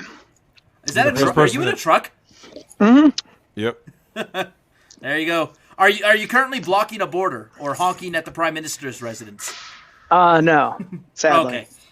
Okay. Hammer, it was a pleasure. Thank you very much for gracing us with your presence. Gentlemen, I appreciate you greatly, as always. And it's no kind of grace, man. It's a pleasure for me to drop in and hobnob with you guys every once in a while. Yeah, I love it, man. I always shout out Hammerhand everywhere I go. I'm always like, yeah, you guys got to listen to my man Hammerhand and Line of MGTOW. I always give you guys a shout out in the war I recommend as many as I can possibly recommend when I can think of them. So for certain, sure. Yeah. I love the stream. Congratulations on 10,000 and here's to 20,000. All right. Much appreciated, Hammer. Have a good night, brother. Peace, gang. Appreciate you. See you, Hammer. Peace. All right. I'm heading out as well. I got to get up in like 5 hours. So yeah, don't worry. I'm on that same 5.5 hour boat because I got a 6-hour drive tomorrow that's gonna suck ass. So yeah, I'm just gonna clear the remaining queue, go through super chats, and that will be a night. Yeah. Don't worry. We'll for the people that we missed, don't worry because I'll definitely come back later with another stream and make sure we get those people. One. Well, we got. But yeah, Captain Nightmare. Right? What do you have to say about I just asked Kyrian about this whole issue of lack of men that are manly men. And, in your profession, do you see that there are more guys out there who are, strong-jawed, that want to be men, not little weak-wristed girly dudes? So let me broadly answer that. The truck driving field is slowly becoming dominated by women. Wait, what? Oh, absolutely. Oh, not a joke. Wow. What? Wait, Drex, what? that's why they made self-driving trucks, right? We were like, we can't have this happening. Yeah, no. I'm seeing a lot more women. Seeing a lot more in the what they call teams and stuff. A lot of husband-wife type couple or girlfriend, boyfriend, whatever the fuck you want to call this shit. And no, it's making the men weak, I think. I absolutely see that. The thing I see it is, I'm a older guy, like 37, but I've been doing this for about 10 years. And, used to be a lot of the older owner operator type guys. And, they're the strong, rugged, independent. They're going to make it on their own type guy. And nowadays you're just seeing a lot of the, I need a job, so they just get into it like that and they can't drive. They're a bunch of, I don't know what I'm allowed to say on your show, but let's just say F slurs and, they're not strong at all. They're not strong at all. No, not truckers. Sad. No, it's sad, man. I got to give a shout out to you guys out in Canada. I never saw that coming. You guys have the real deal. We have good days and we have bad days. I don't know what to make of us. Drex. I was down with the truckers, right? I was down there at the border with the truckers. I didn't see any of these people you were talking about there, right? These were just like salt of the earth rednecks. Now, most of them were transporting grain to the elevators, cattle to the ranches, right? They're farmer truckers. So I think that's different than, say, the city trucker that's dropping off at Walmart at like 3 a.m. Yep. Yeah. See, I'm trying to think how you say this. It's hard to really articulate, but I'd say over the last 10 years, I've seriously two things. I've seen a lot more women, and I've seen a lot more bitch-made simps. No. But I think that's just society. What do you have to say about what Kirian said? Because Kirian, you mentioned that the guys that you've seen, it was always about pussy, always about pussy. Mm-hmm. Are you and Nightmare kind of basically seeing the same thing? Like, that's what you're seeing? Is that what's motivating the guys that you've seen? Mostly, I have a lot of buddies that let's just say I'm not buddies with anymore because they chose, let's just say, different life points, right? I used to be in a long relationship. I got fed up with that shit after a couple years. Well, actually almost a decade, to be honest. But, you get to that point, you don't want this shit anymore. Then you kind of do the casual dating off the side. And that's when you start to see the stuff you're always talking about. You see these fucking cheating housewives. You see all of this fucking shit. Eventually, you're just like, I don't need this shit, But basically, by the time I was in my 30s, I'm like, I don't have time for this shit anymore. I just started just kind of focused on me since I actually got into the truck driving thing. Actually, when I was in the relationship, after I ended that, I had a lot more money for myself. Mm-hmm. Well, now with your profession, what do you have to say to a guy like Kirian who is younger and looking for something to do? Do you think trucking is a good trade for a young man to get into? I would say it is if you're willing to work hard because it's not easy. Like a lot of it, especially if you go the corporate route and the non-owner operator, it's a lot of basically being a slave for the first couple of years so you can get your experience, go get one of the nicer kind of day jobs or, just depending on what you're wanting to do. But I'd say it's very profitable, but it is also really hard work. Have you done any of the, out in the boonies trucking, forestry or mining, anything like that?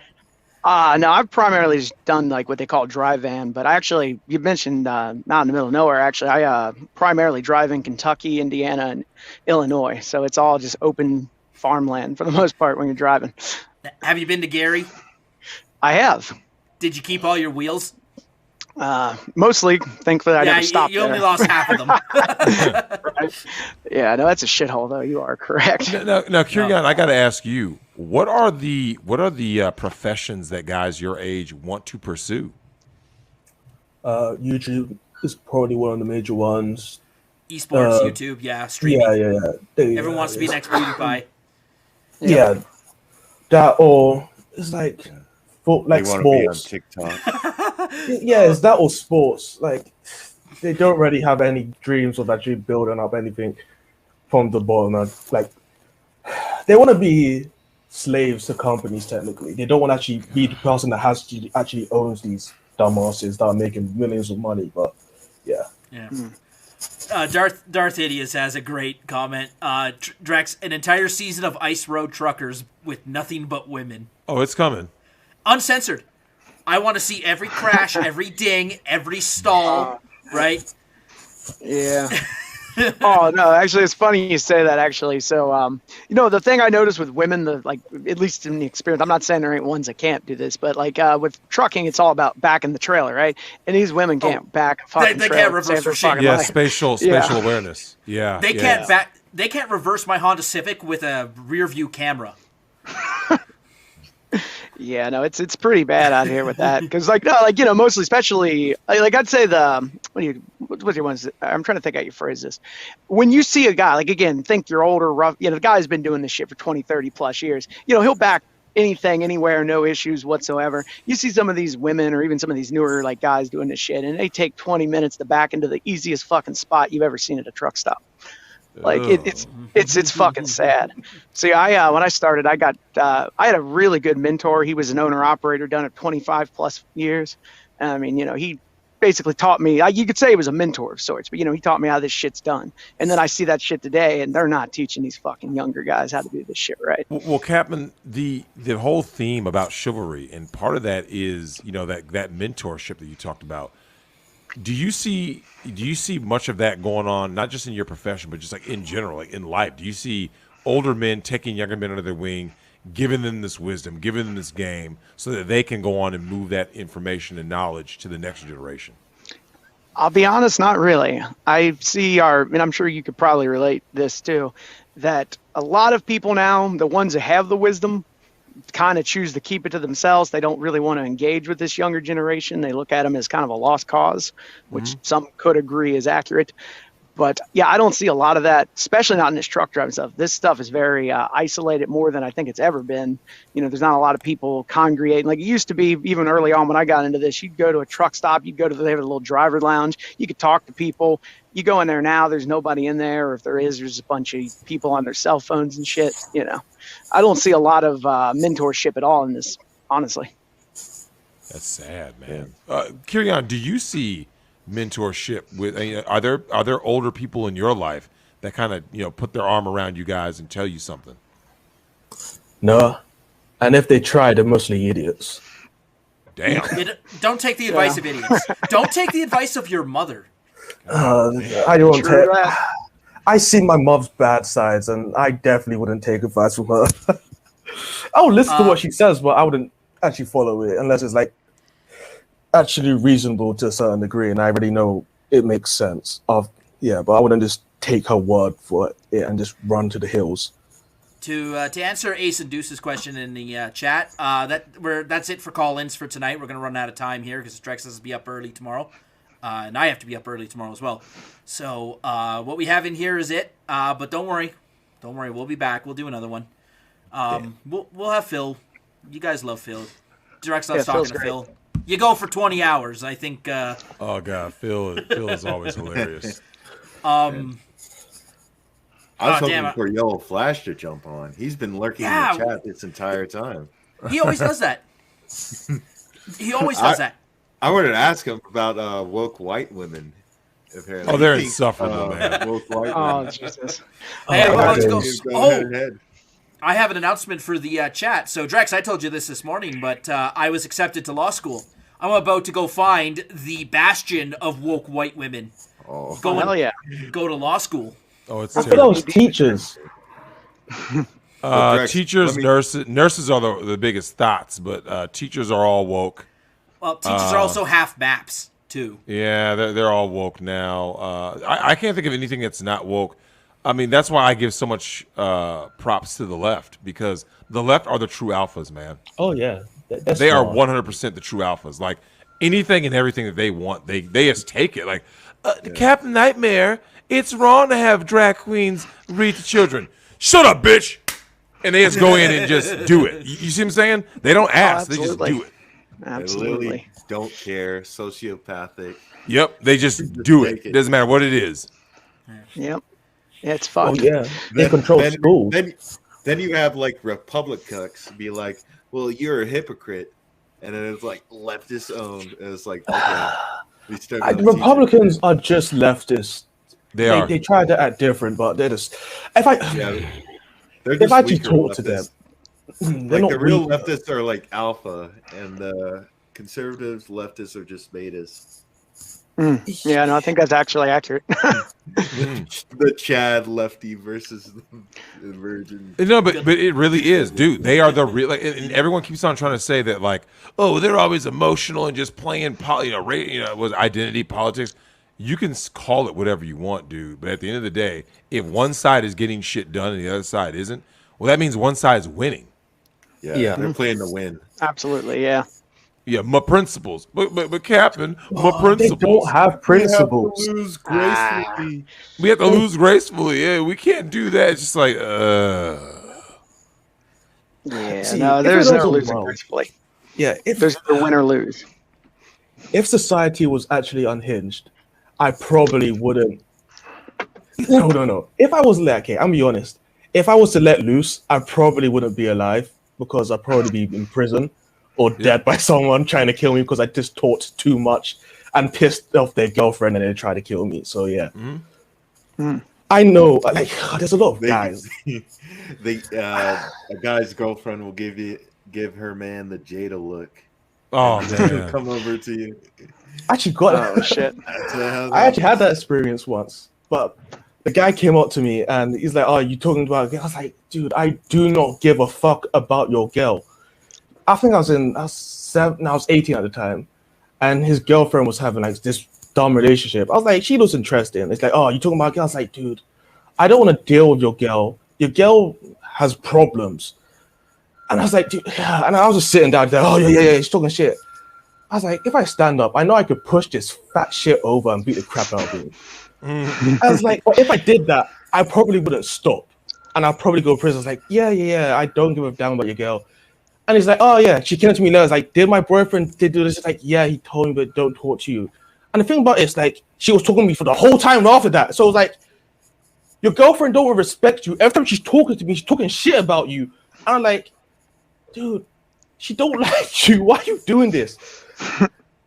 But yeah, she broke up and she became a hoe afterwards with it. So yeah, I was like, damn, shocked. I dodged the bully. Oh yeah, probably. I'm so shocked. Well, now hold on. Now I got to ask you, Captain Nightmare. Coach Greg Adams made the video about the top 5 thought professions. Can you tell us some trucker stories about like just how things go down? Are all the myths true? The lot lizards? Give us an inside take.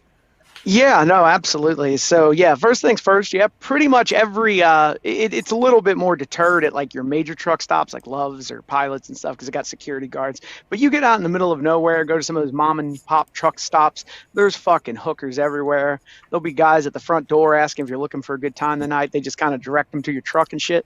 Oh, absolutely. That shit's rampant in this industry. Now, the interesting thing is I'm noticing less of them as the last couple of years with these dating app things, because what I'm noticing, and I'm sure you know what I'm talking about when I say this, there is a lot of the, let's just say, down low truckers. Yep. And they'll just kind of like congregate with each other because it's easier, is I guess what I can take out of it. Yep. Like, not to be too judgmental of people, you know, they're into what they're into, but yeah. But I will tell you, the easiest sex you'll ever get, honestly speaking, I can kind of recount a story from just last week, is talk to these fucking cashiers at these truck stops. They're all usually, what's the right word? Let's just say easy. Yep. And because you're basically just kind of usually, for the most part, one in, you know, one out, never see you again, they're far more willing to do some stuff with you. Oh yeah. Oh yeah. Yeah.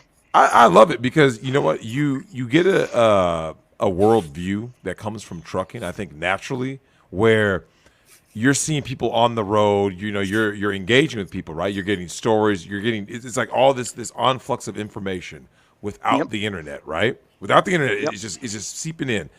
And do you believe that it kind of gets you to a point where you go like this? So this is all there is. I'm just gonna go make money, right? The relationships are all because let me ask you this: how many of these women that you come across on the road are in some form of relationship? Supposedly all of them. Yep. You know, they all like, well, here's an interesting one for you. I want your take on this. So a lot of these women, they say, oh, and I don't know if this, I think this is definitely feminism. This is this end result of, you know, women have to be better than men kind of thing. But like I talked to one of them just a couple weeks back, met her, she's doing something, forgot what she said she was hauling, but I just talked to her for a brief second and she was talking about her husband, this, husband, that. He has this great job. But all I could think to myself is, if he has this great job, why the fuck are you out here doing this job? Yep. And I can't really, how do you say that? Like, I can't really pinpoint what that is. And I don't know if that's just like the feminist mindset that's just, obviously like has just permeated culture now, where women have to have good jobs. They have to make money. They have to be doing something. Usually has to be a man's job. No, but she had to get out of the house to get dick, man. Raw dick and cheap liquor, like Minister Jap said. Oh, hell yeah. That's also another part. I've kind of wondered how many of these went out here because they know that there's plenty of dick out here on the road. Plenty of dick. There was a guy who called in the Minister Jap show. He's a trucker, and he talked about it. And, I got to ask Kirion this question. Kirion, when we talk about chivalry and men watching out for other men, the thottery, you're much younger, right? What can you say about the thottery in that? Will men call out other men by saying, yo, man, your girl is foul? Are guys actually looking out for other guys, or are they looking to get their own dick wet? Depends on people. Like, there are some real ones that are like, your girl trying to do this with me, I'm going to tell you. But there are others that will just keep their mouth shut and actually, like, they won't say anything, or there are ones that will just go through with the action. They're like, they'll find out after, like, oh yeah, I slept with your girl when we were together. It's like, why you have to tell the guy that? It's like, it's when they broke up. He's like, yeah, I'm sorry, but I just have to tell you this. Like, dude, why are you going to do it? He's already broken. It's like, you want to fuck with him even more? It's like, they'll get with it, or they wouldn't actually say that happened, but the guy will break up with the girl, and he's like, the girl cheated on me. It's like, next thing you know, his friends with the girl. It's like, really? Oh, yeah. I think it's like, you saw all the shit that she did to your friend, and after you're with her, it's like, oh, damn it. I kind of respect you, but now I just think you're a bitch for doing. There's no rules out here, and I think that's what a major takeaway is, that guys got to start understanding. There are no rules anymore. Like, I talked about the chivalric code, right? And Captain, it was never written in. It was never written down. A lot of people don't know that the chivalric code was never actually written down. It was just amongst men, and they just said, this is the code of conduct, right? This is the idealized standard that we hold ourselves to. And then over time, it got perverted. And I got to ask you this, but this is for both of you guys. We'll get you out of here. What do you think is something that we can do to not pervert the chivalric code? That's a good question. Like, again, I think to make it simple, and I think you'll probably agree to this. The issue with a lot of this is that literally almost 100 years of indoctrination has, like you said, perverted this and turned it into something that's not. And I think that's where you get a lot of this modern simping from, where people have misinterpreted what it meant to be not necessarily an actual nice guy, but just be a nice person and not, look out for each other and try to help each other out. And it's just, I don't know exactly how to articulate this into words, but I just, honestly, if I was to say it this way, I don't think it could ever be fixed, because 100 years is already, well, I'm probably longer than that, but at least the last 100 years have completely fucked it. Agreed. How about you, Kirion? See, most of the time we talk about like women can't accept accountability. I feel like it's the same shit for men now. Most men can't accept accountability. If you tell them they fucked up, they get in their feelings, they start crying, they start bitching. It's like, dude, if I fucked up, I would want someone to tell me I fucked up. The time that I took my time and effort out of my own shit to tell you, hey, you're making a mistake, you can improve it like that. But most guys don't want to do that. And also, like, I feel like that idea of a knight, most guys don't realize it. Like, when knights go on their journey, they always meet a witch. She's always fine until like you sleep with her and you wake up and she's all old and she cursed you and hexed you, and like you go to your mission and those guys always fail. They get killed by the knight because you sent out this witch to hex him and make him weak, or they get killed by the dragon because, oh, your armor that had resistance now lost that power because the witch drained it. It's like they've been telling us throughout history all the time, mythology after mythology, story after story. Sleep with these women and you break your code of conduct, you are going to fuck yourself and fuck a whole kingdom in the process. They have something called as kingdom-ending beauties. Why the hell are they kingdom-ending beauties? It's just because guys are so weak to pussy that they will destroy kingdoms and wipe out hordes of people for a woman who probably doesn't even like them. And it's like, oh wait, you won, so I'm probably just going to take you because I have no other options. And it's like, how much people did you kill in the process? How much of your friends died for this woman? Yep. I think that's why between the dolls, which is the course automation, and also, there need, Captain was talking about how, like, you got working girls and stuff out there. People can say what they want. if as long as guys can get their nut busted without a relationship, I think that's a good thing. You see what I'm saying? Because the post nut clarity matters. You see what I'm saying? And you know, Rishi, you talked about that. Now, Rishi, what do you have to say about one of the ways that we can be chivalrous to each other is we have to get that nut busted somehow without those confines so that we can not be basically undermining each other and dirty macking. What do you think about that, Rishi? I don't know. But I will say this on this matter, that over the past, you know, being in the community, whatever, I've realized that not all guys are the same. We can't just prescribe, you know, one thing to like every guy. Every guy needs to go on his own path and make his own decisions. Now we can give our input, our opinions, and everything like that, but ultimately it's on that guy. What I say the most important thing is not to simp. Even Absolutely. if you don't even get pussy. Because to me, even if you don't get some, you could still slobber over a woman on her OnlyFans or Instagram or Twitch or something like that. So just have respect for yourself. That's all I'll say on that. I'll agree with that. Also, this is probably a good time for me to actually say you guys should absolutely be getting dolls here. I got a doll right there. Hey, look at that. Yeah. Oh, it's got a pirate girl. Parrot. Yeah. Oh, pirates are awesome. But yeah. That is awesome. No, the doll really helps actually in that context, you know. Absolutely. Kevin, do you see that becoming more and more prevalent? How prevalent do you think you see it? Let's say the next 10 years. Oh, I think, assuming they don't outlaw them, I think they'll be very prevalent. Technology's coming a long way. There's always, you know, innovation. I know a lot of the robotic stuff is coming up with those. And I mean, right now it's just kind of the animatronic head shit. But I mean, I've seen a couple prototypes for ones that basically buck their hips and can literally ride you. So I think it's going to come quite a long way in the next 10 years. I have a couple buddies that Phil, obviously you know about Phil, but I buddies with one of his proteges that run one of his used to run one of his subsidiaries of the Dollhouse, and that guy sells about fucking $100 a fucking day. Holy shit! Yeah, Is that so the I San mean, Antonio guy? yeah, Ricky, yeah. So I mean, I've seen the numbers, and that stuff is fucking crazy. How many of these are selling? I mean, he's got another satisfied customer in Koopa, right? Yeah, I saw his Goblin doll. That's pretty cool. Yeah, what do you think of the filler up series that we're doing?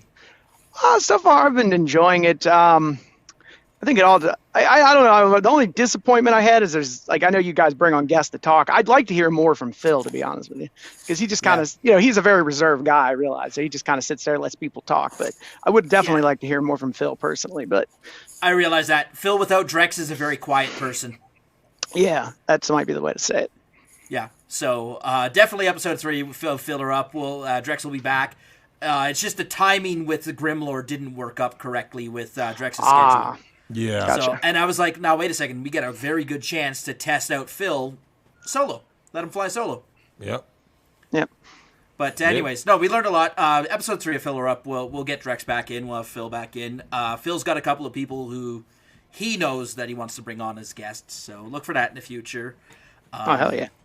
Any the three of you, starting with Captain, you wanna plug anything before we get you out of here? Oh yeah, sure. For anyone out there actually interested in the doll stuff, I actually do a weekly Tuesday show at 8:45 Eastern Standard every week called Rock and Rollin' Dolls. We just kind of get on and bullshit about the dolls, look at the dolls, talk about how the dolls are better than real women. Good shit. I like that. Yeah. That is becoming a growing sentiment now. Kirian, I got to ask you: is there anybody in your age group talking about getting a doll? I don't think any of these guys that know about it. I'd probably get one because I don't really see the difference between that. I just don't want to waste my. Oh yeah, I don't want to waste my time on getting food for a girl that's probably going to dine and dash, or wasting my time trying to get gifts for some woman that's just going to probably use on some other guy. So yeah, probably getting a doll is probably cheaper in the long run. Mm-hmm. Oh, absolutely.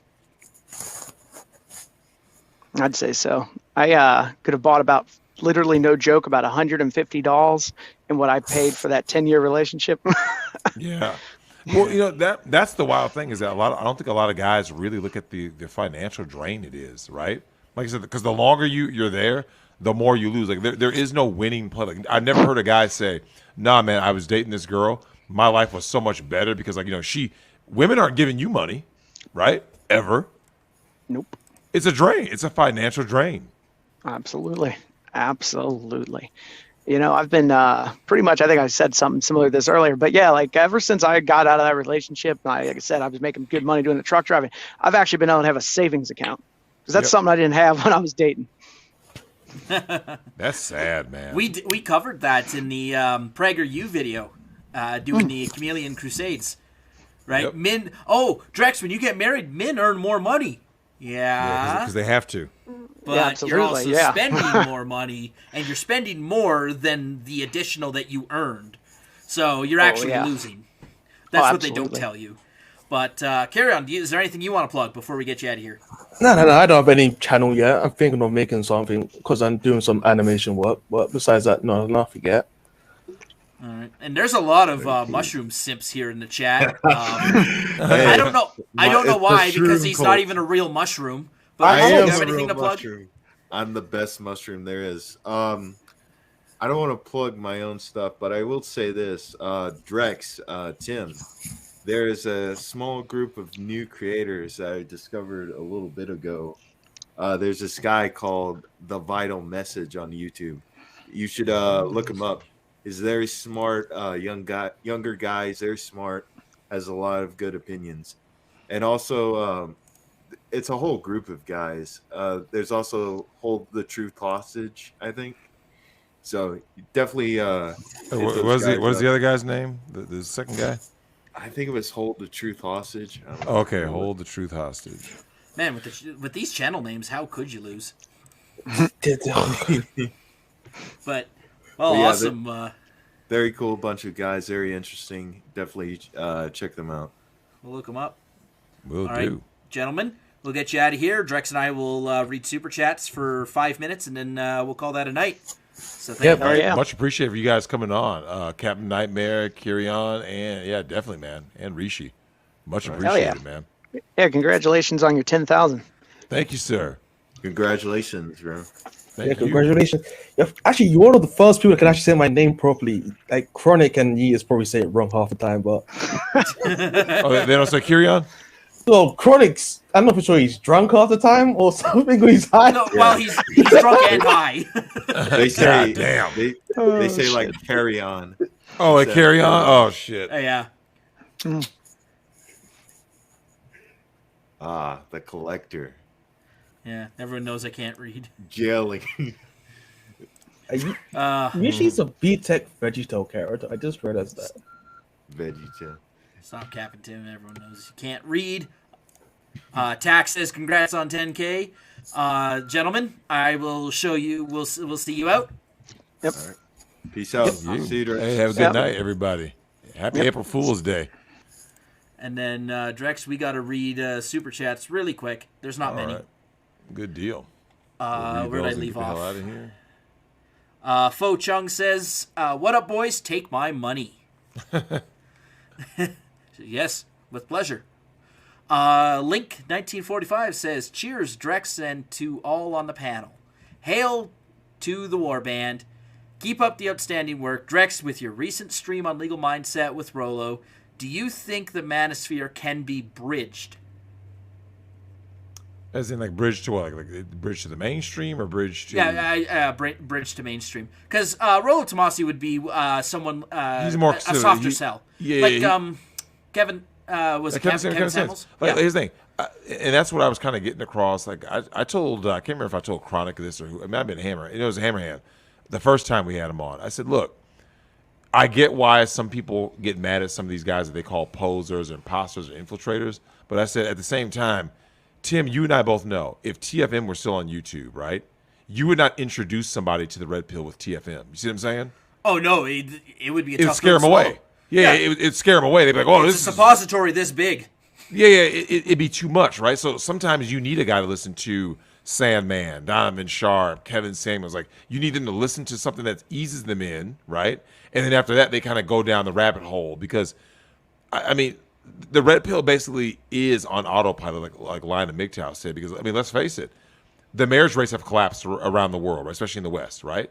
Mhm. So that's red pill, right? Divorce rates have gone down because why? Because the marriage rate has collapsed. The birth rate collapsed. Guys aren't going for the whole what is it called? What is it with the foodie call, right? Guys are starting to learn. Friends Oh, with wait a benefits. minute. These women are not choosing me. I'm not getting sex, even though I'm simping. So guys are starting to learn these terms. Like you did that article, right, Tim? The mom called in talking about some. I don't like that my son is being called a simp. You see what I'm saying? Oh So yeah, they're like 11 and 10-year-olds. yeah. Like, don't be a simp. Don't be a simp. So clearly, the message is getting out there. Whether or not people are watching us or whoever, the message is getting out there. Because I'm talking to guys who have never heard of MGTOW ever. They don't even know what that is, right? But everything that they're saying is what, Tim? MGTOW, right? They're saying it literally verbatim. Like they've never heard the term ever. Oh, Drex, Me Too is the fastest red pill a man can Oh get. man, Me Too is real. Like for the ladies out there who don't know, if you ladies knew just how much damage Me Too did, and that's why when Hammer and I say like Me Too was literally the last straw. Like if any woman out there wanted like a last chance to get a man, you had to do it before Me Too hit mainstream in 2017. Yep. Next up, Mike Hunt says, looking for a life not worrying about petrol prices, homeschool and faithful women? Join the Amish, the original MGTOW. Yeah, they keep the pen hand strong. Although, hold on, Tim, we got to be fair. Even the Amish, as red pill as they are, have not been able to do what? They haven't been able to weed out female nature, because when the Amish get that little sabbatical where they get to do whatever, yeah, a lot of girls just become permanent thoughts, man. What do you think they do when they hit the town? Oh, they hit it hard. Yep, they hit it hard. And they get hit hard. No, but I gotta be fair. The dudes too. The dudes are out there getting drunk and all this stuff, and we gotta be fair. Fights. Yep. Fo Chung says, is Will Smith not the poster child of beta cuckery? He is. He is now. He and Jack Murphy have now become a thing, man. Oh shoot! I should have got this one. Oh yeah. Darth Hideous is right. Terrence Pop is a good intro. Yeah, I like Terrence Pop. Hammerhand, tell them about the face of teriyaki-ism. Oh yeah. Yeah. We'll get Hammer back. That T-ism. Yep. Yeah. They try to blackball him. D-Man 50 says Timmer Drex wrench up SEE. That's one of the Warband mods. I gave him a wrench so he can help keep the spammers out. Frank Rizzo got censored by Susan. There's a blank chat, so tag me if you're still listening. Tag me, and I can read what you said, what you intended to say. RP Doomer says, buy yourself a beer. Well, thank you very much. Although he sent a $2 chat, so I don't know where I'm going to get a beer for $2. But no, we appreciate all chats, obviously. I'm just joking. Just kidding around. Ryan H. says, it is easier to find men who will volunteer to die than to find those who are willing to endure pain with patience. Quote attributed to Julius Caesar. It's very true. Aged like fine wine. Yep. Swine Dog says, she doesn't love you, quote. That's the message men don't want to hear. Yeah, it hurts, but when you accept it, you can take the red pill. And there's nothing wrong with it. Look, I've always said, Tim, I don't care if women fetishize me or whatever, right? Oh, I've always just fantasized about BBC. Oh, well, if my only goal was to smash, why would I care if I'm being fetishized, right? These guys crave this love. Like, it's the same with the incel, right? The incel guy says, okay, when I go, there's no such thing as an incel, because as long as you have money in your pocket, you can literally just go and pay for a streetwalker, right? No, I don't want that. So you want her to love you. That's what it's about, right? You want love, that validation. It has nothing to do with sex. It's these guys, they crave. I'm saying these guys got mommy issues, man. Oh yeah, yeah, they do. I love this. Look at this guy's username, Drex. Releasing the zinc gods in your mother. God. That's beautiful. Oh, that's beautiful. In Fantasy I Die says, tried super chatting 5 times. Mama Susan shenanigans. I follow logic, Nick, Drex, and mindset. I'm one of Hammer's mods. Ghost Nation represent. I like that. 5 Simple Words says, do not send him to the military. Take it from a vet. Want to send them anywhere? Send them to the Migtown Discord. Shout out to our Discord. For those who are curious, shameless plug. In order to get access to our Discord, you have to be a supporter of ours on Patreon, Subscribestar, or Locals, at least at the $5 level. If you get, they're all the same. They all have access to the same thing. So if you're in one, you don't need to be in any of the others. But there is a link to the Discord server. Get yourself in, while we're still around. Who knows how long that's for? Can you imagine getting Susan off Discord? That I know, suck. right? It wouldn't surprise me. Samurai Knight says, get him into interspecies reviewers. Second, just did not have enough water to drink before reading all these. Oops. Junebug, I've got 5 left. Junebug says, wish you bring, what is that? Black Gen Z Mindset or AK Nation on. I haven't heard of them. Haven't heard of them. We'll have to look them up. But of course, man, we'll have anyone on who isn't here to cause trouble. So that's why I don't want to have Destiny on, is because Destiny's just going to yell a bunch, talk in circles. It's going to be the marriage stream all over again. Yep. And it won't be entertaining to anyone. It's not, We're not going to have fun, and you won't have fun as the viewer. So we respect your time a lot more than that. 5 Simple Words says, shout out to I'll Tell You What, Dale from King of the Hill. Beers in the hand of every doll. Yeah, that guy's Hank Hill impression was spot on. That was beautiful. Joel Reese says, congratulations on 10K subs. Get those 10-minute clips coming. Stimulate that algorithm. Oh, yeah, we got to stroke it. We'll lube it and stroke it. Yeah, that's something I got to get on. See, you guys could crowdsource that stuff to me. Just send me timestamps. Drex's greatest hits. Email them to me. Just say, look, this video, this timestamp to this timestamp. I'll go and cut it out. But, we're 70 episodes in, 2 hours each. It's a lot of listening I got to do to find the good stuff. Magical Sapphire just says, yikes. 5 Simple Words says, X work is real work, bigots. Oh, Plug yeah. her OnlyFans and support this up-and-coming, stunning, and brave woman as she gets that bag. Oh, God. Words is terrible. Yeah, I think I missed one here. Oh, here it is. Eldritch Blasted said, Drex, you got to get Legal Mindset on Flash. I do. I definitely do. I'll have to ask Andrew if he wants to hop on. Yeah, I think the timing is weird for him, though, because Flash starts so late at night. Yeah. It would be like a nighttime thing for... No, it'd be daytime for him. Yeah, it might be like right in the middle of the day around lunch. Yeah. Well, actually, you know what, though? It's not bad, because remember, Flash always does his show on Saturday. So it'd be Sunday morning there, which wouldn't be that bad. Well, maybe Andrew goes to church. He finds those church girls. Oh, God, the church unicorn. Oh, man. All right, I think I'm all caught up. I'm just doing one quick search here to make sure I didn't miss anyone, because I always get yelled at when I do.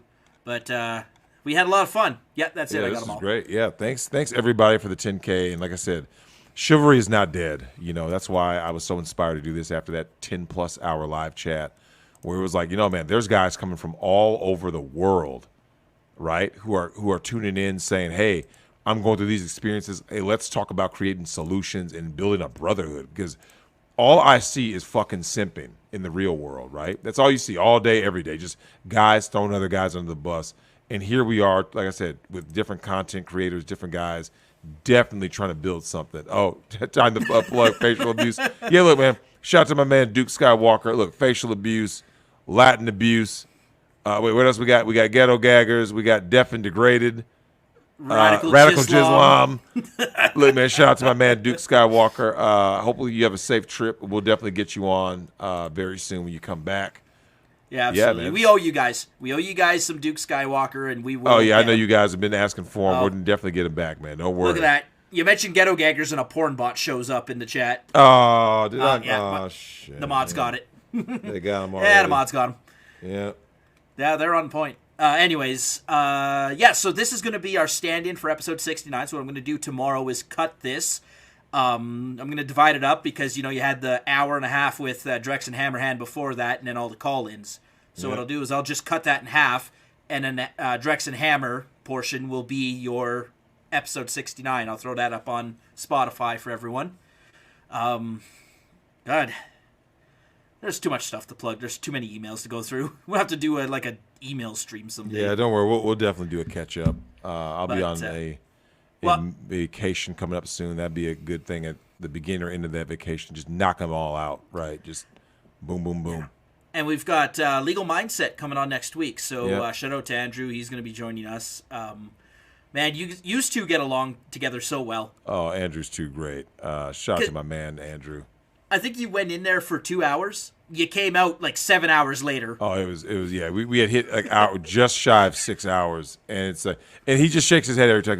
A lot of times we're not eating. That's what's causing our streams to end. We literally you go in and it's like, I mean, think about it. We're at 4 hours and 43 minutes. So you haven't seen me eat. You know what I'm saying? Nope. Like I haven't eaten. So it's like that's what's usually causing stream. Like Nick talks about this. Just like the human body needing, whether it be water, to use a bathroom break, to get food, like something. And so, yeah, we do appreciate all you guys. Like I said, I always make those sacrifices for you guys. And I do appreciate all of you. Definitely. All right, everyone.